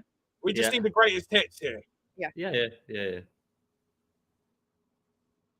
Yeah. Great American Bash 90 where he won the title from Flair. This really is the my end, first, Luke. Yes, it is, man. Oh, there's his kids now doing the Stinger splash. Whoa! Christ! All right, mate. Holy hell! He was like that. You know that. Hold my coat. What? Was that video of that wrestling was it in India or something with the guy that just runs and then jumps like 9 feet in the air with the chops. It's just like, Is that the height and everything that Sting used to get? no, I think that is more than even Sting got in his prime. Because he was Like, like, I'm going to get it exactly like Dad in his prime. No, he was just, he just went in. Because the bell hasn't rung yet, right? I don't see how this will be such a mess. It's fine. It's doable. You got this. Oh, And it works. It works. oh. Fine. The Bucks are doing great as well, man. Doing what they need to do for this, for sure.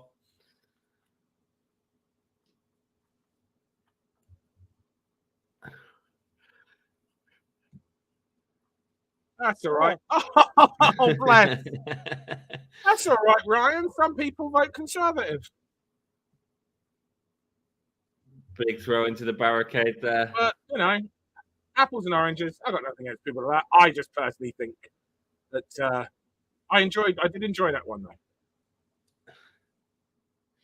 The camera's on Sting, man. This is... As it should be, to be fair. Yeah. AEW done more with Sting than WWE did. I agree. Yeah, it's a tornado tag, no DQ. That is absolutely right.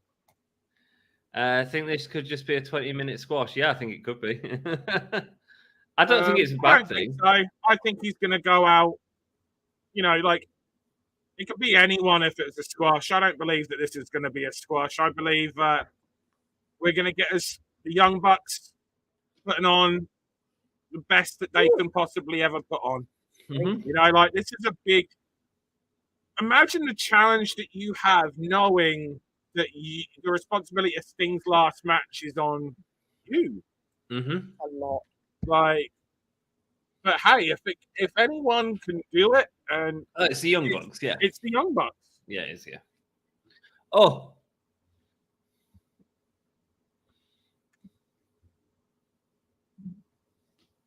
Even when they were working with him the other week, with Ric Flair, that was funny. You could see how safe there was being with Ric Flair. Oh, yeah, no, you could. Yeah. Oh, Darby's so goddamn quick. Oh.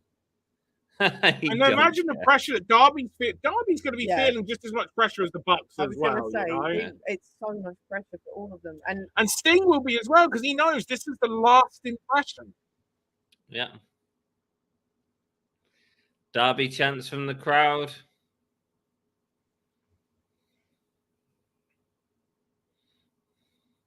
Yeah, go to another shot. I was going to say, and you know what? It's everyone. The people who place the things under the ring. The people, like, every single person is going to be bricking it. Careful. Like, if they're there. Oh, please be careful, Sarah. Assisting my liege. Maybe we are taking. Oh, another one. A bit of cardboard to protect them so they don't smash against each other. Yep. So someone like me, I would have. Panes of glass, Dan. Oh, yeah. Sorry, guys. We should be talking. This is the worst watch along ever right now. Because we're just here open mouthed at the fact that we're seeing the panes of glass. Look at him. He's like, I don't need two people to carry this. I'm assuming he is a wrestler. Right? No, Wolfpack Sunsting is the man. Like, he is absolutely no nonsense.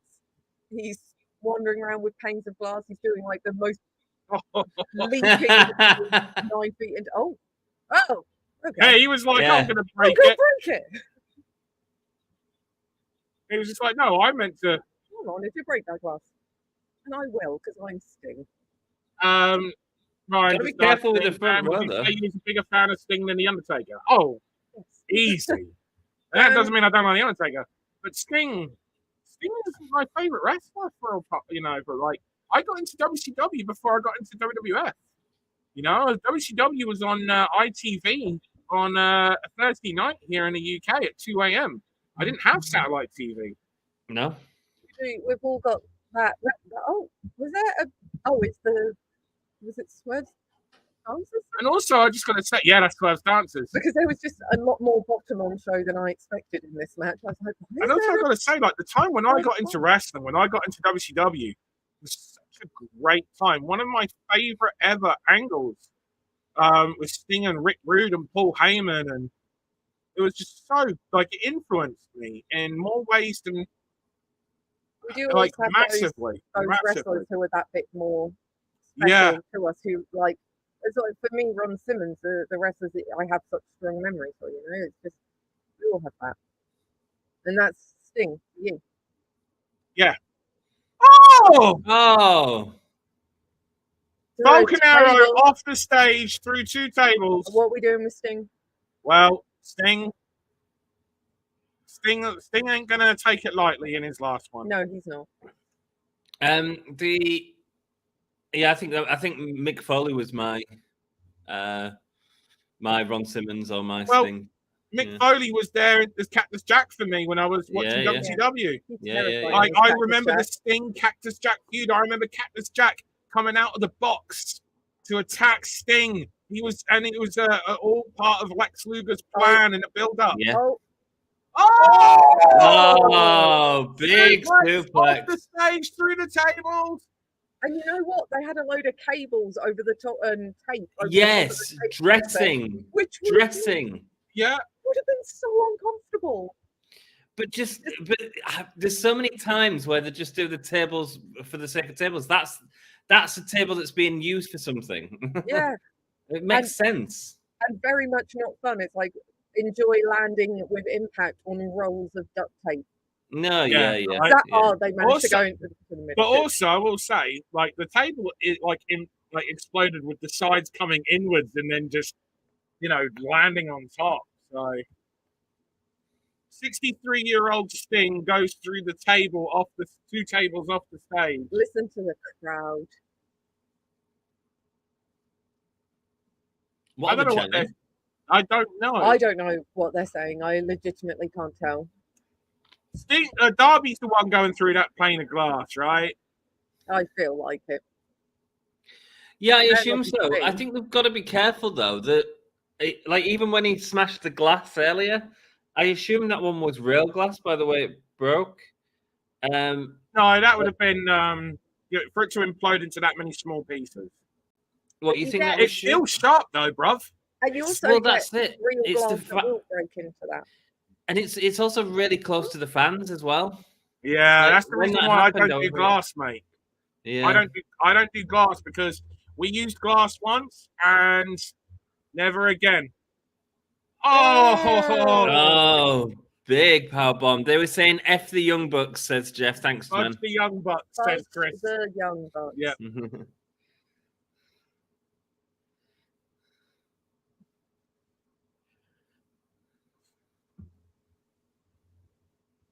Oh. Young Bucks charge in. Darby meets him with the feet.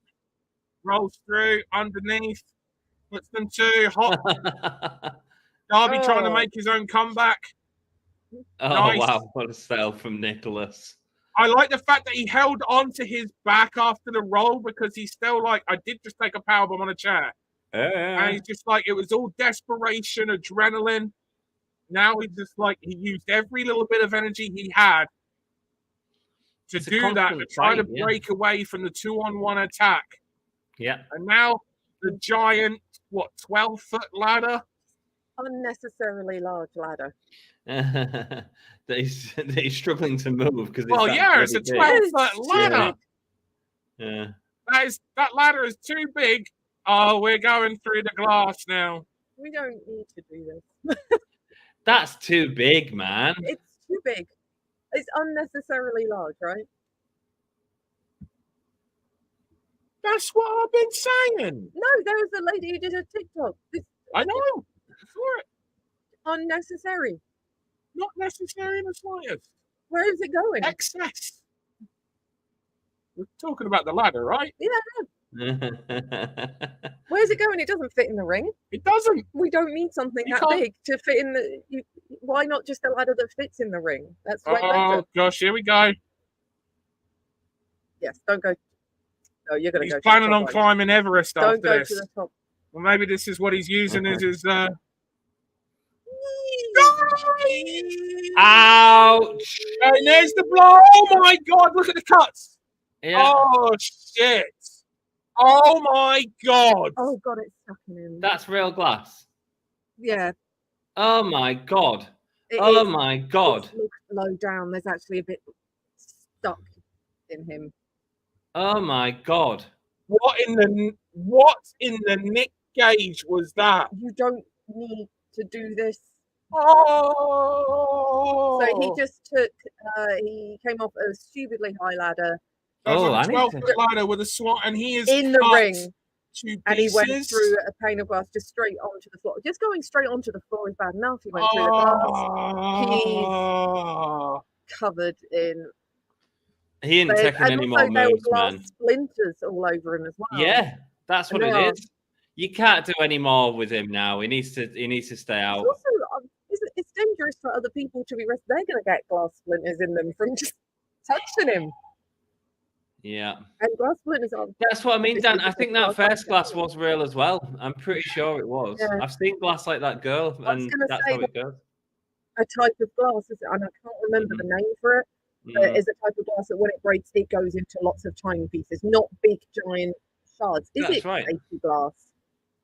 I think it's a type of stuff they use for ice hockey rinks, I think. So Because it is less dangerous because you're not going to get skewered by a giant shard of. There's an interesting glass, cut, by the way, that Nick Jackson has. Like, it's more like a scrape. There's the trademark Sting comeback with the rights and the chops. Yeah, no, I knew. No, I very much heard you. Like I knew that. Yeah. We know, Chris. Sassy's got the blood emoji there. Thank you, Sassy. Somebody needs to treat Darby here. They certainly do. It'll be tempered glass, I think. That, Chris. Yeah, that is that's the word. Thank you. I knew there was a specific name. Yeah.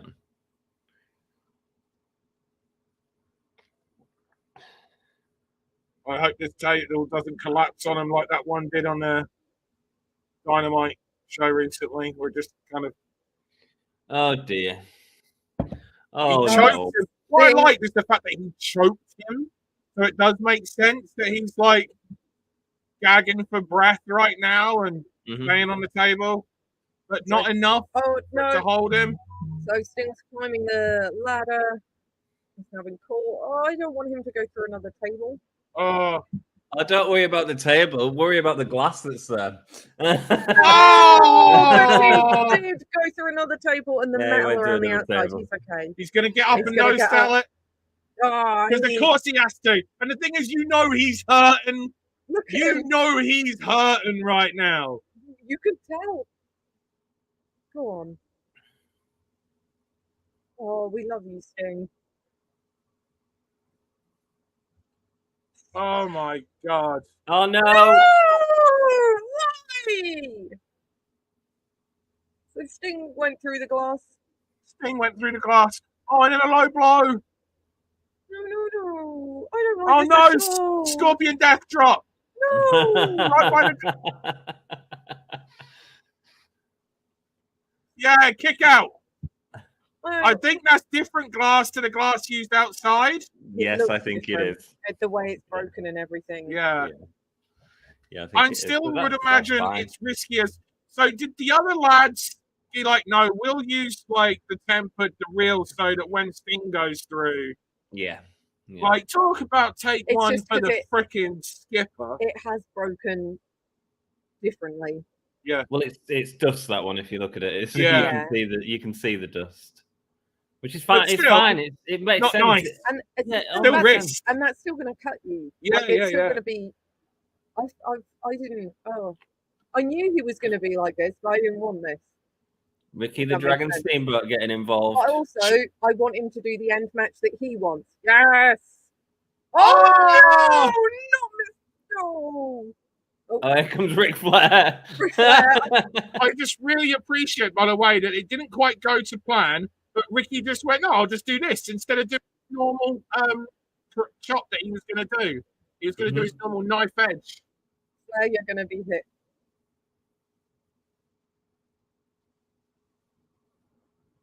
Oh, and you do look like a sweet old man just falling over your friend here. Ric Flair covering the body of Sting, who has gone through the plate of glass, through the table, been hit with a Scorpion Death Drop. Ric Flair covering him, trying to protect him. Have we got one more heel turn left? Or is he really... No. Oh, I was going to say no. He's there waiting to get He was waiting to get super kicked. And you can see on his face like, okay. And he now falls into the version of... Oh! And Ricky Steamboat now takes the super kick. Can I just say that the Young Bucks are living their childhood dream right now? Of course, man. Like in the head. No! Oh, big hit there. That's going to be it, isn't it? No! After the bout shot, Sting still gets... Yeah, no doubt. How's Darby? How's Darby? Is still laying in glass. He's still face down in the glass. Can we just take a moment to imagine what Darby is thinking and feeling right now, knowing that he's got another part in this match? I don't know, but he has to just lay in the glass that has cut him into smithereens. His back will be burning. Oh, God. Like when you cut yourself on anything like that, it burns. It stings. Well, we all know what a splinter of glass is like, and that's a full back of... Double super kick. Sting comes back. Like, there's more Eric Draven than whatever Skarsgård was dressed as this week. Double clothesline, then they both do the Rikishi inside out bump. Scorpion Death Drop. 1, 2, that will not be it, but there's the save. Good God, what are we watching? Good call from Tony. I will go back and rewatch this match. So I can take in from the comms as well. Oh, snapback! Go on, Sting. Go over on that. What do they call this? The EVP trigger. EVP 1, trigger. 2, no! Let's go, Sting. Let's go, Sting. Perfect. The fighting for it. Again, there's a psychology to every type of pinfall cover and shoulder up. These referees need a union now, man. So much today. These referees need a union. Seeing a splash zone sign in the... Darby's going to come back in this match covered in blood, isn't he? I hope not. I want someone to come help Sting. So I'm in there. I'm like, just someone, please. I want his ridiculous athlete of a Wolfpack son to just Goldberg the fuck out of everyone from now on. Just go leap 20 feet in the air and get him. You got this. It was like he hit the double jump. You know, everyone else. No! I think this might be it. No! Kicks out at 1! He kicks out at 1. Jake said, this match is surprisingly really good. Yeah, it's great. He's bleeding. He's bleeding from the mouth, this Sting. No! I don't like it. For the love of... Don't give us... We said that emotionally this was going to be the one, right? Everything else was a spectacle, but emotionally, because you can't have 40 years. I look at them like, what? Oh, no. Meltzer Driver, or whatever they've renamed it. What? No way. No, yes! Beautiful landing. Oh, Darby, don't do a coffin drop. Don't do a coffin drop. Oh, look at the state of Darby. It looks like he's got tiger stripes. Yep. 1, 2, no!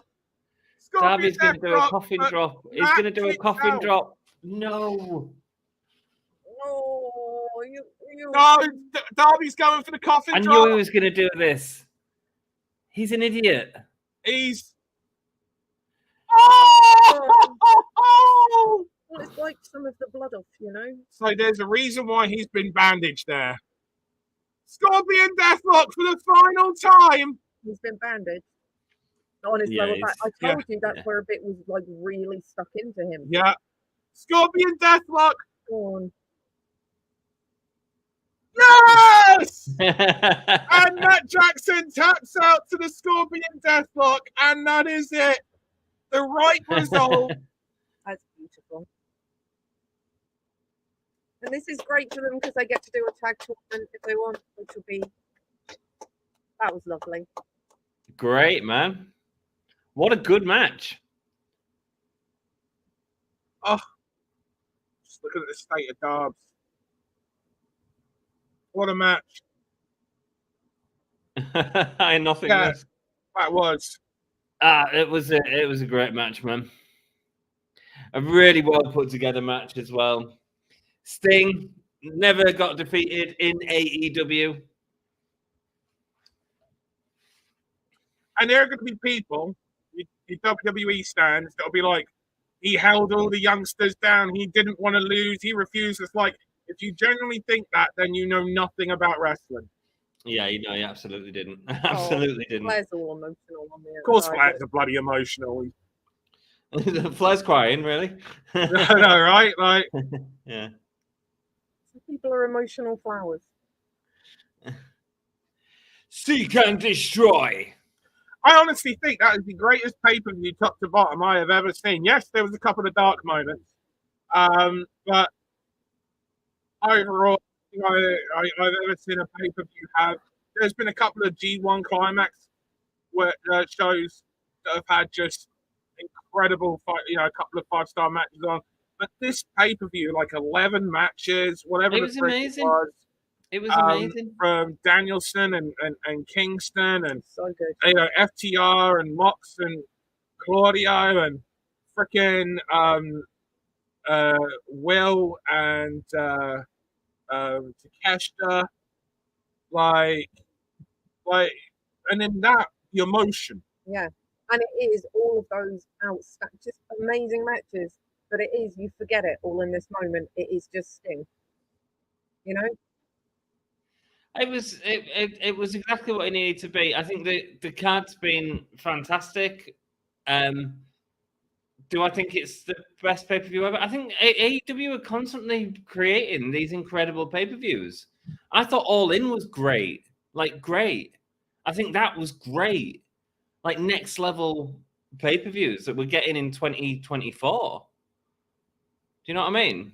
That's great. So I was backstage at AEW All In, and Sting came past. He was only about 10 feet away from me, and I don't get starstruck. And I was like, "Do I go?"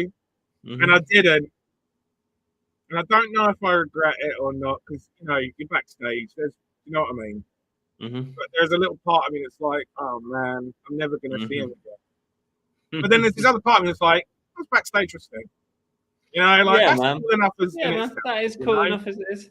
I made the choice not to go chat to Bret Hart though, because I didn't want what he was to my childhood to be impacted by him as a person when he was an icon in If it my makes you eyes. feel any better, Bret's actually decent. No, I know. I just wanted him to remain a superhero. Yeah. Plus Thank you, Sting. Great line. Yeah.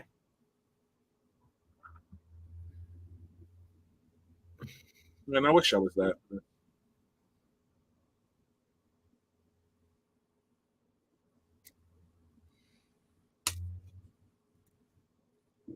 I think he's wandered off. Oh, he's crying in the back, don't worry.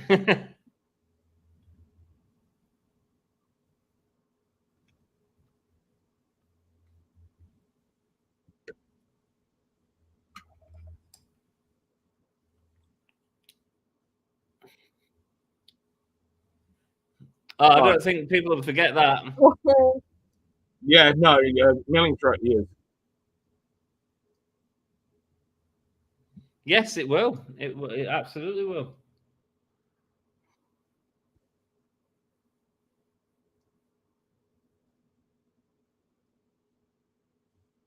Look at all the people tears in their eyes. This is Dan and Emily Nothingness. They are Dan is the booker of Pro Wrestling Eve, and Emily is his lovely wife. He does the main stuff that I can't do. Like everything apart from booking wrestling shows. Yeah, I don't book. She cleans his underpants for him. Oh my, Darby, what a mess! What a mess!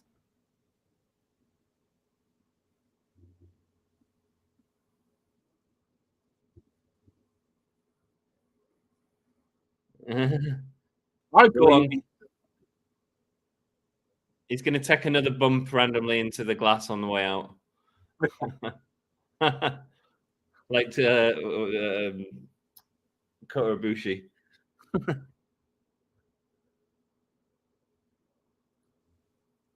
Dave Crockett is just crying there as well. I see.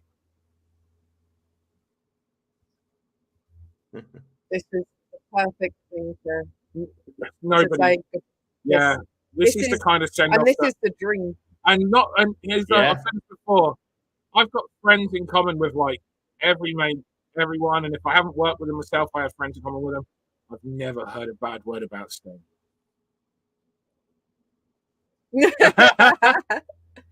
It's all right. R1 will come back. R1 better come back. Will it? I hope so. That was honestly perfect. Couldn't have No! booked it better myself. Wow, there we go. Man. Well, it's on the hour, innit? I guess. I want to keep it as a. It'll be on YouTube though. They'll upload it to YouTube. Yeah. It will, Yeah. yeah. No, it was nice. It was Perfect. nice. Yeah. What a show. What a show. Such an incredible show. That is I generally think that may be the greatest pay-per-view I have ever seen. Because here's the other thing as well, is like you don't get many times, if any, like it's really hard to think. I'll Are you back? Oh, you've got it. Yeah. Well, I don't. So I'm going to carry on. So yeah, perfect show. Great from start to finish. Outstanding. It was. Oh, he's bringing out somebody else. Oh, he's bringing out. You're like, I don't even care. No, it makes To be sense. fair, like, you know, Tony's done right by I Sting. was literally just gonna say Tony's done right by him. Tony Khan has done right by Sting. We had Sting and Darby at 67%. Oh yeah, what did we have? I have no idea. Sting and Darby at 85%.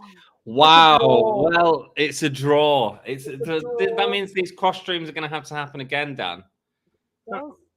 I may have been a draw between our viewers, but I kicked everyone's ass. I'm just going to say it. Oh, you are just the competitive king that you need to be. You drew, okay? You drew. You led your people let me followers down.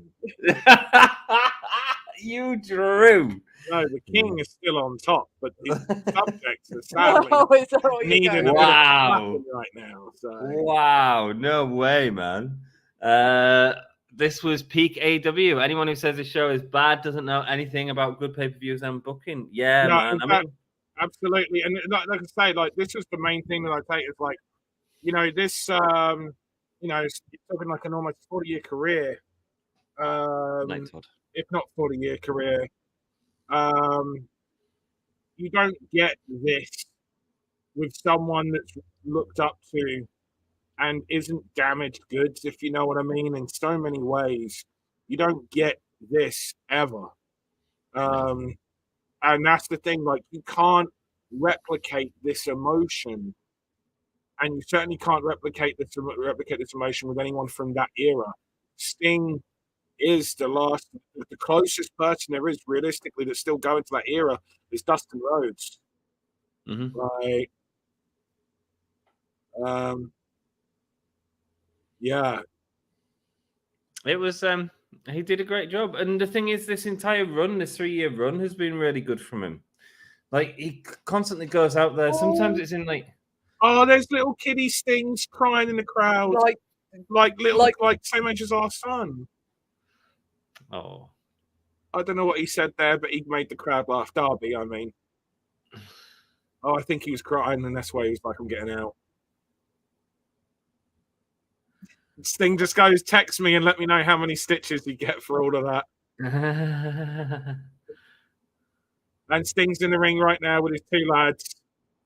Great American Bash, 90 Sting, and freaking jackhammer, ridiculous, like Wolfpack Sting. Gifted athlete. Yeah. One of them got the body and the other got the athleticism. Right. Like, they're definitely Sting's kids. Yeah. Split right between. There's Scotty Riggs, Nikita Koloff behind, and Sting is calling in Tony Schiavone. Is he going to ask him to say? He's going to get him to say it one more time.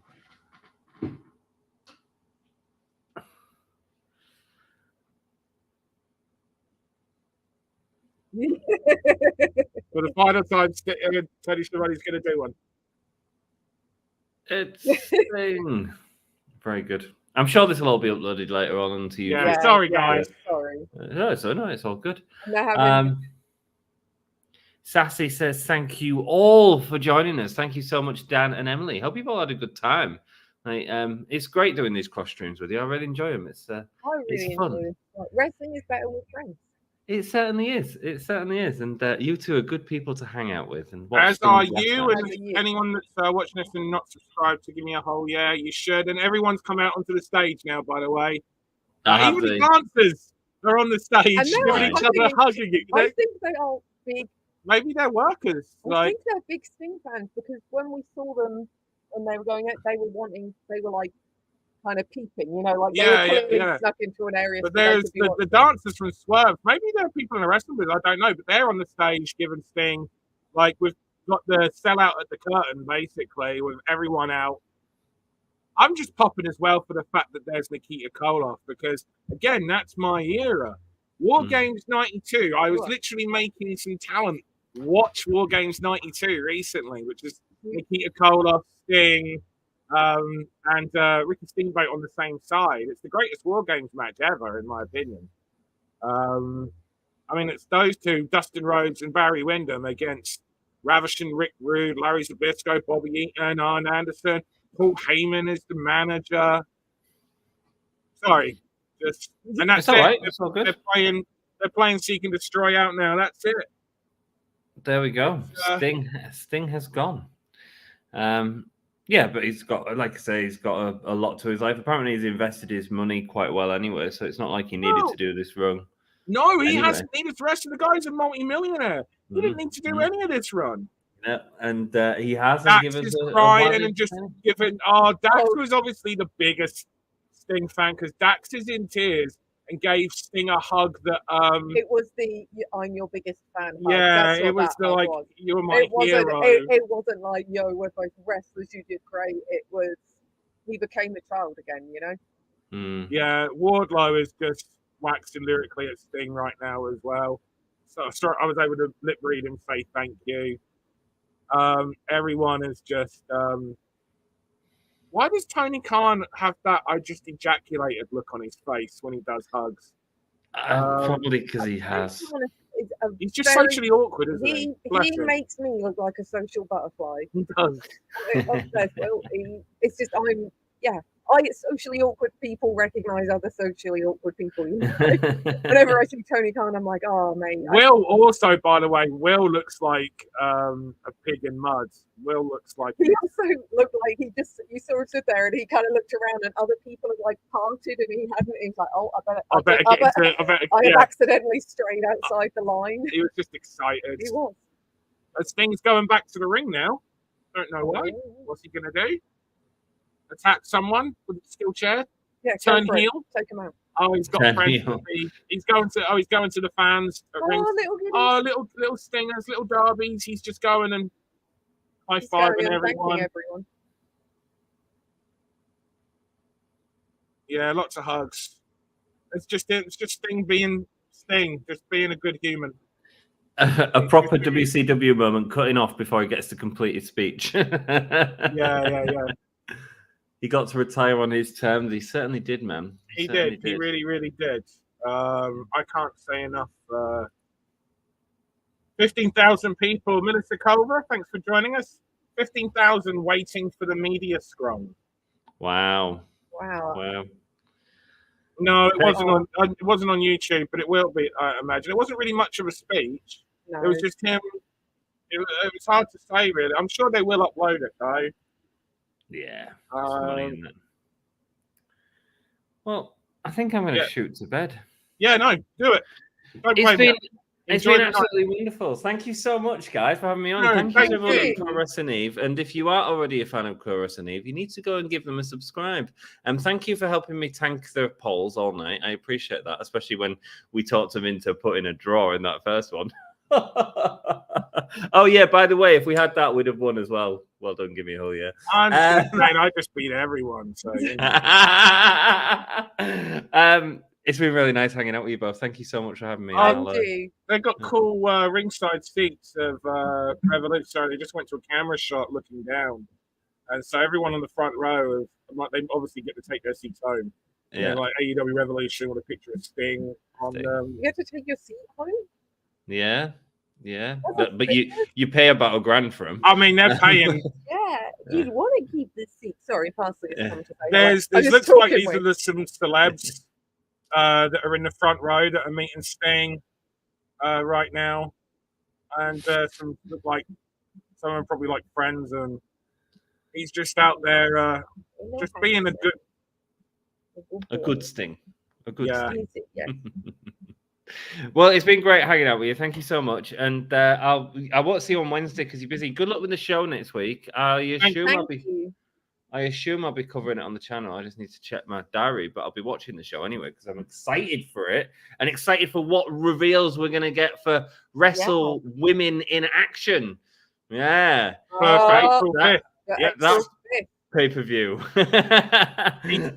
he's now just giving hugs to that guy that was in the Karate Kid that did a wrestling match recently. It's just him going around and being a good Sting. Interesting. Someone offered him is hugging Riggs and hugging Nikita Koloff. No, Parsley. No. It's interesting. Someone's trying to get him to sign an autograph, and he was explaining to him that he can't sign an autograph. And the guy was like, "Oh," but he was like, "It's not my call." Like, so that's interesting. I wonder what that's about. People have paid for him to. Maybe I don't know.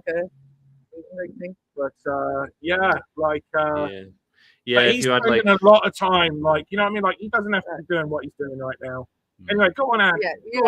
Head off. Right, enjoy the media scrum. Have a great week, everyone. Thank you so much.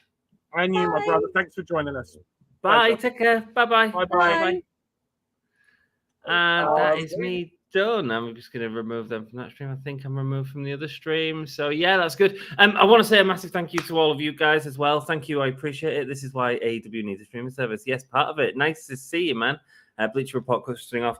Dan and Emily, who were just with us, sort of went through what happened because they had it on their stream. They had a different stream of it. And yeah, there wasn't a lot that we missed by the sounds of it. The entire crowd came out and celebrated Sting. And then the rest of us did as well.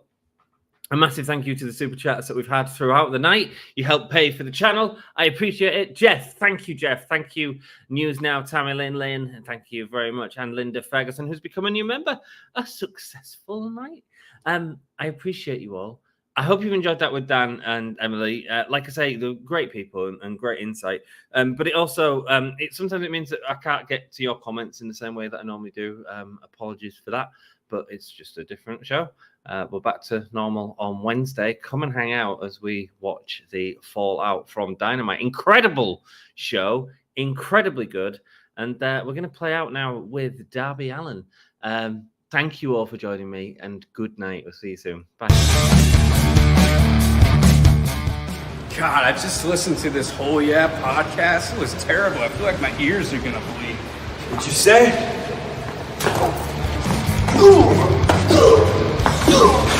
This is Darby Allin, and you're listening to Give Me a Whole Yeah.